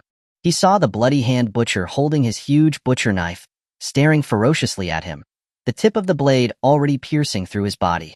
The other 7 looked at him with cold eyes, with none of the respect they had shown before. Why? Qin Hongxi couldn't believe that his 8 masters would betray him at this time, and he asked the 8 in confusion. Unfortunately, none of the 8 answered his questions. Like ruthless killing machines, one after another they mercilessly stabbed their weapons into Qin Hongxi's heart, as if trying to prove their loyalty to Meng Hang. The blood flowing from Qin Hongxi's mouth couldn't stop. His confused eyes became vicious. "Die!" Just as he was about to use a secret technique to perish together with these traitors, Li Dazue struck again. A cold light flashed, and Qin Hongxi's good head was thrown high into the air, then it fell heavily to the ground, bouncing twice like a ball before stopping. His empty eyes were filled with endless confusion and unwillingness. Blood spurted out, splashing on the faces of the 8, who were still expressionless, and his body fell powerlessly to the ground. An overlord, the leader of the Wushang cult, who had been hunted by the Dragon Kingdom for who knows how long, had died just like that, betrayed by his own subordinates. Hee hee. Meng Hang's sinister and triumphant laughter echoed through the hall. Then, he walked on the blood, like a king born from the blood, and slowly returned to his throne. "Greetings, young master." The 8 knelt down on one knee before Meng Hang, looking extremely loyal. At this time, Yiling Xian was gaping, looking at Qin Hongxi's mangled body, at Meng Hang, who sat high on the throne, his left eye cold and his right eye twisted with cruelty, and at the 8 Wushang cult masters who had knelt before him, declaring their allegiance. She felt like she was dreaming. When she invited Meng Hang to join the Wushang cult, she had fantasized that he would turn the sect upside down. But Yiling Xian could not even imagine how Meng Hang had managed to control the 8 of them in just one day, making them obedient and submissive. The cult leader is dead just like that? Meng Hang, this? She wanted to open her mouth and ask, but when she met Meng Hang's pitch-black eyes, a bone-chilling coldness came from the bottom of her heart, and she forcefully swallowed the words that she was about to say. Meng Hang looked at the corpses scattered on the floor of the hall, and at the unseeing eyes of Qin Hongxi. The corner of his mouth curved into a smile. He was also secretly shocked by the ability of Kodo Amatsukami to control the minds of others. Last night, he had just wanted to try controlling a few of them using the crows that carried the Kodo Amatsukami. Even if it failed, it wouldn't matter. But he had never imagined that it would bring him such a big surprise today. As for the cooldown period of more than 10 years after each use, don't be ridiculous. What he had exchanged was the eternal Mangekyo Sharingan. With the addition of the Hashirama cells in his body, It was practically as if there were no cool down at all.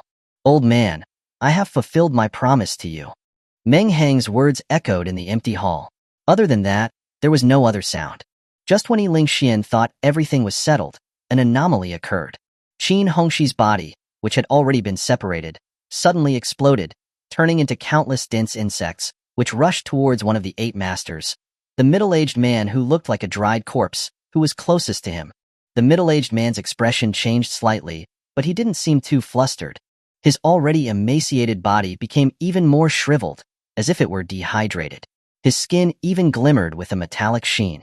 He was the one among the 8 masters with the greatest defensive power. When he activated his ability, he was said to be as tough as copper and iron, impervious to swords and spears. How could a bunch of insects possibly harm him? Just as he activated his ability, the dark, swarming insects arrived in front of him and instantly engulfed him.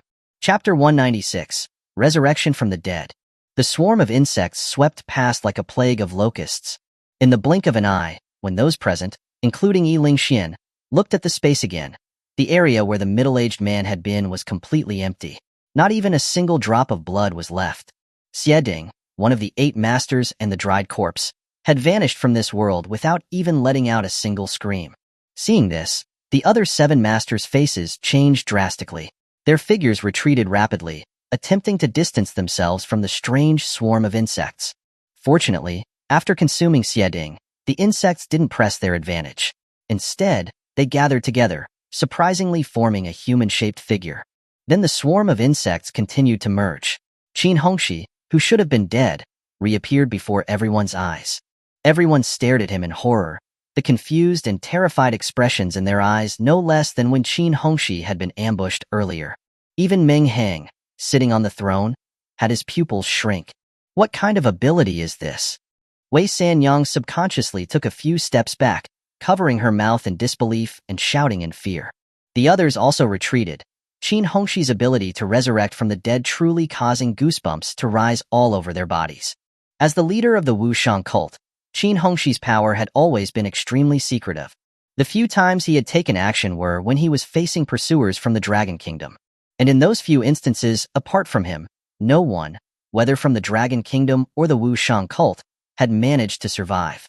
So, naturally, no one knew what his ability actually was. Qin Hongxi looked at the remaining 7 masters with a ferocious expression. He naturally didn't know that they had been caught in the perverted illusion of Kodo Amatsukami, and only thought that Meng Hang had promised them some benefits, leading to their temporary defection. So at this time, his hatred for these few even surpassed his hatred for Meng Hang. "Traitors, you must die." With a roar full of killing intent, Qin Hongshi's body exploded again, turning into countless beetles, which split into 7 groups, each charging towards one of the 7. When the 7 saw the beetles that had instantly devoured Xie Ding charging towards them, their faces changed drastically. Injioyo attacked first. The dense darkness behind him, like a spider web, enveloped the swarm of insects. Faced with the overwhelming darkness, the swarm of insects seemed to have a will of their own, and they scattered in all directions to avoid it. But the darkness was too fast, and it instantly enveloped most of the beetles, with only a small portion managing to escape. But those few that had escaped were enough. In the blink of an eye, the remaining insects arrived on Injioyo's body and crawled in through his nostrils, ears, eyes, and other unspeakable places. Ah! A blood-curdling scream rose as a pair of Injioyo's sinister eyes were instantly consumed by the beetles, becoming empty sockets with bloody tears trickling down from them. The insects that had entered his body frantically gnawed at his internal organs. In the blink of an eye, Injioyo's body began to shrivel, like a deflated balloon, until only a shriveled human skin remained. The beetles that had consumed the flesh began to split rapidly, instantly filling out Injioyo's skin. Then the dense swarm of beetles consumed the entire skin, leaving nothing behind. On the other side, when Li Dazue saw the swarm of insects attacking him, his face became ferocious. He swung the butcher knife in his hand repeatedly, creating an impenetrable net that slashed towards the swarm. Unfortunately, what happened next almost made his eyes pop out of his sockets. When the extremely sharp blade struck the swarm of insects, it actually produced a metallic clang. Then, the black beetles opened their enormous jaws and devoured the entire blood-red net, as if they were eating cookies. What the F***CK? Li Dazue cursed loudly. He didn't dare to fight head-on and turned around, wanting to escape. But the insects were like leeches, flapping their wings and turning into a black mist, engulfing and devouring him at an extremely fast speed. In just the blink of an eye, Li Dazue's hefty body was consumed, leaving nothing behind. At the same time, another swarm of insects arrived in front of Wei Sanyang. They didn't know anything about cherishing beauty and were ready to consume her. Wei Sanyang's face was pale, but her hand movements were not slow. The folding fan in her hand suddenly opened. Inside the fan wasn't folded paper, but instead something that shimmered with light. More than just a fan, it was more like the jade bottle in Guanyin Bodhisattva's hand, hiding a shrunken ocean inside. You could even see countless ferocious sea beasts swimming inside. Wei Sanyang waved the fan, and countless streams of seawater surged out. Like a mountain torrent, like a raging tsunami, a massive wave surged up, crashing towards the swarm of insects. Faced with the raging wave, the insects quickly gathered together, like a group of fearless warriors, rushing to their deaths. That was indeed the case. The weakness of these insects seemed to be water. The insects that were caught in the wave seemed to have been drained of all their energy. After struggling for a few moments, they stopped moving. But the number of insects was too great. The ones that drowned were only the outer layer, and the remaining insects continued to charge outward against the wave. The scene that followed was shocking. The outer beetles protected the inner beetles, preventing them from being attacked by the seawater. The swarm of insects was like an onion, with the layers being peeled off one by the seawater. Yet the beetles in the innermost layer continued to charge towards Wei Sanyang. In the end, they were only a few steps away from breaking through the wave. Unfortunately, by this time, there were not many insects left. In the end, all of them died, drowned in the wave. Seeing this scene, the color finally returned to Wei Sanyang's face, and a smile of survival appeared on her face. But before this smile could fully melt onto her face, a beetle suddenly burst out of the water, turning into a black blur that flew straight into her mouth. Cough, cough, cough. A sharp pain came from Wei Sanyang's throat. She coughed desperately, trying to cough the beetle out.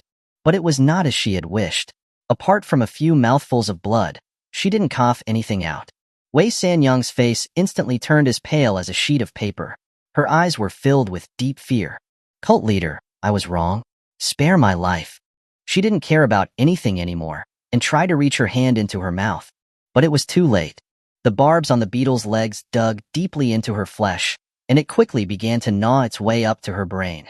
In the next second, Wei Sanyang's eyes were stained with blood. Her brain felt like someone was stirring it with a stick, causing her immense pain. The beetle, nourished by the blood and flesh, quickly began to reproduce and split in her brain.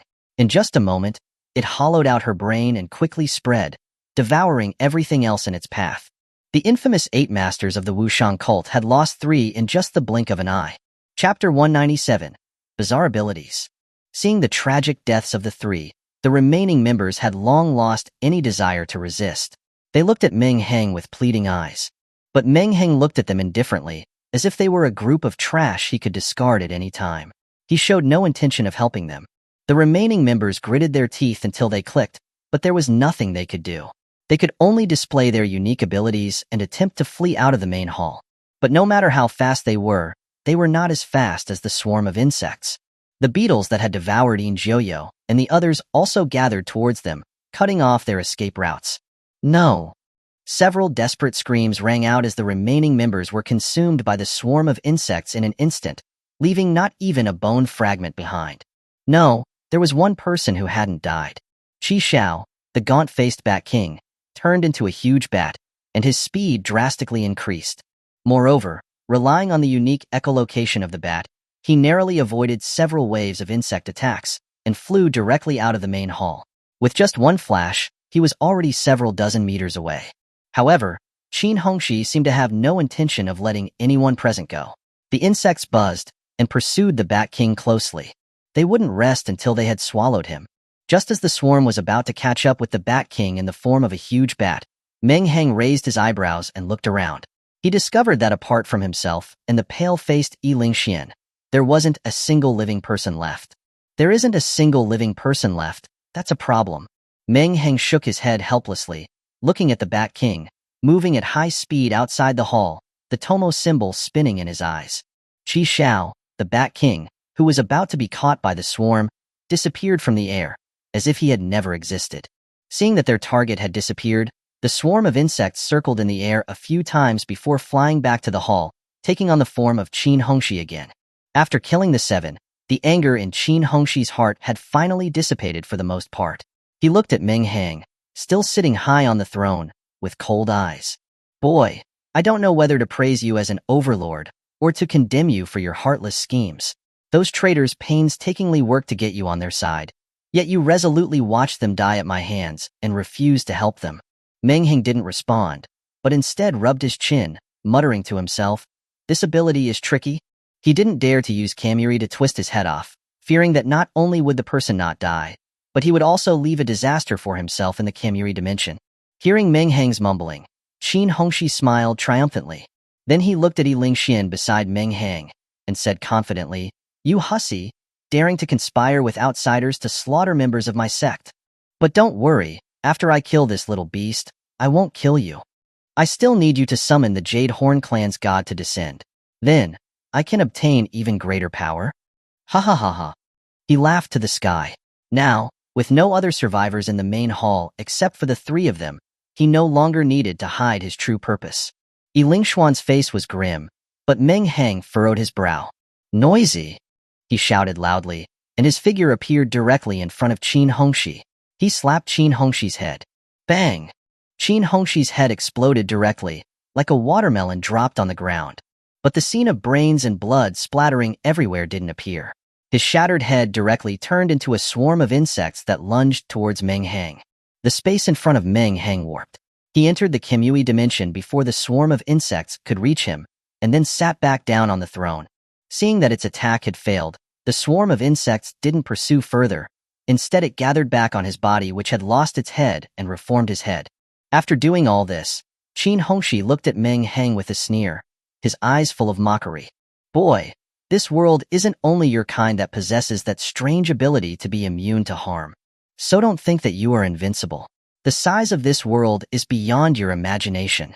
"Oh, is that so?" Meng Hang raised his eyebrows. The Sharingan in his eyes changed to Kotoame Tsukumi as he looked at Qin Hongxi. When Qin Hongxi saw these bizarre eyes, his body trembled, a look of confusion appearing in his eyes. Then, a solemn and inviolable voice appeared in his mind. "Submit. Submit." The loud voice swept through his mind like a tidal wave, as if trying to swallow his consciousness. In the next moment, a faint light radiated from the jade pendant on Qin Hongxi's chest. As a faint energy flowed into his brain, his eyes cleared up briefly. His expression changed drastically, and he immediately bit down on his own tongue. The pungent taste of blood, along with the piercing pain, allowed him to break free from the illusion instantly. Qin Hongxi looked at Meng Hang with suspicion, a huge wave rising in his heart.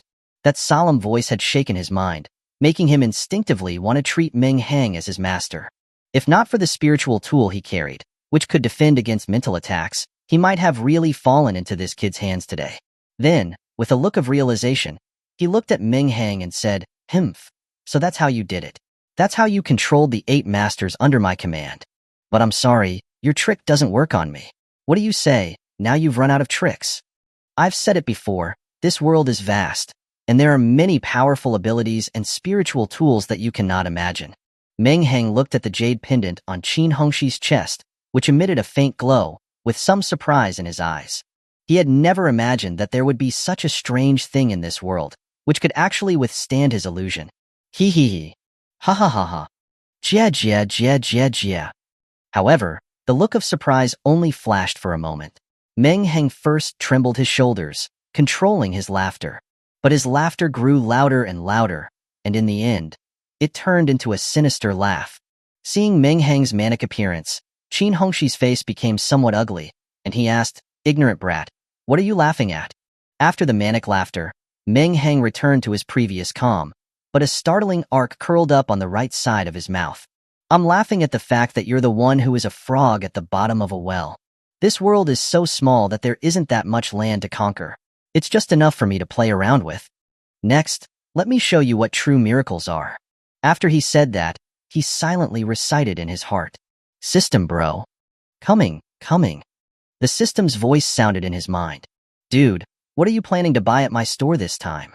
You know, ever since I went out of my head and gave you the sage body, my luck has been extremely bad. I almost lost my pants. If you don't let me make a sale this time, we can no longer be friends. Standing to the side, Lingxian, who was equally full of anticipation, was now somewhat speechless. Chapter 198. Impure World Reincarnation.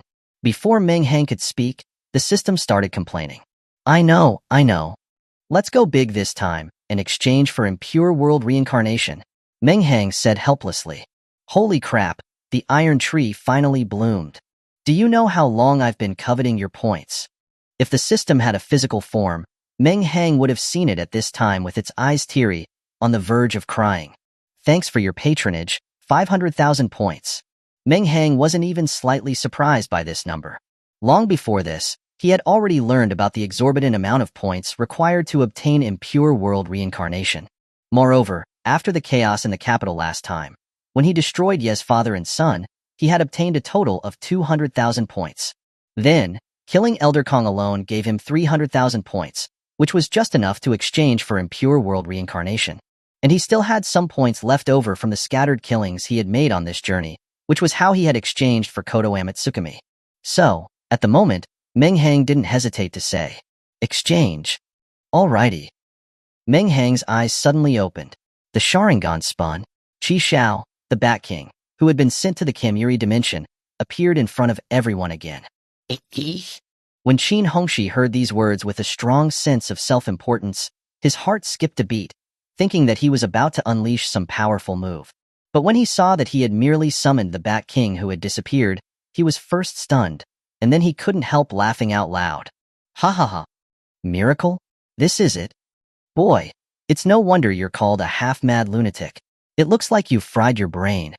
Standing to the side, Lingxian, who was equally full of anticipation, was now somewhat speechless.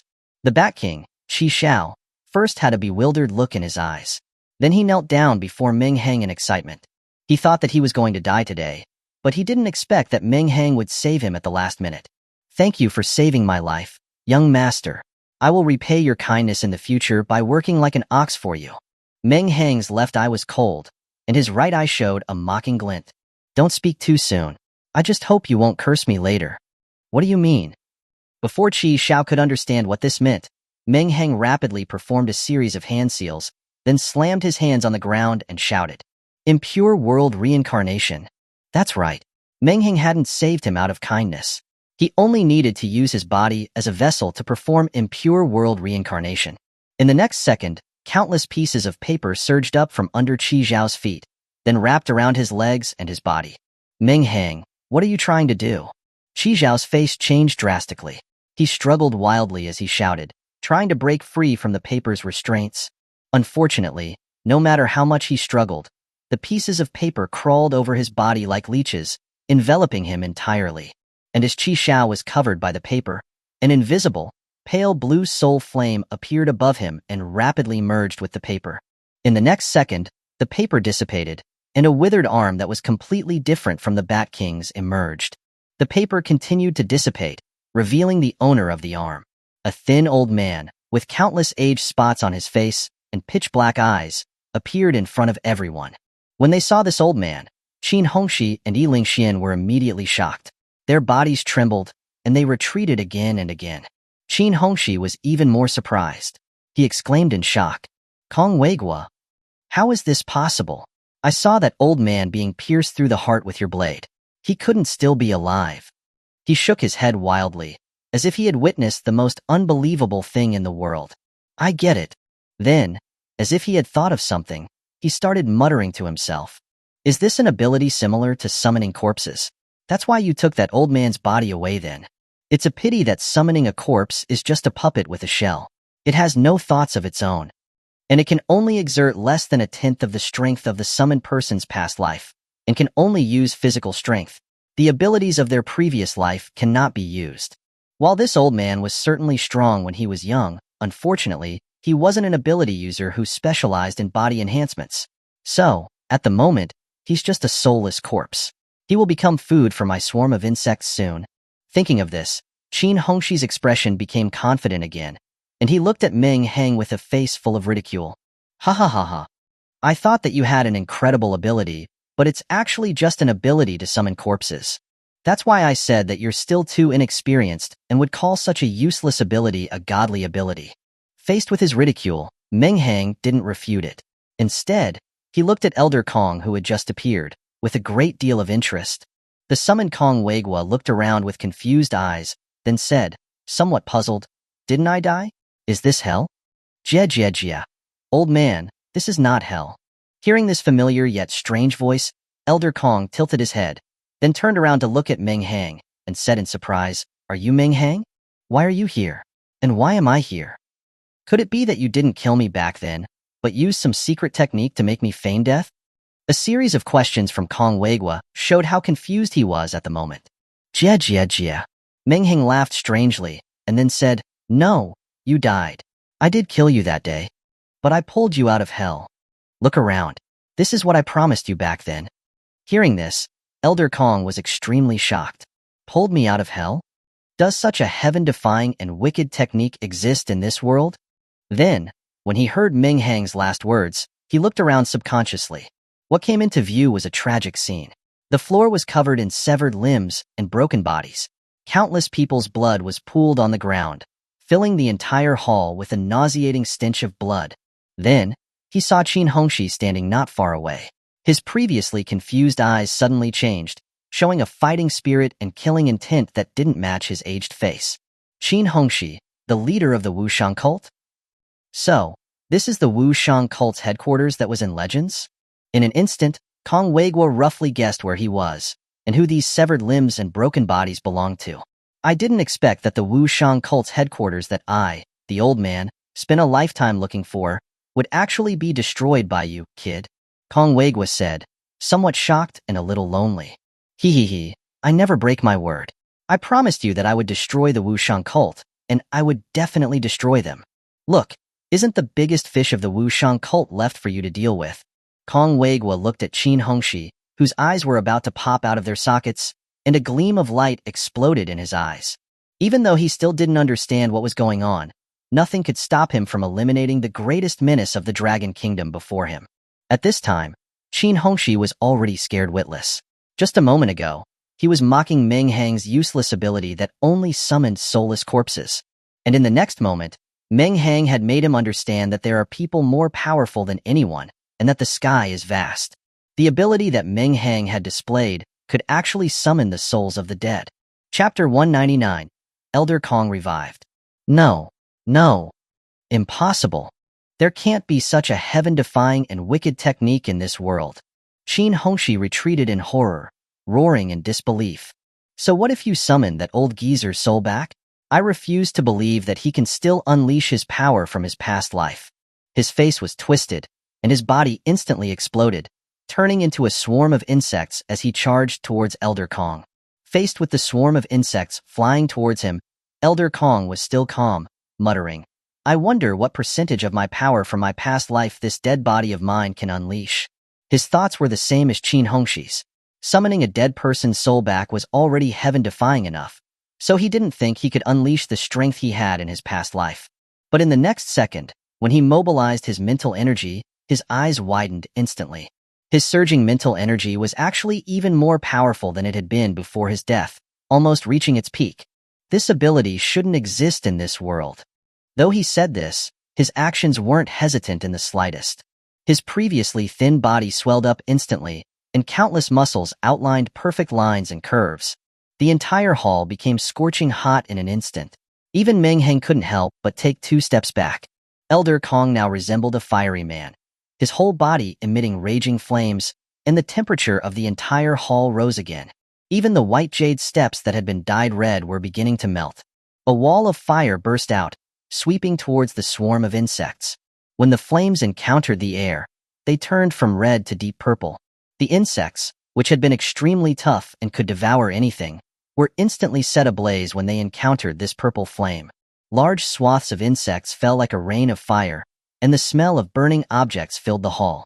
Seeing that things were not going well, the remaining insects turned around and gathered again, reforming into the image of Qin Hongxi.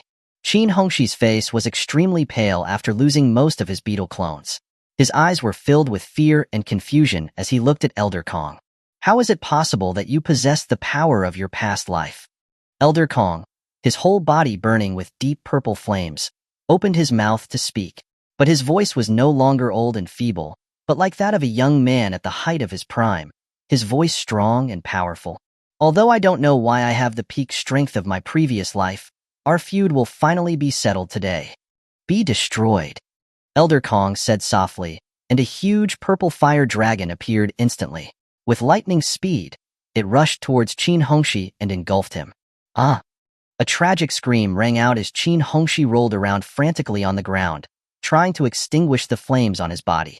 Unfortunately, no matter how he struggled, the fire grew bigger and bigger and showed no sign of dying out. With a buzz, Qin Hongxi's body transformed into countless beetles again, scattering in all directions. But the flames were like leeches, burning the beetles that attempted to escape to ashes, not allowing a single one to get away. Seeing that the leader of the Wu Shang cult, who had been a terror for countless years, had finally been killed, Elder Kong's pitch-black eyes showed a trace of relief. He never imagined that what he had failed to do in his lifetime would be accomplished after his death. He turned around, looked with complicated eyes at Meng Hang, who still sat high on the throne, acting like an observer. Bizarre spatial abilities, a 1,000-meter-tall demonic Buddha, and now this forbidden technique that shouldn't exist in the world. Can you tell me who you really are? Meng Hang leaned lazily on the seat, a faint trace of sarcasm flowing in his eyes. I'm just a normal. Before he could finish, he raised his eyebrows and looked at the corpses on the ground with some surprise. He saw countless beetles that should have been destroyed crawl out of the corpses of the Wu Shang cult members. They quickly gathered behind Elder Kong and transformed into Qin Hongxi's form again. Old man, go back to your hell. Qin Hongxi's face was twisted as he roared. His right hand turned into a dark, swarming mass of insects, and he slammed it towards Elder Kong's head. The right arm, composed of countless beetles, easily devoured half of Elder Kong's upper body. He, how could I, Qin Hongxi, the leader of the Wu Shang cult, the Eternal Mother's representative on Earth, die so easily? But just when he withdrew his arm, an arm suddenly stretched out and grabbed his neck. Qin Hongxi's eyes widened instantly. He saw that Elder Kong, who had only half a body left, hadn't fallen down. Instead, countless pieces of paper appeared in the air and reassembled on his upper body, reforming Elder Kong's figure again. Having returned to his original state, Elder Kong's eyes first showed a trace of unparalleled joy. Then his eyes turned cold as he looked at Qin Hongxi, whose smile had frozen on his face, and said, "A centipede dies hard." A ball of purple flames ignited in his hand, and instantly engulfed Qin Hongxi's entire body. Why? Why is this happening? Ah! Qin Hongxi was reduced to ashes with several unwilling screams, leaving no trace behind. Having done all of this, Elder Kong did not stop. To avoid any black beetles hiding within the corpses of the Wu Shang cult, he fired several fireballs at the same time, directly turning all the corpses on the ground to ashes. The main hall, which had been as tragic as hell, regained its solemn appearance, and even the blood stains on the ground were evaporated, leaving not even a single drop behind. After doing all of this, Kong Weigua then looked at Meng Hang again. But this time, his eyes were no longer confused. Instead, they held a trace of imperceptible killing intent. With this revival, he had suddenly realized that the real threat to the Dragon Kingdom wasn't the Wu Shang cult, but Meng Hang, who emitted an aura of evil. The wicked technique that had revived him was far too terrifying. Not only could it boost his strength to his peak, but it even gave him an immortal body. If he can resurrect himself, then isn't it possible for Meng Hang to resurrect those who have already died indefinitely, as long as he wants to? Thinking of this, he seemed to see Meng Hang walking on the lands of the Dragon Kingdom, followed by countless undead armies that had been summoned from hell. If Meng Hang's nature was pure, and he was willing to use his power to deal with the Demon Clan, then he would be happy to see this scene. But looking at Meng Hang now, Kong Weigua could only see it as a disaster for the Dragon Kingdom. I must kill him. Anyway, the Wu Shang cult has been destroyed. I was already a dead man. So what if my soul disappears again after killing Meng Hang? Thinking of this, he didn't hesitate any longer. He arrived directly in front of Meng Hang at a speed that even Meng Hang couldn't react to, and reached out his hand towards his neck. Chapter 200. Interrogation. His right hand emitted an incomparably scorching temperature. Where the flames passed, black ripples appeared in the air. These ripples were not like those of other fire-type ability users, where the heat warped the air, but were instead actually burning through space. Kong Weigwa naturally knew about Meng Hang's spatial ability, which could negate both physical and magical damage. But so what? In the face of absolute power, all abilities were just ornaments. He was confident that if Meng Hang dared to use that spatial ability, he could use the flames in his hand to burn through space directly. Even if Meng Hang hid in another world, his flames could burn fiercely in that world. Closer. Closer. A look of satisfaction had appeared on Kong Weigwa's face. The Wushang cult had fallen, and Meng Hang, this monster, would also die at his hands. In this way, the Dragon Kingdom could fight against the Demon Clan without worry. But who would know about his quiet sacrifices behind the scenes? Kong Weigwa smiled with relief. Just like his name, Kong Weigwa, he never did these things to gain the respect of others. He was truly doing this for the future of the Dragon Kingdom. But just as his withered hand was about to grab Meng Hang's neck, with just a fist's distance between them, the flames, which had been about to destroy everything, suddenly went out, and his body stopped uncontrollably where he stood. Meng Hang wiped the cold sweat from his head. Even though he had the protection of Kim Yui, there had been a moment just now when he had felt a threat beyond comparison. He. I summoned you back from hell, and had you destroy Qin Hongxi with your own hands. Is this how you repay me? A cold killing intent appeared in Meng Hang's right eye as he spoke to Kong Weigwa. Faced with Meng Hang's question, Kong Weigwa, who was stuck in place and unable to move, had a drastic change in expression. He desperately tried to control his body, but still had no reaction. After trying for a few seconds, he seemed to have resigned himself to fate. But there wasn't a trace of guilt in his expression. Instead, he replied as if it was only natural, "You are far too terrifying. I cannot allow someone with terrifying strength and a wicked mind like you to bring disaster upon the Dragon Kingdom." Hearing this, the sarcasm on Meng Hang's lips instantly vanished, and the white of his left eye, which had been cold, slowly began to show black. It was as if a drop of ink had fallen into clear water, slowly spreading. Ha ha ha ha. Wicked mind. Along the way, I have always adhered to the principle that I will not offend others if they don't offend me. Back in Cloudwater City, I destroyed the Zhang family because they coveted the secret technique in my hands. While I was out of the city on a trial, they sent people to ambush and assassinate me. If not for the fact that those useless pieces of trash couldn't kill me, I would have become food for demonic beasts. Was it wrong for me to destroy them? Was it wrong for me to destroy them? Meng Hang roared at Kong Weigwa, blood tears flowing from his eyes. Moreover, I only killed the people who tried to attack me. I didn't kill the innocent servants. In the end, it was the head of the Zhang family who was willing to sacrifice everyone just to make me go down with him, and activated the soul-extinguishing pearl to turn the surrounding several kilometers into ruins. You say I have a wicked mind? When I arrived at the capital, just because of the conflict I had with Hua Qiu and Ruan Su during the college entrance examination, their Hua and Ruan families sent people to assassinate me in the middle of the night. Was it wrong for me to destroy the families after killing the assassins? Am I supposed to wait for those families to hire even more powerful people to deal with me, and only be able to retaliate passively and have no right to act first? Meng Hang, these... Shut up. Just as Kong Weigwa was about to explain, Meng Hang instantly burst the veins in his forehead, angrily interrupting what he was about to say. And then there was that Yi Fan. He colluded with that trash Hua Yang of the Hua family and kidnapped my friend to threaten me. Heh, I always believed that in battles between people of the same age, whoever dies at the hands of another can only blame their own lack of ability. Even if I am killed by someone one day, I can only blame myself for being useless. I will not have a shred of resentment. But you can't threaten me with my friends. At this time, Meng Hang's eyes were wide open, and the white of his cold left eye was now mostly occupied by darkness. His half-black, half-white hair also began to turn completely white. Meng Hang stretched out his smooth tongue and licked his dry lips. Both sides of his mouth stretched to the roots of his ears. Jia. So I want to kill the Yi Fan in the most brutal way possible in front of everyone. I want them to know that anyone who dares harm my friends will wish they were dead. Tell me, from beginning to end, was anything that I did wrong? Why does everyone call me a demon and want to kill me so badly? Is it only when I obediently let those people from so-called major families, who see ordinary people as ants, Kill me that I can be proven to be a good person? And you. At this point, Meng Hang directly grabbed Kong Weigua's neck, who was stuck in place, and questioned him with a twisted look. You don't say that those families that are rotten to the core have evil minds, but instead say that I, who summoned you from hell and helped you destroy the Wushang cult, have an evil mind. Tell me, what is the logic behind this? The more Meng Hang spoke, the more agitated he became. Countless veins bulged on his right arm that was grabbing Kong Weigua's neck, like countless writhing centipedes.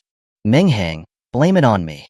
Elder Kong, who had been resurrected through the impure world reincarnation, had no five senses, so he naturally couldn't feel the suffocation coming from his neck. So his words didn't pause at all. Instead, a look of sorrow appeared on his face. It's this old man who didn't manage things properly, letting those families fall into such a state. It's because of this that I wanted to use you to correct these major families at the beginning, sacrificing one person's interests in exchange for the peace of a nation. Not to mention you, even if I am the one that is despised by everyone, I would do it without hesitation. So in the end, everything is my fault. If you want to punish someone, punish me. Kong Weigua looked at Meng Hang with a pleading expression. Jia. Faced with his pleading, Meng Hang didn't show even a shred of pity. Instead, he revealed endless cruelty. Of course I will blame you. A bell needs its ringer to be untied. So as punishment, I want you to destroy this dragon kingdom that is rotten to its core with your own hands, and watch with your own eyes as the country that you have painstakingly protected is destroyed. A new order will be established in the ruins, and the dragon kingdom will be reborn. As he said this, a look of intense fanaticism appeared in Meng Hang's eyes, and his eyes were completely replaced by darkness. Madman! Madman! After hearing Meng Hang's insane words, a look of horror appeared on Kong Weigua's face. Although I was at fault for leading you down the wrong path, I must make another mistake today for the sake of the Dragon Kingdom and destroy you, you beast. As he said that, he was about to attack Meng Hang again. But no matter how hard he tried, his body was stuck in place, unable to move. Jia. I was the one who summoned you. Your life and everything you are is under my control. I'll have you destroy the entire Dragon Kingdom. Even if you don't want to, you will still flawlessly complete the orders I give.